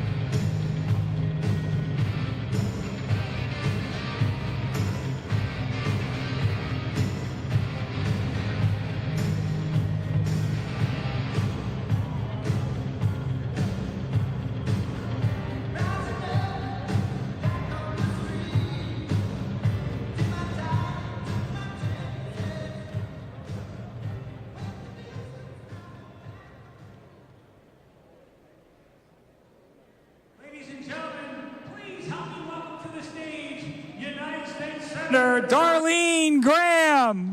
Me not working.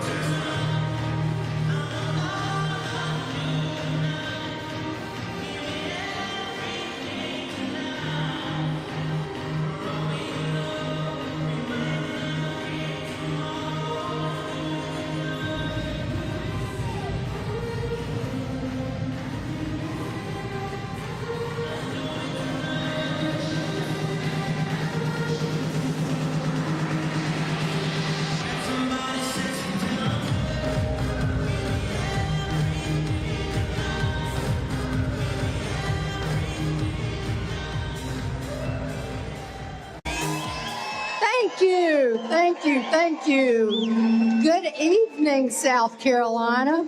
Thank you for being here. I appreciate you so very much. And first, I want to begin by saying thank you for your prayers for our family. They mean more to me than you will ever know.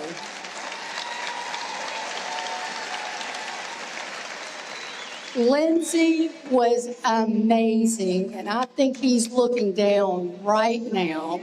So again, thank you for your prayers. Lindsay and I grew up in central South Carolina, but I have great memories of Myrtle Beach. We used to come vacation here. What a great coast.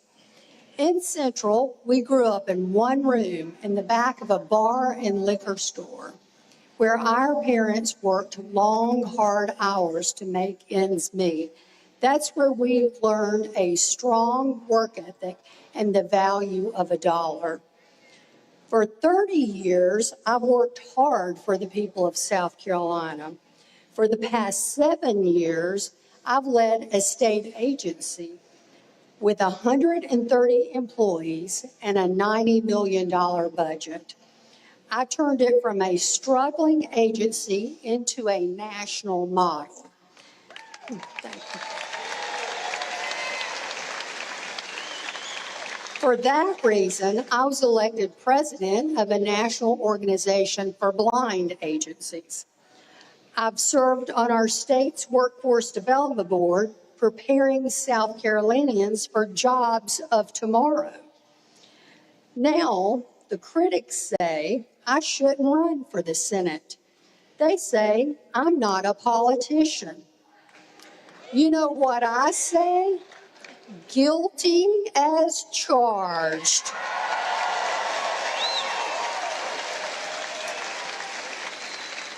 And by the way, President Trump had never served in an elected office before, and I think he's done a damn good job.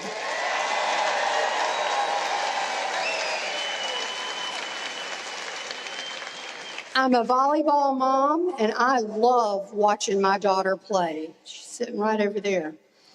And I know boys do not have any place in girls' sports, certainly not in the locker room.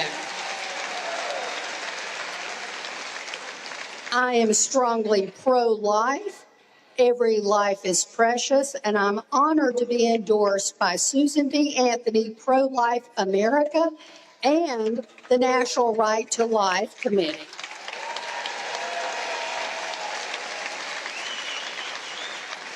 I will always stand for the Second Amendment.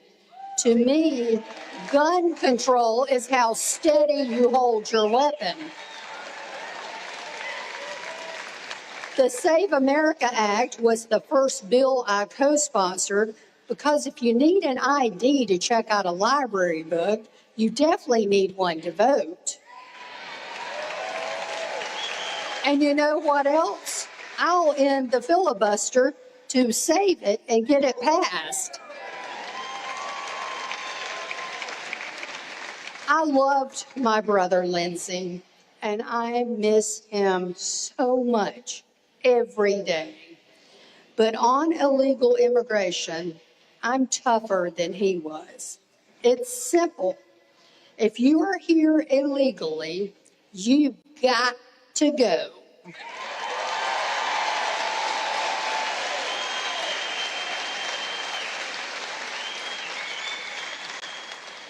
For the past 2 years, President Trump has been cleaning up the Joe Biden immigration mess, and I will stand with him.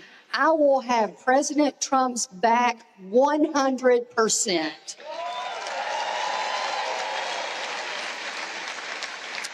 I oppose DEI. I oppose the woke agenda. Sorry, liberals, but I don't apologize for any of that. I am a proud, red-blooded American. I believe America is the greatest country in the history of the world. I'm honored to have President Trump's endorsement and Senator Tim Scott and Congressman Russell Fry and Congressman William Timmons and dozens more standing with me tonight. I believe in teamwork, and for us to move our agenda forward, we must work together as a Republican team.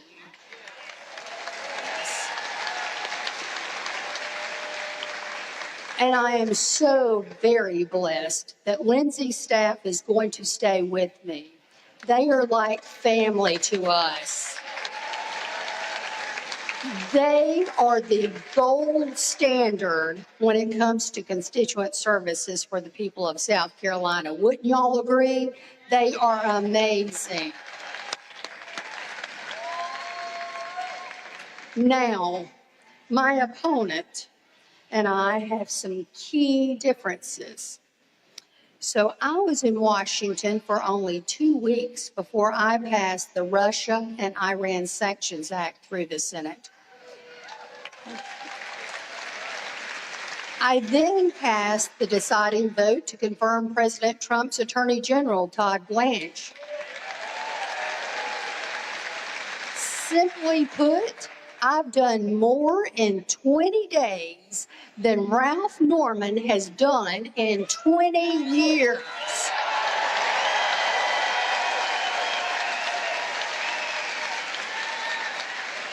Also, did you know that we have paid my opponent $1.7 million in salary? You know what he's done to earn it? He's passed one ceremonial bill and he named a post office. 2 things. You know, I actually worked as a postal carrier for a while. We had a term that matches his record: undeliverable. The only person my opponent has delivered for is himself. My opponent is now one of the 25 richest members of Congress. He got richer in office, $13 million richer. And during COVID, he took $600,000 in free government loans and never paid a dime back. Shame. I don't know about you, but I certainly don't think he's looking out for the people of South Carolina. Did you know that President Trump had to call my opponent down to the White House and convince him to vote for the One Big Beautiful Bill, or it would have never passed? We already have enough problem Democrats. We don't need a problem Republican.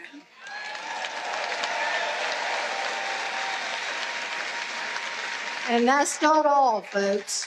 Earlier this week, my opponent made a few surprising statements. Instead of protecting Social Security, he promised to cut it. And illegal immigration, he said, and I quote, "We've got to have a pathway for illegal immigrants." I believe there's a word for what Ralph Norman is describing: amnesty. My position is simple. If you are here illegally, your pathway is to go back.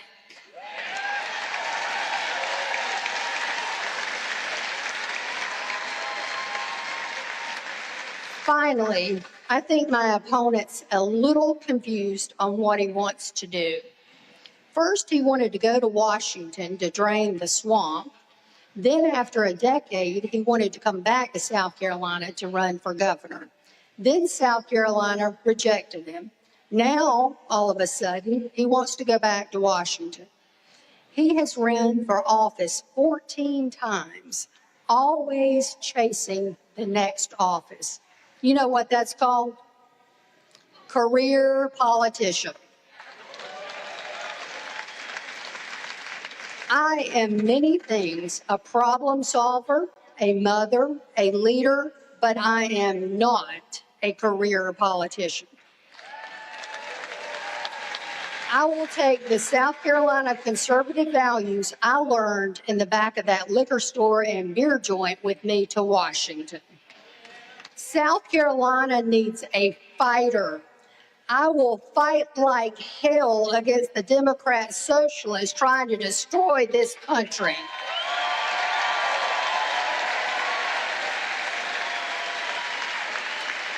And I will fight for President Trump and everything we believe in. Thank you. I humbly ask for your vote to be your voice in the United States Senate. Please go vote on Tuesday and take 10 friends with you.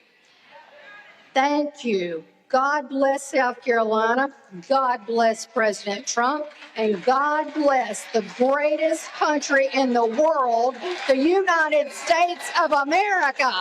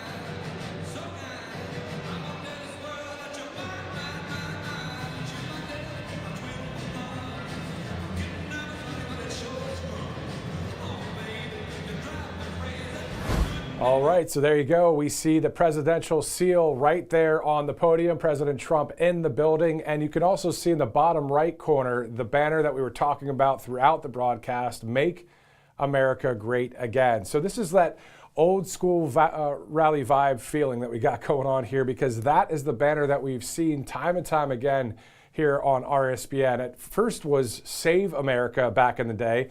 Now it's Make America Great Again that's up there. So it's great to see that. We're about to see the president speak with the press moments ago as we await the president to take the stage.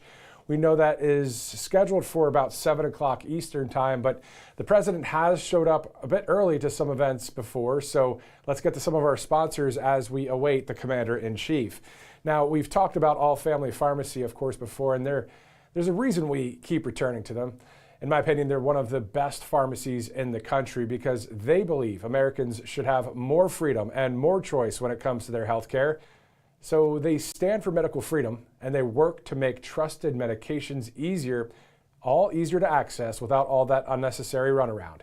So when life throws you a curveball and your health suddenly becomes a priority, you want a pharmacy that's ready to help. From connecting you with licensed medical providers when appropriate, to fast shipping options, to knowledgeable support when you have questions, All Family Pharmacy is there when you need them. And they have a full catalog of more than 400 medications, from everyday essentials to antibiotics, ivermectin, NAD+, GLP-1 options, peptides, all the medications you may want to have on hand. And it's the kind of company you hope you never need in an emergency, but you're glad it's there if you do. Check them out and find the medications you may need for your family. Visit allfamilypharmacy.com/RSBN. Use that RSBN 10 promo code to get that 10% off. Also, if you'd like to call them, ask some questions, 561-717-6794. Let's go from one great sponsor to another. Birch Gold Group, we're still a couple months out, but the midterms are fast approaching. And make no mistake, if the House flips, it's a big deal for our economy. And that uncertainty is one of the reasons to diversify with gold from Birch Gold Group. In the 3 months leading up to the 2024 presidential election, the spot price of gold jumped over 12%, all because it's a hedge against uncertainty. So if you don't own gold, I would suggest talking with Birch Gold. They'll discuss your goals and explain how precious metals can fit into savings. They can even help you convert an existing IRA or 401k into an IRA in gold with no additional money out of pocket. Just text Trump to that number, 989898. Get a free info kit and get some solid information. Again, the midterms will be here before you know it. Text Trump to 989898. It is 6:38 Eastern Time here on Right Side Broadcasting Network. Great to have you with us here as it's Myrtle Beach, South Carolina, the next Trump rally stop for us. Great to have you with us here. Since about 2 o'clock Eastern Time, we started our live broadcast. I've had a lot of interviews, a lot of 24/7 news that we've talked about as well. Speaking of news, let's go to the president. The commander-in-chief spoke with the press just a couple hours ago. Let's check it. So we're going to South Carolina. Darline Graham is doing very well. We'll see how it all works out. We have a big crowd. I hear we have a very big crowd. And I think it's going to be great. She's a terrific woman. And so I thought we'd do a little bit of a rally for her. And it'll be very interesting. Mr. President, Darline Graham faced some criticism for her response at a debate earlier this week where she said national security is not her thing. Is that well, no, all she was is being honest. She's very smart, and she was being honest. I mean, she's into the price of groceries, the price of food, the price of beef. And it hasn't been her thing, but she's surrounded by very good people. And she said that she's totally for the military. I mean, she's going to do what the military wants and really what the president wants. She understands that national security is my thing. And she is a terrific woman who answered. I watched that. I thought it was a very honest answer, actually. Mr. President, can you react to the ballroom, sir? Yeah. That no tax money will be used in the construction of the ballroom? Yeah, we're spending hundreds of millions of dollars on the ballroom, and it's all from people like me and great companies that are putting it up. It's going to be close to $400 million, and it's all paid for by patriots and patriotic companies, big companies. I'll name the companies probably over the next couple of weeks, but I want to ask if they mind. And really, most of them have said you could use my name gladly. So that's all money, no taxpayer money for the ballroom at all. Did you direct Secretary Besson to intervene in the bond market? Was No, that your idea? not at all. No, he's a very capable man. He wanted to do it. He's very good at it. He has a good touch, very good natural touch for the bonds and interest, and he did that, yeah. The yields have come back up since then. Have you talked to him about another type of intervention? Is that something he will be doing? We have many types of intervention. That's one. The ultimate intervention is our military. And if we have to use that, we will, yeah. Mr. President, your move on beef imports is upsetting some ranchers, as well as some Republicans are asking you to delay that move on imports. Well, we want to get the beef prices down, so we'll get them down a little bit. And that's what people want, that's what the voters want, and that's what I want. The ranchers are great. They're my people. I love the ranchers. They've done a fantastic job, but they admit that we need a little help and in order to get the prices down. So that's what we're doing. Which countries did you arrange? Sorry, you got it. We're hearing that MAGA Inc. is going to start spending your war chest. What races are you putting money into, sir? Well, I've raised a lot, and nobody knows what it is, but I will tell you it's about $850 million.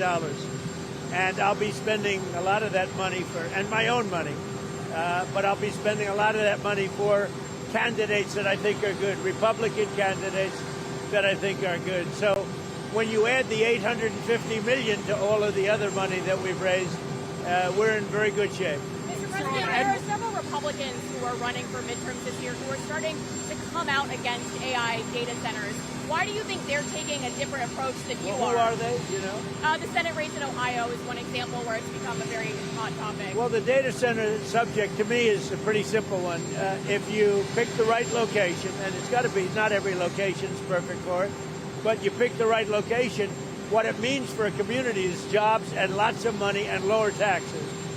And the data centers now are mandated by me that they build their own electricity, so they're not taking it from the grid. Do you worry that it's going to lower the electric cost because they're building electricity, and the extra, as an example, we talked about this one.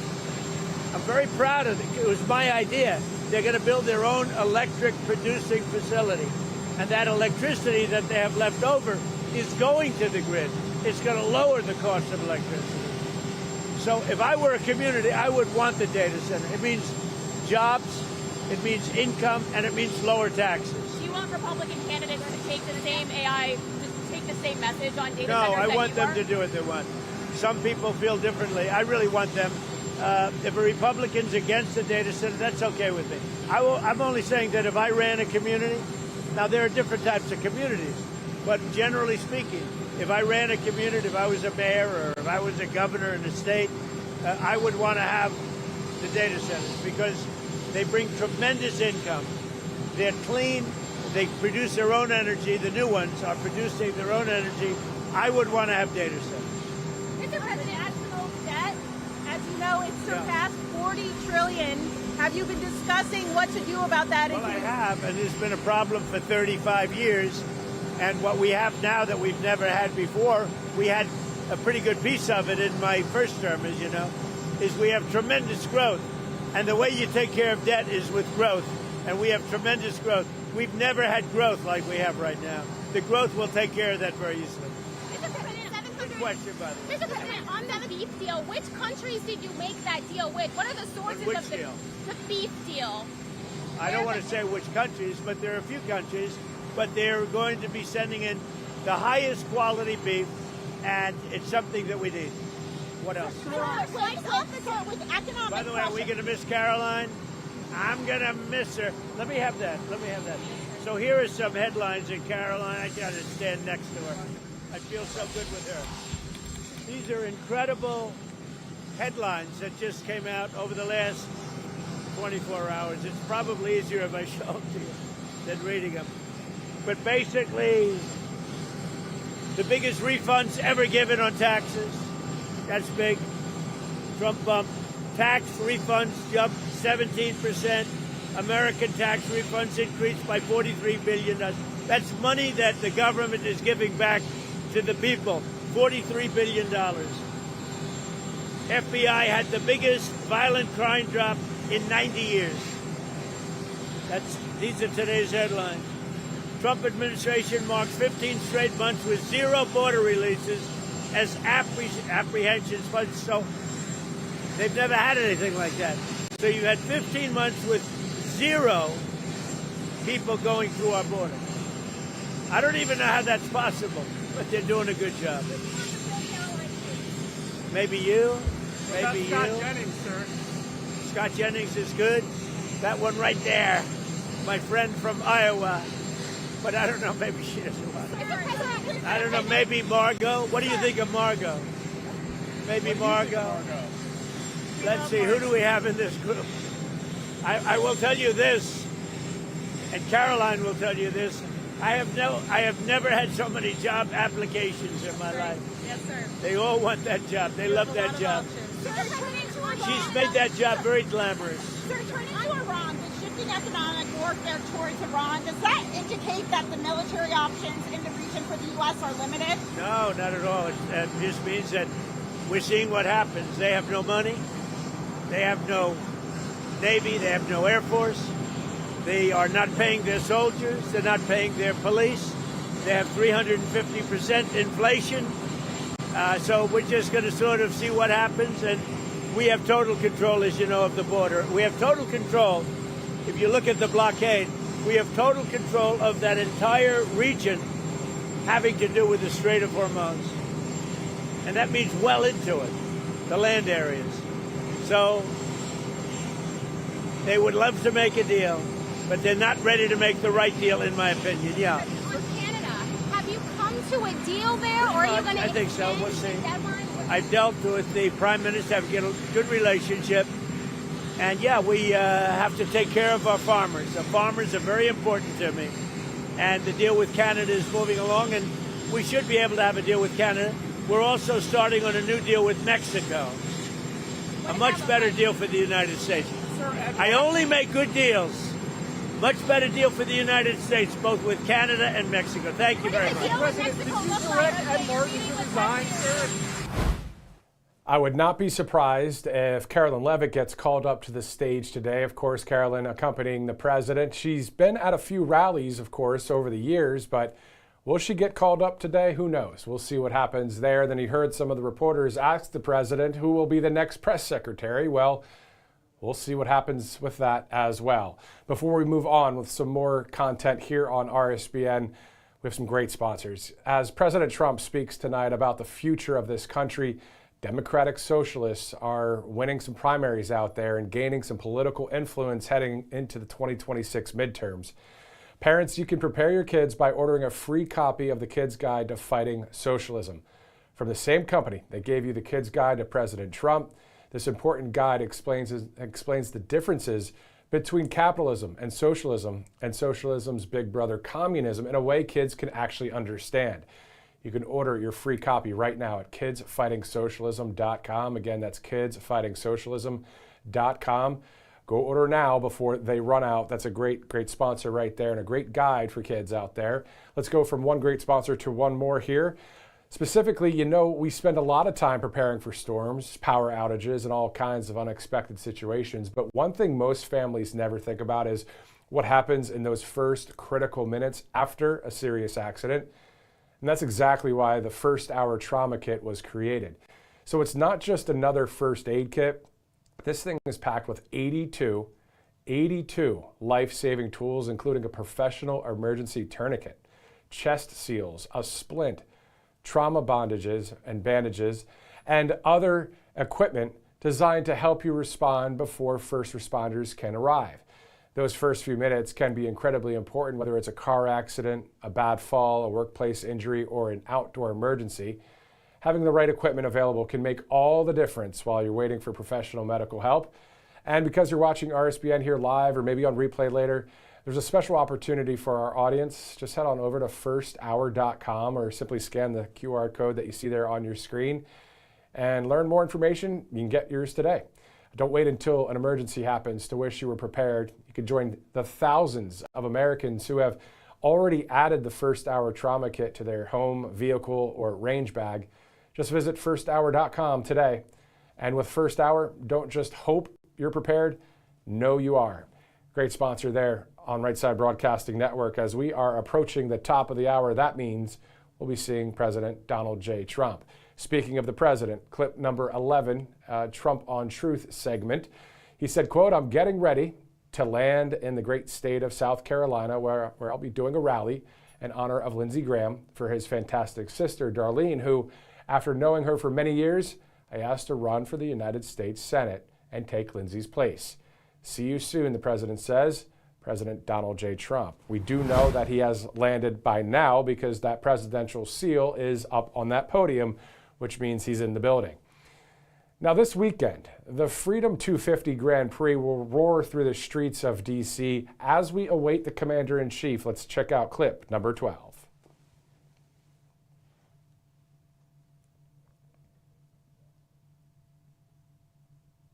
I can't think of a better way to kick this weekend off by ringing the bell.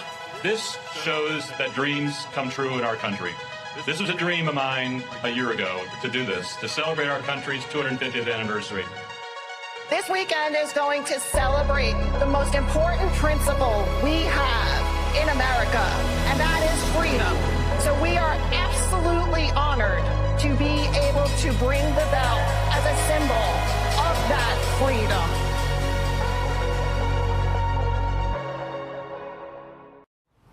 All right, so we are about T-minus 8 minutes from the president. Now that Grand Prix, the trials, the practice is tomorrow, and then on Sunday is the actual race throughout D.C. there. And then we're also told that the Cadillac, the Beast, President Trump is going to have an honorary lap around Washington, D.C., so that's on Sunday. Let's get back to it right here on this Friday, though. Speaking of Friday, let's do a flashback Friday as we see the live crowd there. Let's go check out the crowds from over the years in clip number 3, as we've seen so many Trump rallies here on RSBN, and these are a few that I've seen myself. Let's go to clip number 3. USA! USA! USA! USA! Okay, where's everybody from?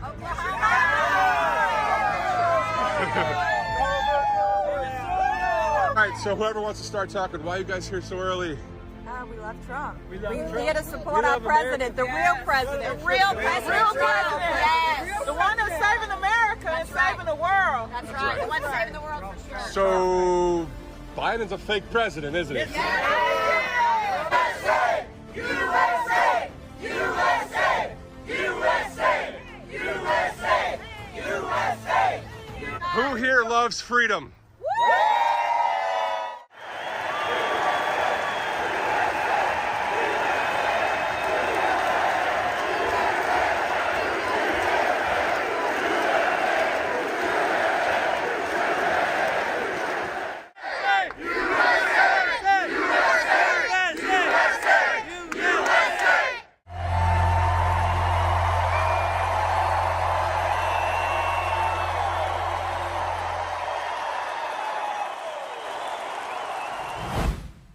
Pennsylvania, South Dakota, Michigan, and the list goes on, those various places that you saw right there, whether it's in an arena with that crew of people that were outside. I think that was, let me try and get the name right. It's in western Iowa.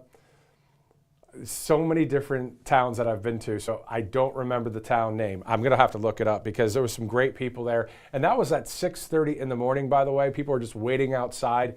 So as you guys know here at Right Side Broadcasting Network, from the start to the finish, wall-to-wall coverage of President Trump's rallies, and we're doing the same today. As you see there, our 2-camera crew that you have there live on Right Side Broadcasting Network. The president soon to be on that stage. As soon as we hear the Lee Greenwood song, we know what it is, God Bless the USA start, we'll bring you right there to Myrtle Beach. All right, so let's do this. I'm going to look up that town quickly, by the way, as we're looking at the live picture there, because it begins with a C. I don't remember it, so I'm going to look it up real quick live on Right Side right now. Let's see, right near Omaha, and okay, that Council Bluffs. Yeah, there you go, Council Bluffs. So that was in Council Bluffs, Iowa, at a rally some time ago, and great to see. Also, back rewinding a little bit, I'm thinking about Iowa, thinking about New Hampshire. where we got an opportunity to interview Carolyn Leavitt when she was with MAGA Inc. prior to being named the White House press secretary. So again, that brings up that question, who will be the next White House press secretary? We'll see. That's something that's going to have to be a position that's filled by September, since we know that Carolyn is departing at the end of the month, according to President Trump. Now, if you're just joining us, President Trump spoke to the press for about 5 to 6 minutes a couple hours ago, so we just played a replay of that. And Carolyn Leavitt is with the president and staff and heading to Myrtle Beach. They're already there, so we'll see. Will Carolyn be called up today? She hasn't been called up, I don't think, in a long time, if ever, at a rally. But of all times, this might be the time that might happen. Again, do you see that Make America Great Again banner right there? This is what it's all about. This is what we've been seeing here on RSBN for, I almost said decades, but it's been more than a decade since the founding of this network in 2015. You remember on Facebook and other social media platforms, and some of you have been watching since day one. Some of you are the moderators on the live chat. Some of you have donated to the network and still do. Thank you for doing that. I mean, I only joined in 2022. It's still been about 4 years, but still, back in the day, it was all about showing the crowds, showing the president's speeches. And even to this day, the media still, the mainstream media still doesn't cover the full speeches, doesn't show the crowds, even on this day, which is August 21st, 2026. And what else doesn't the media show or tell us, right? Anyway, we're not going to get into a bashing of the left-wing media, but we know that they are not for the people of the United States. They're not for the Constitution. They probably love seeing people that are leftists get into office or win primaries. And they pretty much are outright saying that on their different broadcasts, which I don't really watch because we already know what they're going to be saying over there. Anyway, glad you're here with us. Let's go over some facts and figures about South Carolina, as I hope that we can get some live audio in as well with my commentary here as we get ready to see the president any second from now. Now, this is, again, South Carolina, the 23rd most populous state with 5.5 million residents. Right there in Myrtle Beach, they have 41,000, population of 41,000. And did you know that South Carolina, they don't register voters by political party? There's no official count of Republican versus Democrat registered voters because the state does not collect or require party affiliation when people register to vote. South Carolina is actually one of about 19 states that operates this way. The Palmetto State has open primaries, so voters choose a party's ballot at the time of voting without declaring a permanent affiliation. And as of today, the South Carolina State Election Commission reports there are nearly 3.5 million active registered voters, again with no party breakdown available or maintained by the state. And as many know, South Carolina has voted Republican in the past 3 presidential elections, 2016, 2020, 2024, awarding its electoral votes to Donald J. Trump. Of course, 9 electoral votes for South Carolina. All right, let's go to a few sponsors as we continue to stand by for the Commander-in-Chief. It is now approaching that top of the hour, 7 o'clock here on RSBN. Let's go to Kalshi.com/RSBN. One of the things that people are either betting, trading, or just checking out the polls on for Kalshi, if you go to the trending political stories, which I did maybe a few days ago when we were talking about this app here, and the top question, who will be the next White House press secretary? So a lot of people wondering about that, talking about that on Kalshi. And if politics, if you want to take a break from politics maybe this weekend, if there's no big political stories, no big breaking news, and you're just sitting around and enjoying a cup of joe tomorrow morning, maybe go to Kalshi.com/RSBN. Just check out some of the other topics that are on there, from sports to faith to weather. The list goes on. Kalshi.com/RSBN. Another great sponsor, longtime sponsor, MyPillow.com/RSBN. I know a lot of people have these great products because from time to time, I ask the people that are watching on air on the live chat, have you purchased a MyPillow product? And last time we did that, maybe a week ago, everybody pretty much said yes. So those that maybe haven't yet, or maybe if you have, if you want to buy some more products, just go to MyPillow.com/RSBN. Peruse the site, scroll around, great quality products, good price too, because especially if you use the RSBN promo code. Last time Mike was on the broadcast, he said there was free shipping for those of you using the RSBN promo code. I believe that's still the case. So mypillow.com/RSBN. Great stuff here on Right Side Broadcasting Network. You know, this really sets the scene. I love that picture right there. Make America great again. You see President Trump, it says South Carolina is Trump country. You see the huge American flag. You see the Patriots. This is quite the event, because just recently in Marietta, Georgia, and in Milford, Michigan, and out there on Nassau County on Long Island, President Trump packing out all of these venues and really pushing forth with the midterms around the corner. We're talking 70 plus days at this point. On top of that, what we're looking at is the fact that at the end of President Trump's speeches, and he most likely will bring it up maybe a couple times today, is about saving America through the Save America Act. You heard Darline Graham talk about it there. Whether you're voting for Darline, whether you're voting for Ralph Norman, obviously that's your choice. But the point is, Darline said the same thing, that this is about passing the Save America Act. And she mentioned that it would be about nuking the filibuster. So stopping the filibuster, going past that, just getting a simple majority vote for the Save America Act to become the Save America law, which would bring, as you all know, most of you, right, voter ID, proof of citizenship, cutting down on all those extra mail-in ballots that are floating all around, that kind of thing. You remember 2020, how awful that was. Also, part 4 out of 5 for the Save America Act is no men and women's sports, and stopping children, the mutilization of children, transgender surgery. So that's the 5 points of the Save America Act. So we know we'll hear from the president about that. I'm sure the president will talk about the border, he'll talk about the economy, he'll talk about law and order. We know that in Washington, D.C., I haven't been since the National Guard has been installed there, but I think it's a great idea to have the National Guard in D.C. and Memphis and many other cities across the union. That increases safety for the region. Crime going down is a good thing. But if you ask that to maybe the mayor of Chicago or LA or San Francisco or New York, do you want the National Guard there? No, of course they don't.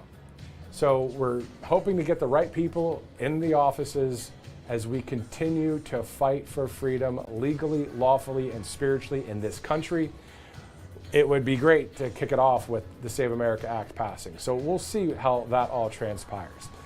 Now, talking about elections here, I'm thinking about the fact that in Dallas, Texas, on September 9th and 10th, there will be a huge RNC national convention.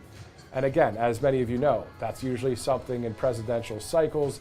This time it's going to be for the midterms, which is, again, the first time that has ever happened, a midterm national convention, a 2-day convention.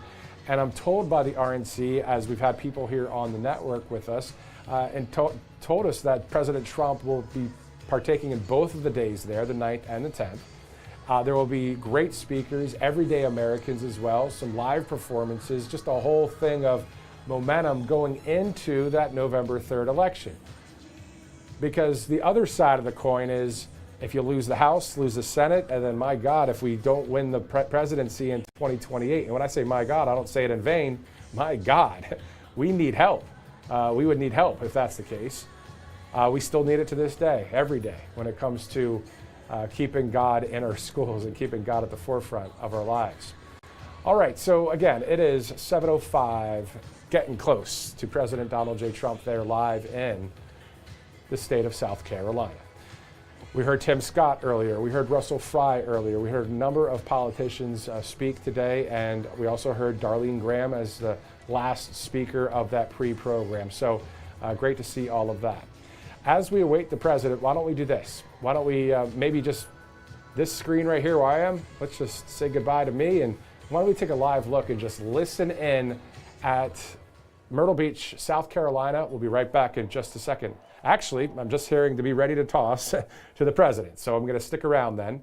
That's what he just told me in the ear here, so we'll do that. Obviously today, Friday, August 21st, we'll see, will Carolyn be called up to speak? That'll be great, as she is traveling with the president and the staff there in South Carolina. So the special election is August 25th. So that's on Tuesday coming up. So looking forward to seeing who wins that. Will it be Ralph Norman? Will it be Darline Graham? Also on the 25th, there's a runoff in the state of Oklahoma. Let's see. Let's go now to Ladies and Myrtle Beach, gentlemen, South Carolina. please welcome the 45th and 47th President of the United States, Donald J. Trump. And I'm proud to be an American, where at least I know I'm free.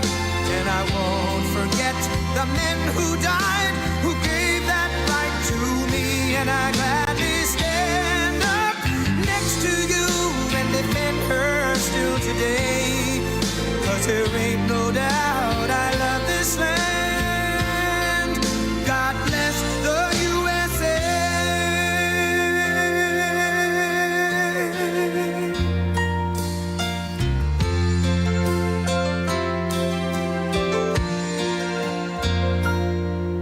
From the lakes of Minnesota to the hills of Tennessee, across the plains of Texas, from sea to shining sea, from Detroit down to Houston and New York to LA, where there's pride in every American heart, and it's time we stand and say that I'm proud to be an American, where at least I know I'm free. And I won't forget the men who died, who gave that right to me. And I gladly stand up next to you and defend her still today. 'Cause there ain't no doubt I love this land.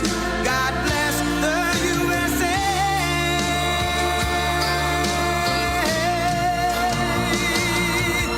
And I'm proud to be an American, where at least I know I'm free. And I won't forget the men who died, who gave that right to me. And I gladly stand up next to you and defend her still today. 'Cause there ain't no doubt I love this land. God bless the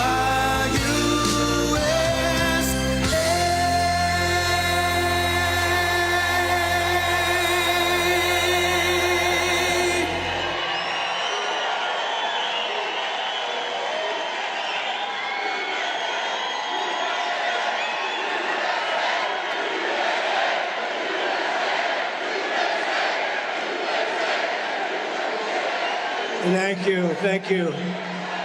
And I want to say a very special hello to Myrtle Beach, the home of 90 great golf courses. We're going to bring get everybody down to play golf. We're going to get them all. Everybody come on down and play golf here. Let them make a lot of money. Now you have great everything down here, but you're known for incredible golf courses, and so I want everyone to come down and use them, and I want you to make a lot of money when they do. And I'll make you a deal that if Darline wins, I'll come down and play the best golfer in Myrtle Beach in a match. I will see who wins. I will play the best golfer down here. At least if they're not on the tour. If they're on the tour, forget it. And I want to say a very, very special hello to the great state of South Carolina, because I won this state with the highest vote count ever in the history of the state, all 3 times. But Henry McMaster, I have to say, did very well also. Where's Henry? There he is. He did very well. He's been with me from day one, right, Henry? And I want to just let you know I'm thrilled to be back with thousands of hardworking, God-fearing, true, unbelievable American patriots. That's where you are, front row Joe. We have front row Joes all over the place. We have the ladies from North Carolina. That's okay, right over there. They've been to 252 rallies. I can't believe it. I don't know how their husband puts up with it. They have these nice husbands. But I don't see them with you tonight. Thank you very much. It's been an honor. We've had a roll from 2016, right? From 2016, so many rallies, and we love them, and we love our front row Joes. They always get front row. I don't know how they do it. And I want to say hello to a very special person that's with us tonight, Darline. Because Darline is somebody I've known for a long time. I asked her to do this. I said, Darline, you got to do it. Because everyone loves her, everyone respects her. I've known her through Lindsay. I've known her for a long time. I think Lindsay respected Darline more than any other person he knows, including me. That does not make me happy. I'm not happy about that. I'm not happy about that, but one of those things. But with your help this November, we're going to stop the radical left Democrat communists here in South Carolina and all across the nation. And we're going to elect Senator Darline Graham to fight for South Carolina and to always put America first. She only knows how to put America first. She will be somebody you're going to be very proud. You vote for her, you're going to be very proud of that vote. The first step is winning the runoff election this Tuesday. You have to get out August 25th. You have to get out and vote. And we need every South Carolina patriot to go to the polls and vote for Darline Graham, if you would. And the polls are open 7 a.m. to 7 p.m. So on Tuesday, get out and vote. You got to get out to find your polling place. SwampTheVoteUSA.com. SwampTheVoteUSA.com. They have all the information if you need it. Most of you don't. But I'm in a very good mood tonight. I didn't mention this to Darline because today we just learned that the big decision of the United States Supreme Court came down, and the military/ballroom, this beautiful, magnificent complex, being built on the hallowed grounds of our cherished White House, which is so vital for national security, it's going to be the greatest of its kind anywhere that's ever been built. And it's something that presidents have wanted to be built for over 150 years. You know, we have a tiny little room right now. It's been that way for years. It's called the East Room, and it seats 88 people. And as an example, in 2 weeks, President Xi of China is coming. And I wish we had a ballroom, but in a very short period of time, in a year from now, you'll have one of the greatest anywhere in the world. And the military is being taken care of because of the military component for drones and for missiles and for bulletproof glass and for all of the things that you've needed. The military has wanted this done for 100 years, and presidents have wanted it done for 150 years. So I just want to thank the Supreme Court and the Chief Justice, and we have a ruling that it's proceed. When they say proceed, I think that's a good thing. That's a good thing. Nothing's easy today. And our construction is under budget and ahead of schedule. I always build under budget and ahead of schedule. And we build more beautiful than anybody else. And we're going to get that highway built for you, too, by the way. We're going to get that built. It's all ready to be funded. It's coming out of Washington. And it's coming out of Washington, and it's all ready to be finalized and funded. And I have to tell you, Russell Fry has been fantastic in getting it done. He's been great. And Russell Fry endorsed Darline. Where is Russell? Are you here, Russell? Stand up, Russell. He's been my friend from day one. People ask me, who's the best one to run for a certain seat? Because we've won this place in such crowds and such numbers. But they say, who would be the best to replace a certain gentleman who wasn't very good? And everybody said, there's a young man named Russell Fry, right, Russell? And I put you up. And it was like magic. I hope we have the same result with Darline, and I think we will. But Russell has been so fantastic, and we're going to get your tremendous roadway project done. It's all funded. It's all ready to go, okay? And thank you for all that support in every way. And with your support and Darline fighting to go with South Carolina in the Senate, we're going to make sure that she gets there. We will continue to make America safer, stronger, and wealthier than ever before. We're going to make America greater than ever before, and we brought it to a level that it's never seen before. So less than 2 years ago, Sleepy Joe Biden, have you heard of him? And the radical left Democrats handed us a complete and total affordability and security disaster. Remember affordability? I got in. We won by a lot in a landslide. We won everything. We won everything. We won all 7 swing states. We won the popular vote by a lot. We won the counties, 87% of the counties in the country. Nobody's ever done that before. We won by a lot, but I got in. I had my first press conference. Look at all those press back there. I had my first press conference, and they started screaming the word affordability. I said, I've only been here for 1 day. And they started screaming about Front Row Joes know this, about eggs. Egg prices were up 4 or 5 times higher than they were a year before. And I said, I just got here. I'm here 1 day. And I got eggs down to lower there than when they were in my first term, and they were low. And other things are coming down. And beef is now coming down very rapidly. You see that? And as soon as we're finished with the Islamic Republic of Iran, as soon as we're finished, oil is going to be down at lower than it was even just a little while ago. We had it down to, for your cars, we had it down to 100. Think of this. I went to Iowa, love Iowa, and one gas station had it at $1.95 a gallon, and another one had it at $1.85. And then I went to meet with my people back in the White House the following day. I was in Iowa to make a speech. I left, I went, and I said, you know, I hate to do this to you because the country was booming. By the way, the stock market is much higher now than it was then, but, you know, and your 401ks are much higher now than it was then.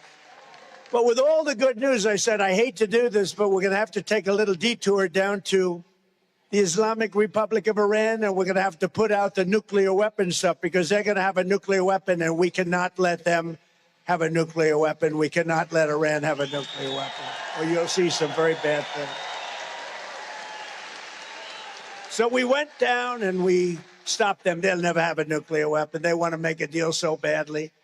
We don't even know if we want, because I view the Strait of Hormuz as an American territory right now. It's an American territory. But Biden created the worst inflation in 48 years, the worst trade deficit in world history, and open borders allowing millions and millions of people to pour in from all over the globe, including from prisons and jails. They came from prisons and jails from other countries, from mental institutions and insane asylums, from drug dealers, and 11,888 murderers, stone-cold murderers, most of whom killed more than one person. These people are allowed to flow into our country. Murderers, think of it. They emptied their jails, including Venezuela. I now love Venezuela. We're making billions and billions of dollars from Venezuela. We're getting along great with Venezuela. That was, by the way, nobody likes to talk about that. That was 1 day. 1 day. Everybody said, oh, it's going to be long. It was 1 day. And actually, in a certain way, a little different, but certain way, we're doing equally as well with Iran. The fake news just doesn't want to report it that way. But they are now coming around because there's not much they can say. When a country doesn't have any longer a Navy, an Air Force, radar, technical equipment, manufacturing, their leaders are gone. Their second set of leaders are gone. Parts of their third set of the leaders are gone. In fact, it's actually one of my biggest problems. I don't know who the hell to deal with. It's a problem. It's the only country in the world where nobody wants to be president. They say, who wants to be president? No, I don't want to be president. So it's a little bit of a problem. They gave us this is Biden. He didn't know what the hell he was doing. They gave us the transgender mutilization of your children. They gave us men playing in women's sports. Doesn't work. My wife hates when I do that. She says it's so unpresidential, darling. I said, I won in a landslide. No, she said she doesn't like when I do the swimming routine or the weightlifting routine. I said, darling, I won in a landslide. It's okay. And she hates when I dance to the gay national anthem. That's what it is. It's called the gay national anthem. You know, I got the highest gay vote in the history of politics for a Republican, and I played the gay national anthem. So, you know, what can I tell you? I'll take it. We're going to take it. We got the highest of everything. But men playing in women's sports, they gave us open borders. Anybody could come in. The whole world was laughing at us. They were laughing at us like we were a bunch of dumb fools. But they're not laughing anymore. They don't laugh at us anymore. And starting the day that I took the oath of office, we ended the migrant invasion of our country. It was an invasion, just like an army. We sealed our borders shut and began sending vicious illegal alien criminals back home, and we've got a lot of them out of here, and the rest are going very rapidly. We imposed historic tariffs on foreign goods. The tariffs were making a fortune with tariffs. And what it's really doing, even more than that, all these companies are now coming and building in the United States. $19.2 trillion is being invested right now in the United States, more than any country at any time, by many, many times. You know, I said for years, I've said it, because other countries were doing it to us, but nobody can do it like we're doing it. But I said the other day, and I said it many times, and you've heard it many, many times, I said, tariffs is my all-time favorite word. I love tariffs. I love the word. It's made us rich as hell. But it's really brought, you know why? Because if a country is sending, let's say, a car in here, I say, you got to pay 25% tariff. They say, well, we can't do that. I said, that's okay. You don't have to do it. Come over here and build your cars in the United States. And that's what they're doing in South Carolina. You have record manufacturing and auto plants being built right now in the United States, and in South Carolina, you're doing great. I said, that's okay. You just come in and build your product here, whether it's a car or anything else. And we've never had anything like it. You know, we went 40 years without building a car factory. And now we're building more car plants and factories than we ever have in the history of our country. Can you believe it? But I said, Darlene, I said, my favorite word is tariff. And those people back there, the fake news, they killed me. They went after me. No, they went after me. They said tariff is his favorite word. What about God? What about religion? What about your wife, your children? What about family? So I made tariff my fifth favorite, and now I have no problem with the media. I have no problem anymore with the media. Tariff is my fifth favorite word. And last month, inflation dropped at the fastest rate in many years, and more Americans are working today than at any point in the history of our country, right now, today. And you haven't seen anything yet because they're working today, but the factories are being built. So the construction jobs are through the roof because they're building all of these plants, factories, hundreds of them all over the country, thousands of them. Except for the fake polls out there, my poll numbers are great. No, they have such fake polls.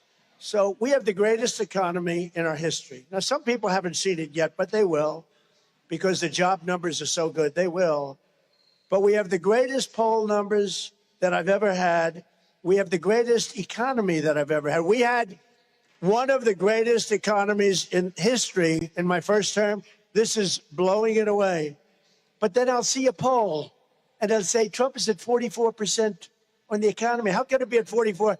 We have more people working now than ever before, and I'm at 44%. No, I'm at 30 points. Maybe I should be at 100% on the economy. But you're going to see it in a short period of time.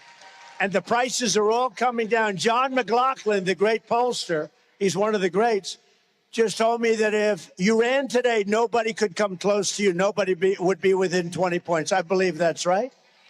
Likewise, a great Tony Fabrizio, a great pollster, he said the same thing. He said nobody could come close to beating you. Unfortunately, we have a little rule and regulation that says you're not allowed to run. If they'd like to change that, I'll be very happy. But look at the rallies. Look at what we have today. You have thousands of people standing outside, can't get in. They're standing outside, and we're not even really running. But we are running because we have to get Darline and other people elected. So we are running. And the problem that we have is they say that Trump does great when he's on the ballot, but when he's not on the ballot, his people don't come and they don't vote for senators, congressmen, and other Republicans. And that these people, they're running, they're great, but if Trump isn't actually on the ballot. So what I really want you to do is pretend, please, that I'm on the ballot. Just come and vote. It's so important. So just say that I'm on the ballot. One more time, you got to say it, and you got to come out and vote. Because if we lose, you're going to lose your border. You're going to lose your tax cuts. You're going to lose everything that we've done. We've gotten the biggest tax cuts in history. Think about no tax on tips, no tax on Social Security for our seniors, no tax on overtime. All of that's going to be gone. Your taxes are going to go up. Your pay is going to go down. Your jobs are going to be lost. They're going to end up closing up. Your businesses are going to flee just like they did years ago. They're going to flee our country. I'm going to be impeached. They're going to impeach me. They have no idea why. I saw today a congressman said on one of the shows, we're going to impeach President Trump. We're going to impeach him. Oh, really? Why? The person was asking. A neutral commentator for a change. I like neutral commentators. Oh, I see. You're going to impeach him. Why? Well, I don't know. I don't know.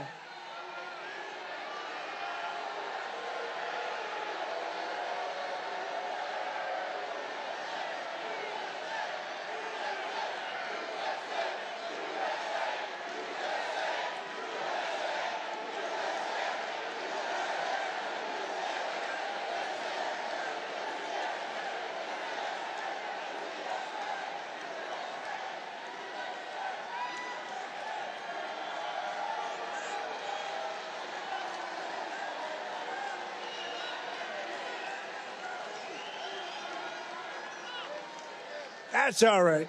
That person's going home to mom, going to get scolded because mom is voting for us. You know, mom is voting. But I said, you're going to lose all of your tax breaks. You're going to lose everything. So you have to get out and vote. No, they're going to do it. They're going to impeach. But did you see it this morning? This congressman, it's a big story. He's on, we're going to impeach President Trump. Why are you going to impeach him? The commentator, why are you going to impeach him? What has he done wrong? I don't know. I don't know. We're working on it. We're looking at different things. The guy had no idea. It's a disgusting thing. So you're going to lose everything. I'm going to have to go through impeachment. These are lunatics. These are people that are vicious, violent, that weaponize the justice system, the Justice Department, and they want to destroy our country. They want to see that our country fail. They want our country to fail, and we can't let that happen. You have to get out and vote in the midterms.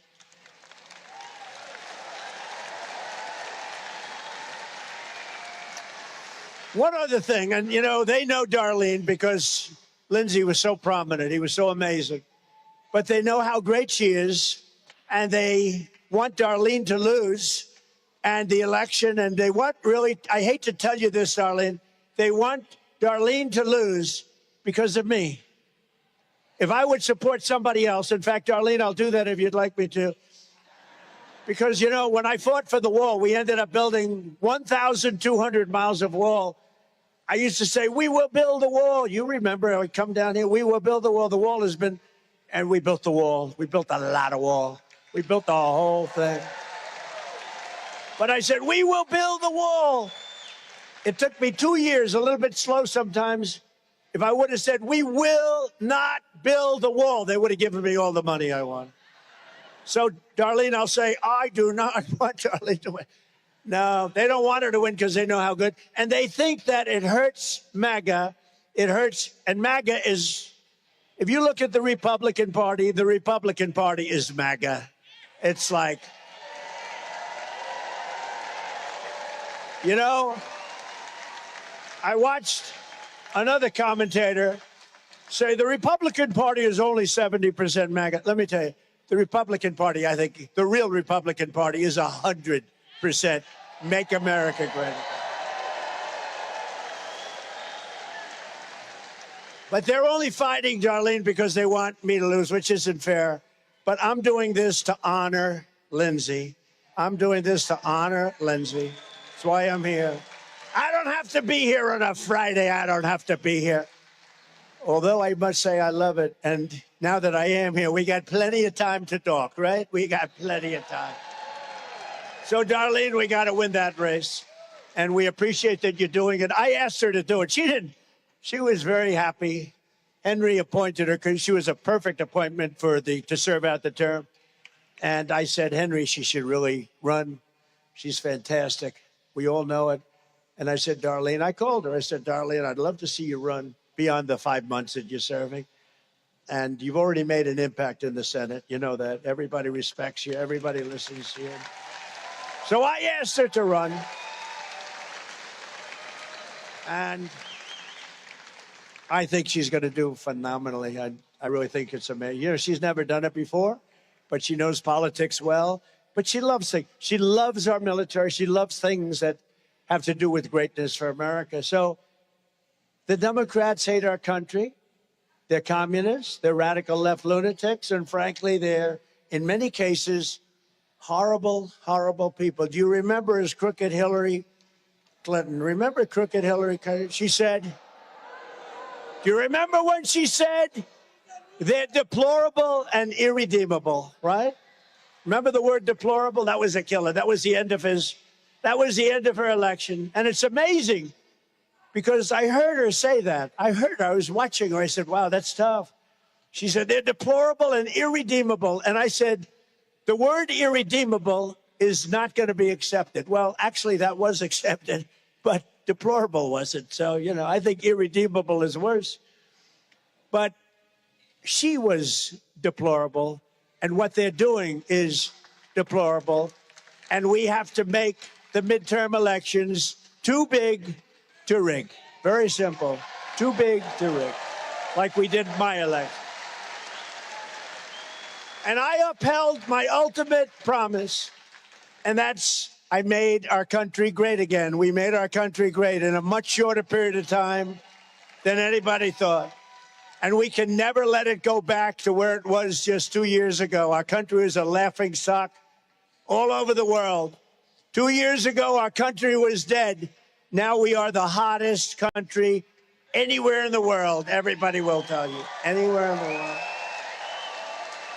And under our leadership, America is winning again. America is respected again like it has never been respected before. I can tell you, they respect your president. They laughed at your president. They respect this president. But now the radical left Democrats, I call them Democrats because their policy is so dumb. Think of it.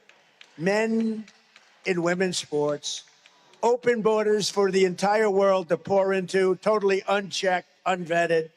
Think of it. The transgender nonsense, like everybody, your children should be mutilated in a chair. Can you believe these things? And I don't talk about it too much until we get right before an election because I don't want them to change. Because anybody that believes in defunding the police and all these, they want to defund the police, and they want to.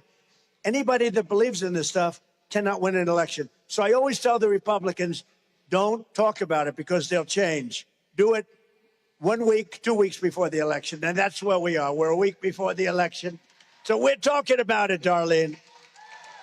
But the radical left Democrats want to destroy all the progress that we made and bring back their nation-wrecking nightmare of open borders, of sanctuary cities, of massive tax hikes, crippling energy restrictions, ruinous inflation, the highest ever, the highest at a minimum in 48 years, racist DEI mandates, and defunding the police.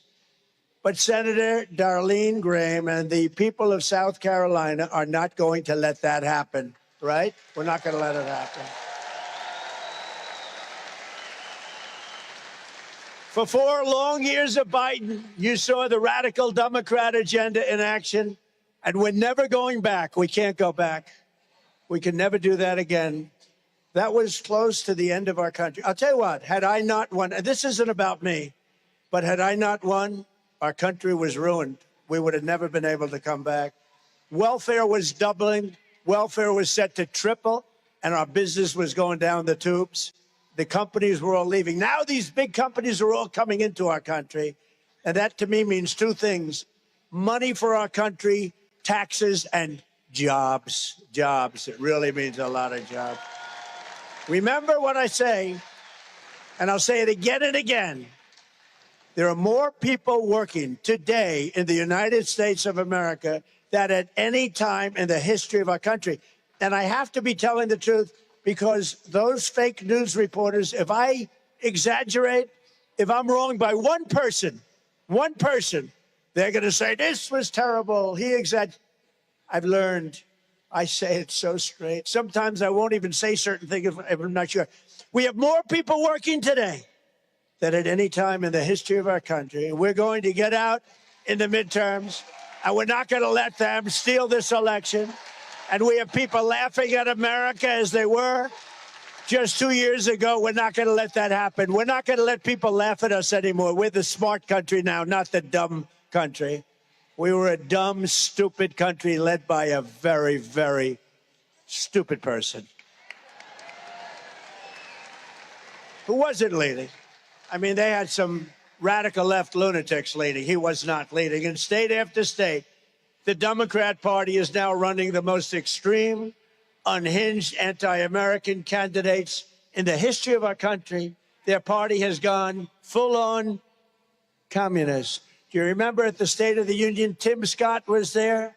Barrasso was there, Senator Barrasso, a great senator. I don't know what the hell you're doing so far. Where's Barrasso? Look at him. He's a great senator, not from these parts, but he likes these parts and he likes Tim Scott. But they were there, and I said at the State of the Union, our country will never be a socialist country, right? Will never be. Well, and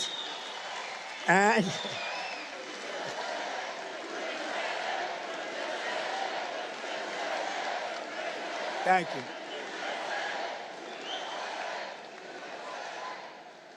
No, I said our country will never be a socialist country, and I was 100% right. It's gone communist, okay? So they skipped. Tim, they skipped socialism. They went like this, forget socialism. They've gone head-on communist, not socialist. In fact, we're looking for some socialists. Are there any around, please? No, they've gone communist, but we're not going to let that happen. That I can tell you. It's never worked. In 1,000 years with different names, lots of different names, it's never worked once. In Florida, 3 days ago, Democrats nominated an official member of the Marxist Democrat Socialists of America Party for the U.S. Senate. This is the easiest race that I've ever seen. We have a great candidate, as you know. And I'm going to call her. I'm going to say there's actually pressure on her. Because when you have somebody that bad running against you, you actually have pressure. You got to win by a lot.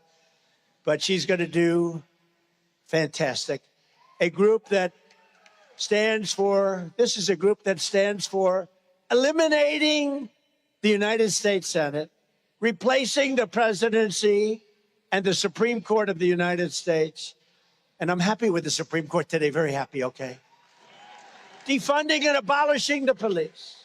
Amnesty for all illegals, including murderers and all other criminals, including ending our military, enacting reparations for a very small group of people, and of course, immediately abolishing all prisons and terminating police. Other than that, I think they're quite reasonable.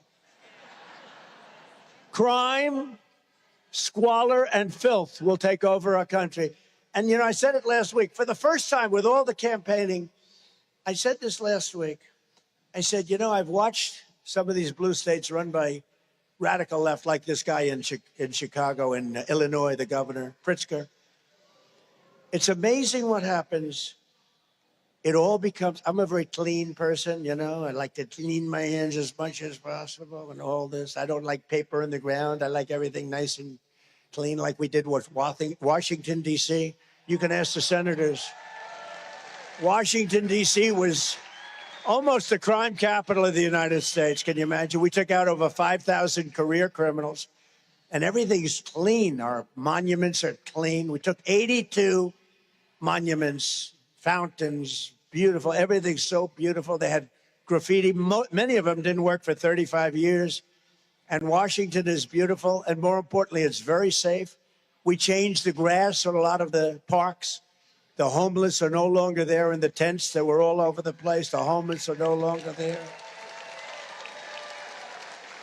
Terrible. I did that all in a year. In 1 year, we did it. A restaurateur, they were all losing their restaurants. Nobody was going to restaurants. Now you can't get a restaurant in Washington, D.C. And for those people that want to go out and eat, you're lucky if you can even get into it. It's the hottest. It's become one of the hottest cities in the entire United States. And isn't that nice? It's the capital of our nation. It's clean, it's safe, it's beautiful. And I want to thank our National Guard, who did a phenomenal job. Telling you, you can't get into a restaurant, Tim, right? John, you can't get into a restaurant. That's a bad thing. You want to go to a restaurant, you can't get in. Before you could get in, and then somebody would walk in and hold up the whole restaurant. Stick them up. It's hard to believe. They don't do that anymore in Washington. No, crime is down 78%. Think of that. Crime in Memphis is way down. I got a call from the governor, good governor, and he said, could you come and do something? It's down 80%. Crime in New Orleans, they just had Mardi Gras. The governor, great guy, Jeff Landry, he said, President, we need help. We have Mardi Gras. This is 2 or 3 months ago. He said, we have Mardi Gras. This place is a crime fest. And I sent in the National Guard and some great experts, and they had the safest Mardi Gras they've ever had. Crime is down 79%. This is after 5 months. And I could do the same thing for New York, for Chicago, and LA. All they have to do is call me. It would be easy. Terrible what's gone on in Illinois. But in Michigan, the Democrat nominee for Senate, Abdul El-Sayed, admitted openly that he wants to pack the Supreme Court with 23 far-left justices to shred the Constitution of the United States. His sister, very close relationship, celebrated the terrorist slaughter of babies on October 7th. His mother worked for an organization that gave hundreds of thousands of dollars to a gentleman named Osama bin Laden. Have you heard of him? Knocked down the World Trade Center. She gave him a lot of money, and he recently campaigned with a communist fanatic who says that America deserved 9/11. We deserved it, right? We deserved all that death, destruction. In Texas, the Democrat nominee for Senate said he hates Christianity and that the 10 Commandments are a form of fascism. The 10 Commandments are fascism. He's a disaster, that guy. That guy is a disaster. And just last week, the entire Democrat National Committee voted to abolish ICE. meaning the official Democrat Party platform now is on top of everything else. They want to do that. I mean, they want to end all enforcement. They want to end law and order in our country. They want to make it worse than it was. When I took over, our border was being overrun by millions and millions of people. Ultimate 25 million people throughout the 4-year period came into our country. They want to make it easier. Was that a good thing? Was that good or bad? I think she said Trump Nation. I like that. I like that. I like that. Leave her alone. Don't do it. She said Trump Nation. That's okay. Trump Nation's okay. I wasn't sure. You never know what they're saying nowadays, do you, Front Row Joes? But communism is the single greatest threat to our country in history, including World War I, World War II, Pearl Harbor, 9/11. And that's why we're going to crush the radical Democrats at the ballot box this November. And we're going to defeat communism in America once and for all. We're going to defeat it. It's never worked. It's dirty. It's filthy. It's unhappy. Did you ever see a happy communist? You ever see a communist laugh? I never saw it. I've known communists. They don't laugh. They're very unhappy people. We want to be happy. With your vote for Darline on Tuesday, we are going to send a message straight to the Democrat Party headquarters in Washington. We're going to tell them that we will never abolish ICE. We will never surrender our Constitution. And we will never allow our country to even think about being a communist or even a socialist country. We're not going to let it happen.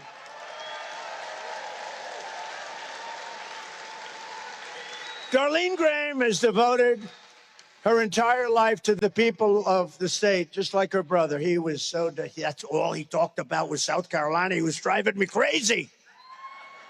I love the people. Yet I got higher votes than him. Explain that, Darline. He loved this state.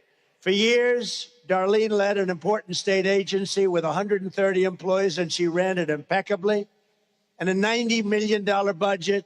She served on the South Carolina Workforce Development Board, which was legendary to help working families. And when her beloved brother, Lindsey, passed away unexpectedly, I can't believe he's not here even. I went to her and I said, you got to run, Darline. And with your support, Darline will defend common sense in our nation's capital. She'll fight for lower taxes, bigger paychecks, no amnesty for illegal aliens. And she'll always protect your Second Amendment, the right to keep and bear arms.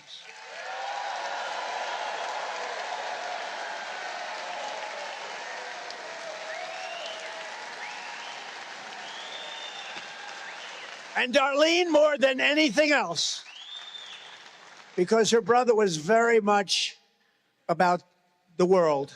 It was very much about the world. He really had it right, but he focused very much on that. That's good. That's fine. But she's more about affordability. She's about what we have, how much a loaf of bread is going to cost, how much beef is going to cost. Beef is coming down rapidly, by the way.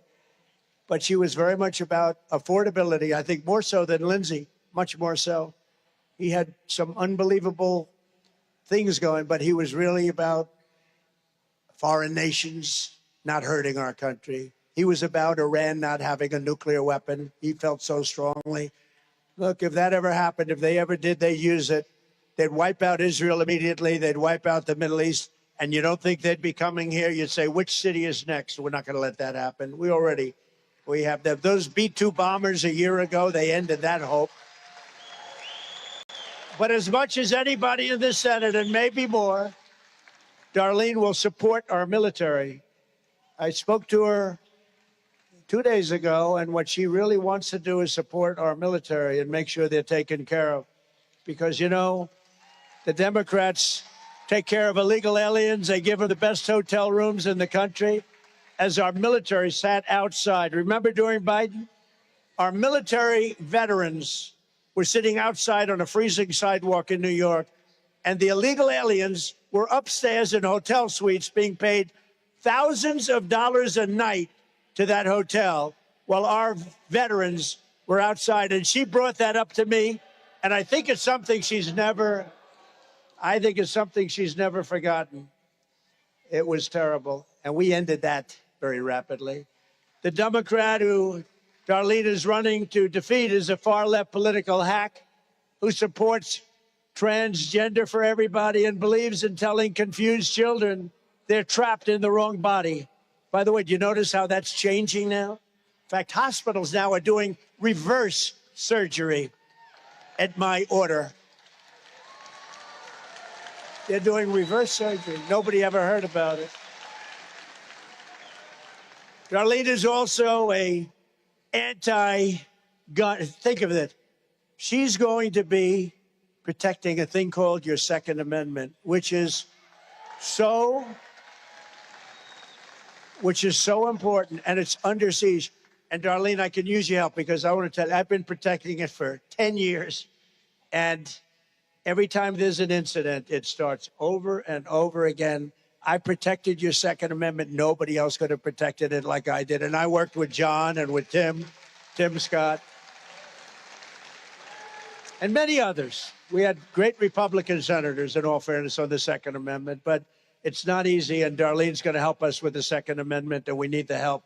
If you put that other person in, if you put that Democrat in, she will be fighting. Look, it's going to be a vote to get rid of your guns. You can't do it. Can't do it. And I'm not talking about the enjoyment aspect of it, and that's important. But you have to be able to defend yourself against lunatics.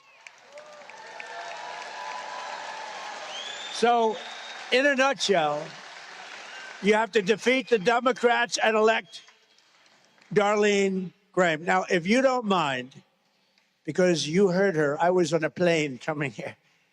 Could I ask Darline to come up for a second? Do you mind? Darline, please come up. Thank you.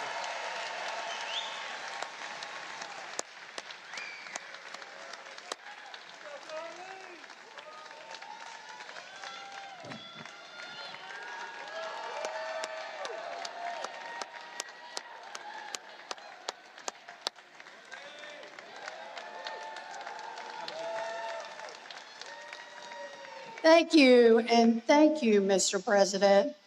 Thank you for your endorsement. It has meant the world to me. Thank you for your support. Thank you for coming to South Carolina. This is MAGA country, right? Yes. Woo! Absolutely. And Mr. President, I want to thank you for that beautiful eulogy you gave at Lindsay's service. That meant the world to me. It was beautiful, y'all, if you didn't hear it. And his friendship with Lindsay meant so much to Lindsay. You were one of his closest friends. I hope you know that. And you will forever be part of the Graham family for that.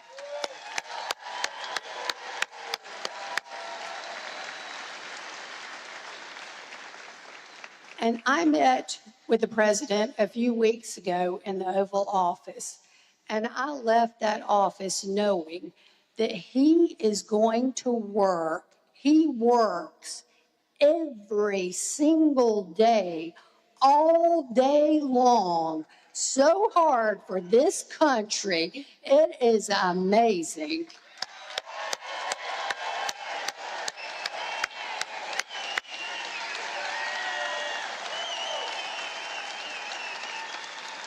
And Mr. President, I am proud to stand with you, to work hard for this country, and to work for this great state of South Carolina every single day.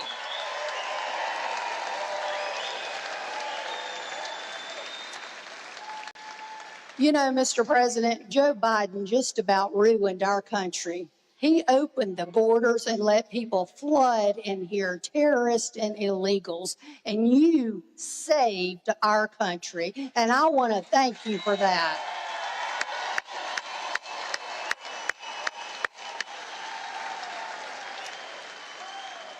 So again, thank you so much for coming to South Carolina. We love President Trump in South Carolina, don't we? Yes, we do. This is Trump country. Yeah. USA, USA, USA, USA.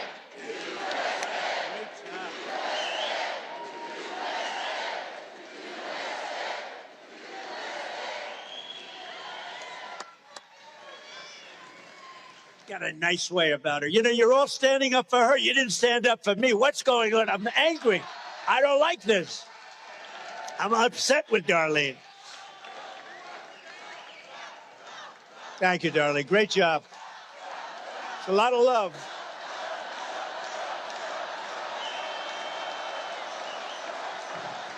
Thank you, Darlene. With Darlene's help in the Senate, we're going to continue to build on the most successful 19 months of any administration in American history. We've had the best first year and a half of any president in history. There's not been anybody that's done what we've done in terms of our military, in terms of tax cuts. You know, the Democrats want to raise your taxes. All my life, I've watched politicians, and all my life, I watched them say, we will cut your taxes, we will cut taxes, we will lower your taxes. These people say we're going to raise your taxes. And people go and vote for them. I don't get it. I don't get it. But in great news for South Carolina workers and the Port of Charleston, it was recently announced that American exports have skyrocketed to the highest level in American history. That's your port that we helped so much. And that Henry is already asking me for more money. Let's make it a little deeper. Do you mind, sir? Oh, yeah, great. Thank you, Henry. I appreciate it. But Henry was after money. He's always after money for the state. But he always gets it. I always give it to him. Likewise, manufacturing is booming at the fastest pace in many, many years here and all over our nation, in all fairness. The stock market is at 80 all-time highs since our election. So we've been in for a year and a half. Think of that. And the typical 401k is up by nearly $40,000 since I took office, setting records day after day. It's at the highest level. 401ks are at the highest level in history. And with the help of our Republican majorities in Congress last year, I proudly signed the great, big, beautiful bill delivering the largest tax cuts in American history. We gave you no tax on tips, no tax on overtime, no tax on Social Security for our great seniors.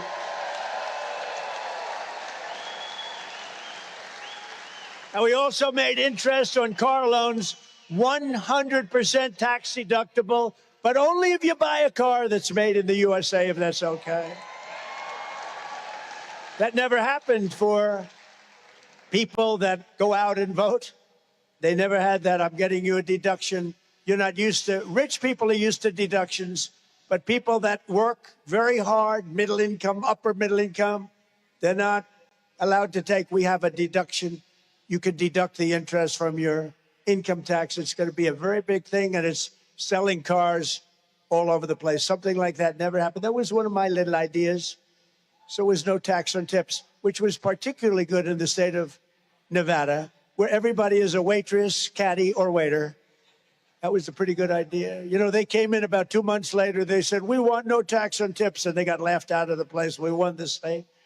First Republican to win that state in many, many years. And we're going to win it for a long time to come, Nevada. But everything we've done on taxes and all of the things, jobs, all of those things are going to be wiped out if the Democrats are allowed to win, and that's why you have to go out and vote. While the radical Democrats like to say that they stand for working people, they don't. In fact, every single Democrat in Congress voted against your tax cuts. Think of it. Every single Democrat. Is that a correct statement, John, Tim, everybody? They voted against your tax cuts. They voted against no tax on tips. They voted against no tax on overtime. They voted against no tax on Social Security. The Democrats want to raise your taxes, not lower them. They voted against voter ID. They voted against proof of citizenship. When you go to vote, we want you to just show ID, please. Voter ID with a photo if it's okay. Okay? With a photo. Because I don't want to get, if I'm working behind a booth, I don't want to get Senator Tim Scott confused with Trey Gowdy, as an example. If Tim hands me his identification and it shows a picture of Trey Gowdy, I'm going to say, I'm sorry, sir, this isn't working. Right? Right? It's not going to happen, Tim. But they voted against our police, they voted against our military, and they voted against our vets. Everything. They voted against everything. They voted in favor of transgender mutilization of your children. They voted in favor of men playing in women's sports, and every single Democrat in the House and Senate, every one of them voted against our work to achieve the most secure border in the United States history. Not one person voted in favor of the border or the wall, where I built 1,200 miles of wall. That's one of the reasons we have the record that we did. And in the past, this is hard to believe, actually, but in the past 15 months, a historic record of 0 illegal aliens have been admitted into the United States of America. 0.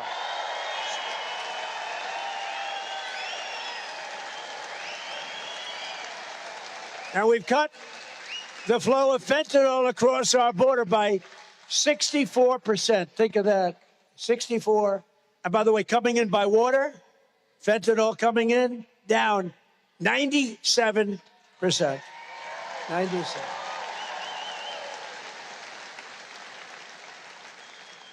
Think of it, down 97%.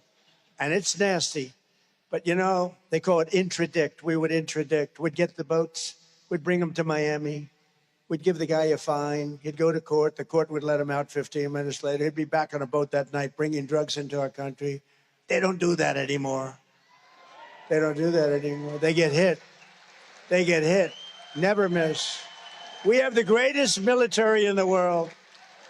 They get hit. I built the military in my first term, created a Space Force with the help of those two guys and plenty of others. But we created Space Force, but now they get hit. So it's down 97%. And here's what we're doing. Tim Scott, John Barrasso are looking for the 3% of the people that still do that, because we consider them to be the bravest people anywhere in the world. The 3% that are willing to go and take drugs into our country, I think, Tim, they're the bravest people anywhere in the world. Or they don't watch television. Maybe they don't watch television.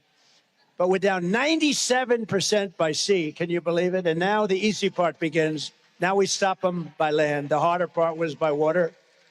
And we're finding the migrant criminals that the Democrats let in, and we're putting them in jail and throwing them out of the country. You know, one of the best statistics, I say it all the time now, because Washington is a good case. We moved 5,000 criminals out of Washington, D.C. Otherwise, we couldn't have the record we had. But 2% of the population creates 91% of the crime. And see, that can work. If we said 40%, 50%, 30%, that would be very tough. That's a real problem. That's almost unsolvable. All problems are solved, but that's almost unsolvable. So only 2% of the population, because you have criminals that create crimes, some cases 3-4 crimes a day.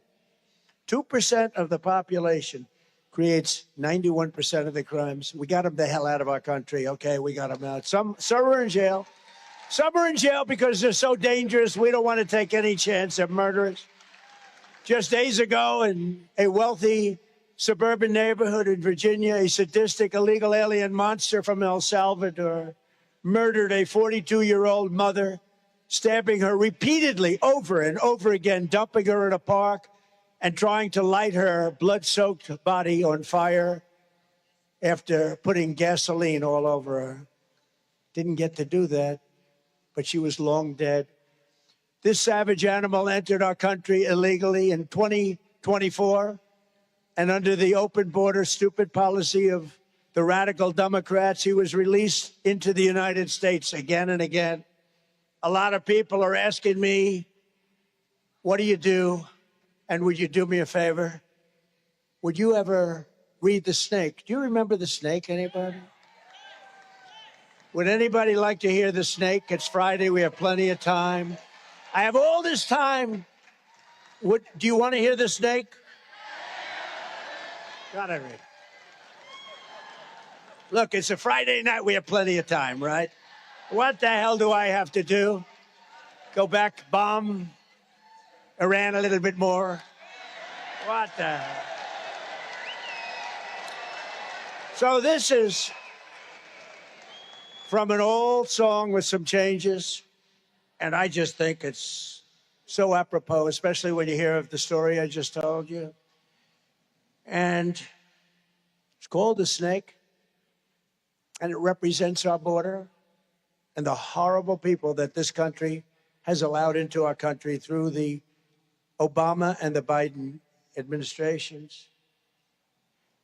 On her way to work one morning, down the path along the lake, a tender-hearted woman saw a poor, half-frozen snake. Her pretty colored skin had been all frosted with the dew. "Poor thing," she cried, "I'll take you in, and I'll take care of you. Take me in, oh tender woman, take me in for heaven's sake. Take me in, oh tender woman," sighed the vicious snake. She wrapped him up all cozy in a comforter of silk and laid him by her fireside with some honey and some milk. She hurried home from work that night, and soon as she arrived, she found the pretty snake she'd taken in had been revived. "Take me in, oh tender woman. Take me in for heaven's sake. Take me in, oh tender woman," cried the vicious snake. She clutched him to her bosom. "You're so beautiful," she cried. "But if I hadn't brought you in by now, you truly would have died." She stroked his pretty skin again and kissed and held him tight. But instead of saying, "Thank you, ma'am," the snake gave her a vicious bite.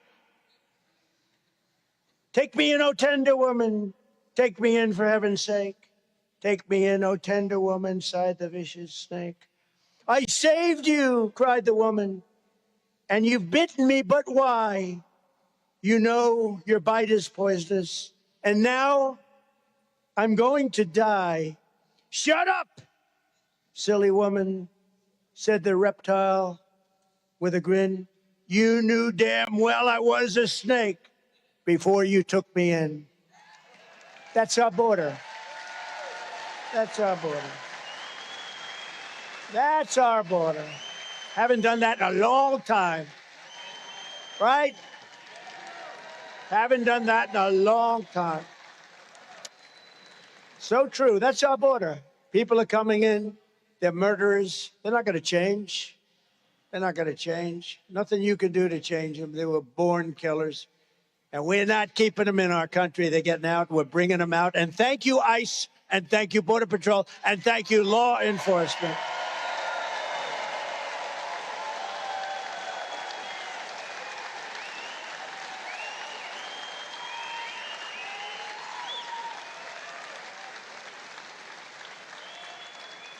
And if you want millions of migrant criminals sent into your communities to loot and maim and rob and pillage and kill, vote for the radical left Democrats. They will fulfill your needs. If you want to get the migrant criminals out of your communities, you have to vote Republican. We're doing it rapidly. We're making up all of that, all of the horror that was allowed. You know, they gave us the worst inflation in 48 years in history, as far as I'm concerned. And all of these things, I've already solved that, mostly solved it. It'll be soon solved. When the fuel comes down, it's going to come rocketing down. But I've already said, the worst thing they did to us is allow 25 million people into our country that was so bad, so evil, many of them, so bad. And these countries forced them out. You know, the countries didn't want them. Even the ones that didn't have prison records, they were, you will see, largely on welfare. They didn't work. There were problems. These countries are smart. I know the leaders. I know all of them. very streetwise. By the way, I want to do one thing, if I could interject, because sitting next to Darline is a very handsome man. It's her husband, and her family is here. And I have to ask you, please stand up. Would you please stand up? What a great guy. Great. Look at the family. Great people. That's like from a postcard. In my old days, I'd grab that family and use them in an ad for a hotel. I'd say, do you mind taking an ad, Darline? I want to use you people for an ad. What a beautiful family. And I have to mention, and it's so good that your family is so supportive, because without that, it doesn't work. Thank you very much. You're doing it for the country. Thank you. Thank you. Great. Last year, under my leadership, we achieved the largest drop in murder. Think of that. Ever. The largest murder rate drop ever recorded to the lowest level in 125 years, since the year 1900, 125 years. And we're making America safe again at home and strong again on the world stage. Everyone's respecting us. And thanks to Republicans in Congress, we're making the largest ever investment in the United States Armed Forces by far. And these guys are helping a lot. And I built our military during my first term, and we're using it now. But the late, great Senator Lindsey Graham was always one of the fiercest defenders of the United States military. There is nobody that fought for our military like Lindsey. And I'm proud to say that we officially named Joint Base Charleston in his honor. That's a big deal.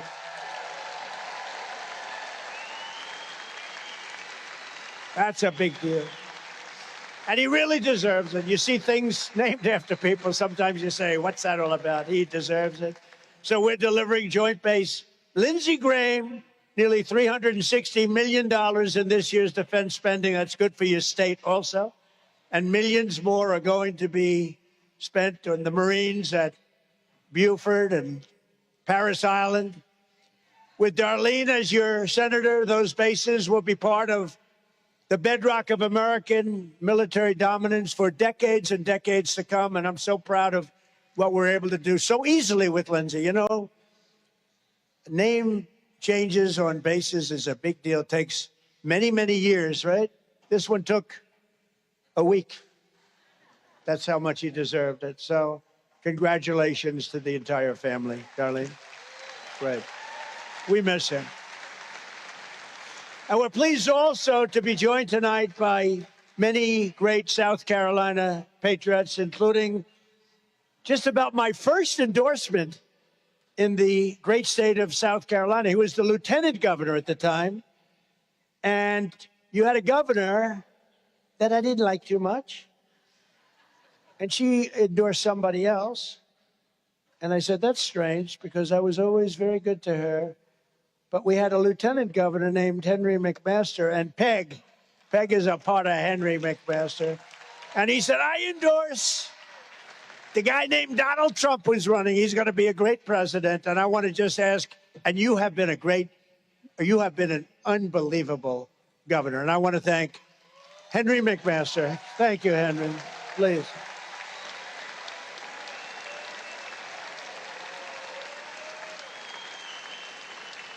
And by the way, he was the first.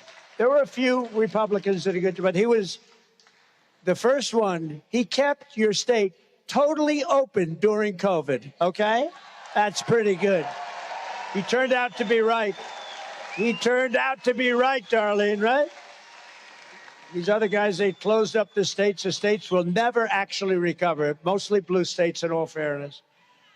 With us also is Senator Tim Scott and Senator John Barrasso. Would you come up? Come on up. And I want to ask Russell Fry to come up. Come up, Russell.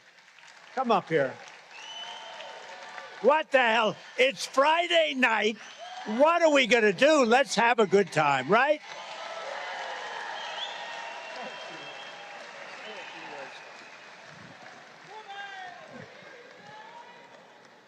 Is South Carolina Donald J. Trump country?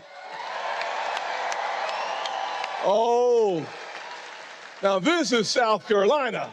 And when we say we love President Trump, we say it loud and we say it proud. Is this Donald Trump country? Oh, yeah. We love a president who closes our borders. We love a president who cuts our taxes. And we love a president who keeps Americans safe.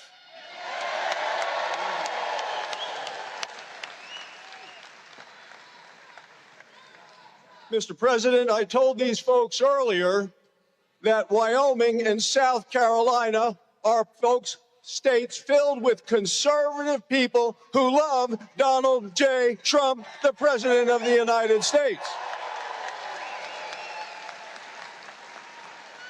And I told them that you and Darline in Wyoming follow what we call the cowboy code. You live each day with courage, you take pride in your work, and you do what needs to be done every day for the people of this great country.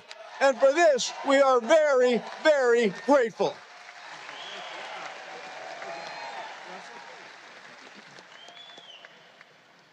Myrtle Beach, how we doing? Like the president said, it is Friday. Are y'all ready for November? Are we going to let the Democrats unseal our border again? Are we going to let them raise our taxes? Are we going to let them transform our children into robots? Oh, of course we're not. You know why? Because MAGA is strong, and MAGA is strong when we work as a team. This team right here, and Darline Graham is our next senator. Let's go get the job done.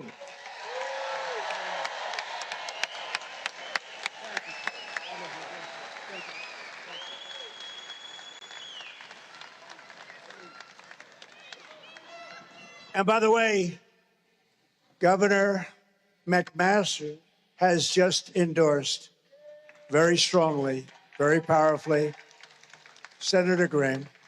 So that's good. That's a big endorsement. Darline, that's a big endorsement. I don't know, that's pretty good.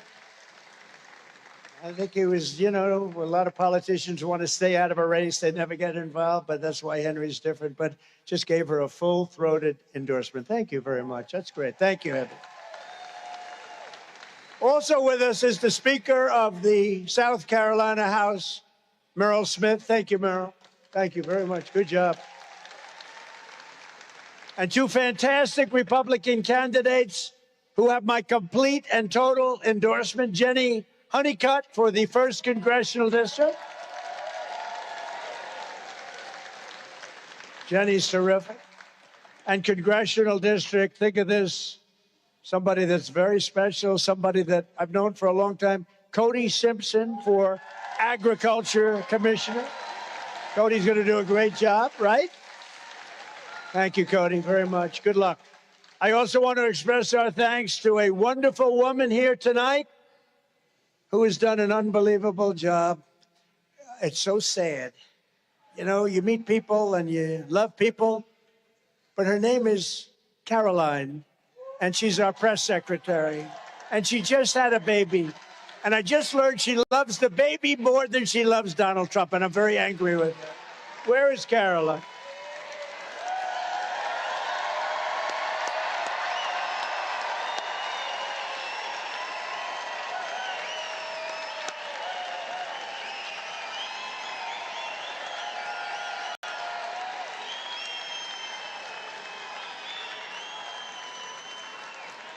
She's fantastic. You haven't heard the last of her. She'll be working for us outside, but she's going to spend a little time with those two beautiful babies, right? Thank you, Caroline. What a job.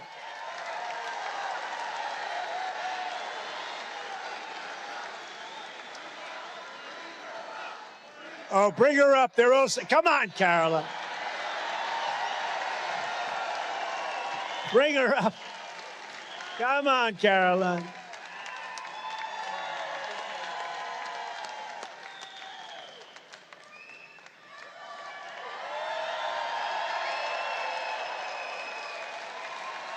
Hello, South Carolina. Thank you. Well, thank you, Mr. President. You didn't need to bring me up on stage, though I do love a good podium. And I just want to say, President Trump, you are the most consequential and historic president in the history of our great country. And it has been the honor of my life to serve as your White House press secretary, sir. It really has.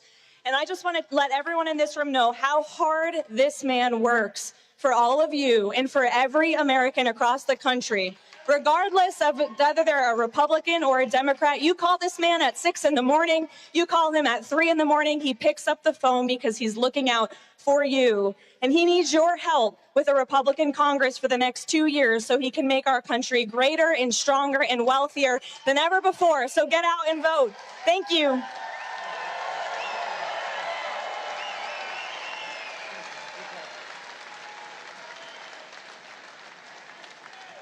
Well, she was great, and she continues to be great.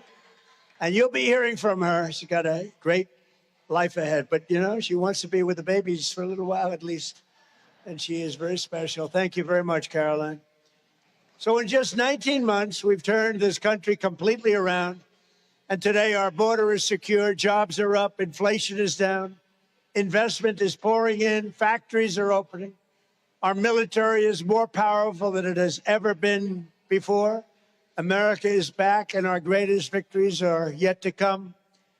Today, with our Republican majorities in Congress, we will crush violent crime, impose harsh new penalties for dangerous repeat offenders, crack down on Marxist prosecutors, and we will end no cash bail, where it all started, no cash bail. We will expand my most favored nation policy on drug prices, where drugs are down 70, 80, and 90%. Nobody has ever even thought of that. For decades, Americans paid the highest prices for prescription drugs anywhere in the world by far. And now we are paying the lowest price paid by any other country. So you went from paying the highest prices in the world to the lowest prices in the world. And I had to work hard to get that done. So I'm giving you the largest prescription drug price cuts in history, with differences of 400, 500, and even 600%. Think of that. You'd ever think you'd hear that? You know, it's funny. In my first term, I was very proud because I was able to cut drug from January to December by, think of this, 1/8%. It's the first time a drug cut was able to get through for a year period in 28 years. So they went 28 years where drugs only went this way, prescription drugs and drugs of all kinds. And I was told that I was the first in 28 years to cut 1/8%. And I had a news conference, and I was beaming. I thought it was great. 1/8%.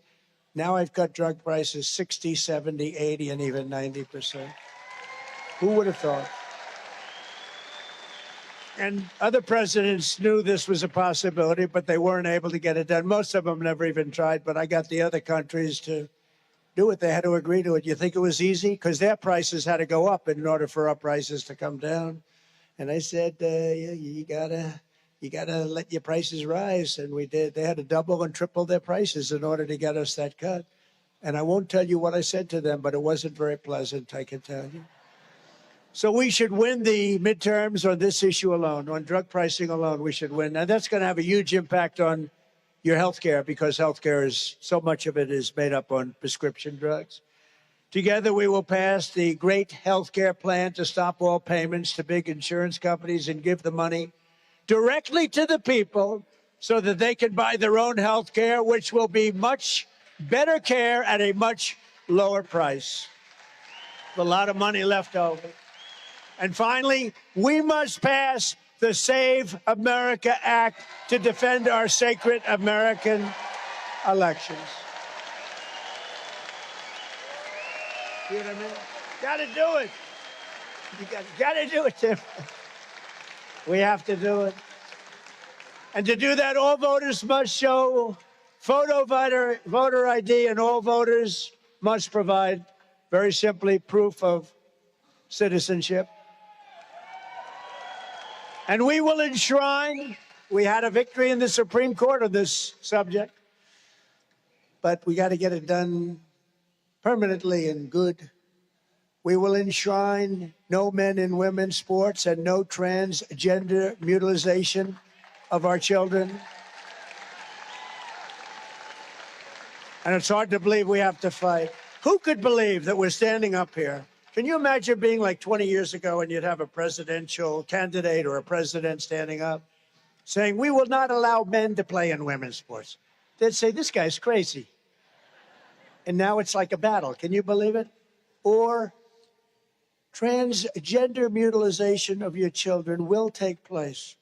Now, could you imagine saying that like 20 years ago, even 15 years ago? They take the guy off and put him in a cage that said there's something wrong with him.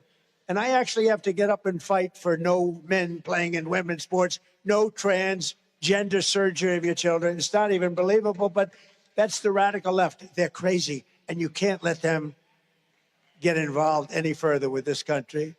But once again, it all begins with voting for Darline Graham and some great, great people. And in this case, the runoff is Tuesday, August 25th.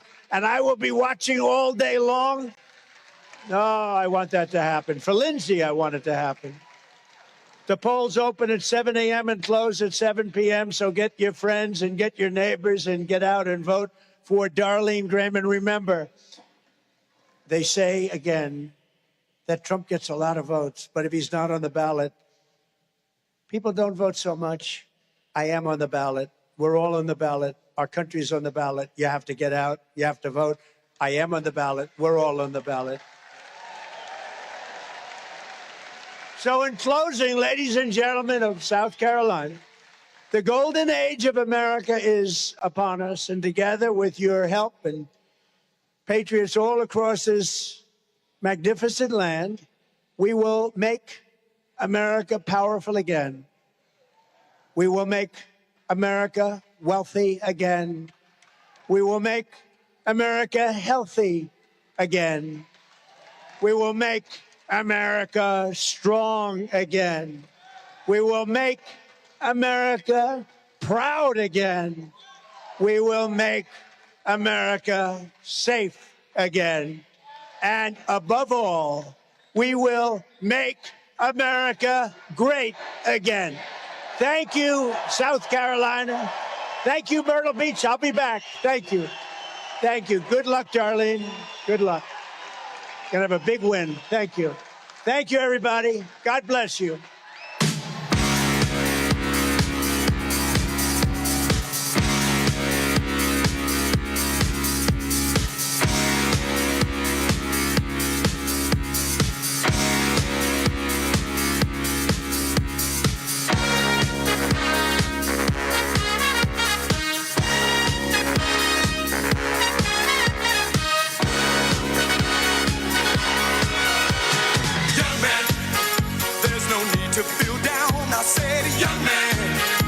Yourself off the ground. I said, young man, 'cause you're in a new town. There's no need to be unhappy, young man. There's a place you can go. I said, young man, when you're short on your dough, you can stay there, and I'm sure you will find many ways to have a good time. It's fun to stay at the it's fun to stay at the YMCA. They have everything for young men to enjoy. You can hang out with all the boys. It's fun to stay at the YMCA. It's fun to stay at the YMCA.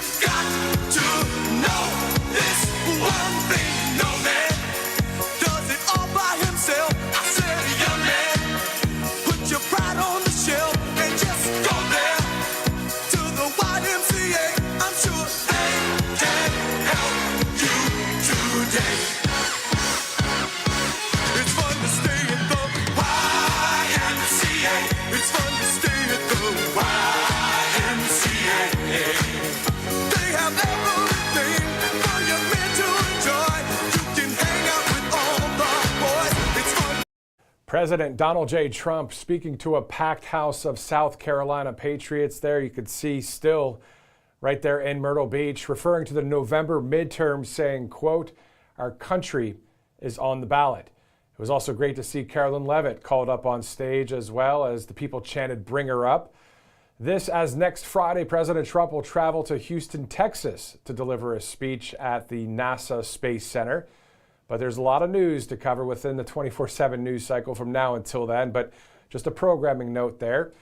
This live stream broadcast brought to you by great sponsors, including All Family Pharmacy. You know, we've talked about All Family Pharmacy before, and there's a reason we keep returning to them because, you know, in my opinion, they're one of the best pharmacies in the country because they believe Americans should have more freedom and more choice when it comes to their health care. They stand for medical freedom and work to make trusted medications easier to access without all of that runaround. When life throws you a curveball and your health suddenly becomes the priority, you want a pharmacy that's ready to help. From connecting you with licensed medical providers when appropriate, to fast shipping options, to knowledgeable support when you have any questions, All Family Pharmacy is there when you need them. And they have a full catalog of more than 400 medications, from everyday essentials to antibiotics, ivermectin, NAD+, GLP-1 options, peptides, all the medications you may want to have on hand. It's really the kind of company you hope you never need in an emergency, but you're glad it's there if you do. So check them out and find the medications you may need for your family. Visit allfamilypharmacy.com/RSBN. And you can give them a call if you'd like to, 561-717-6794. Let's go to Birch Gold Group here on right side. We're still a couple months out, but the midterms are fast approaching. And make no mistake, if the House flips, it's a big deal for our economy. That uncertainty is one of the reasons to diversify with gold from our friends at Birch Gold Group. In the 3 months leading up to the 2024 presidential election, the spot price of gold jumped over 12%, all because it's a hedge against uncertainty. If you don't own gold, I would suggest talking with Birch Gold.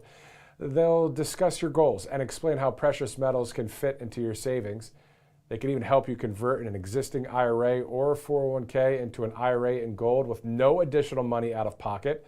All you have to do is text Trump to that number, 989898, get a free info kit and get some solid information.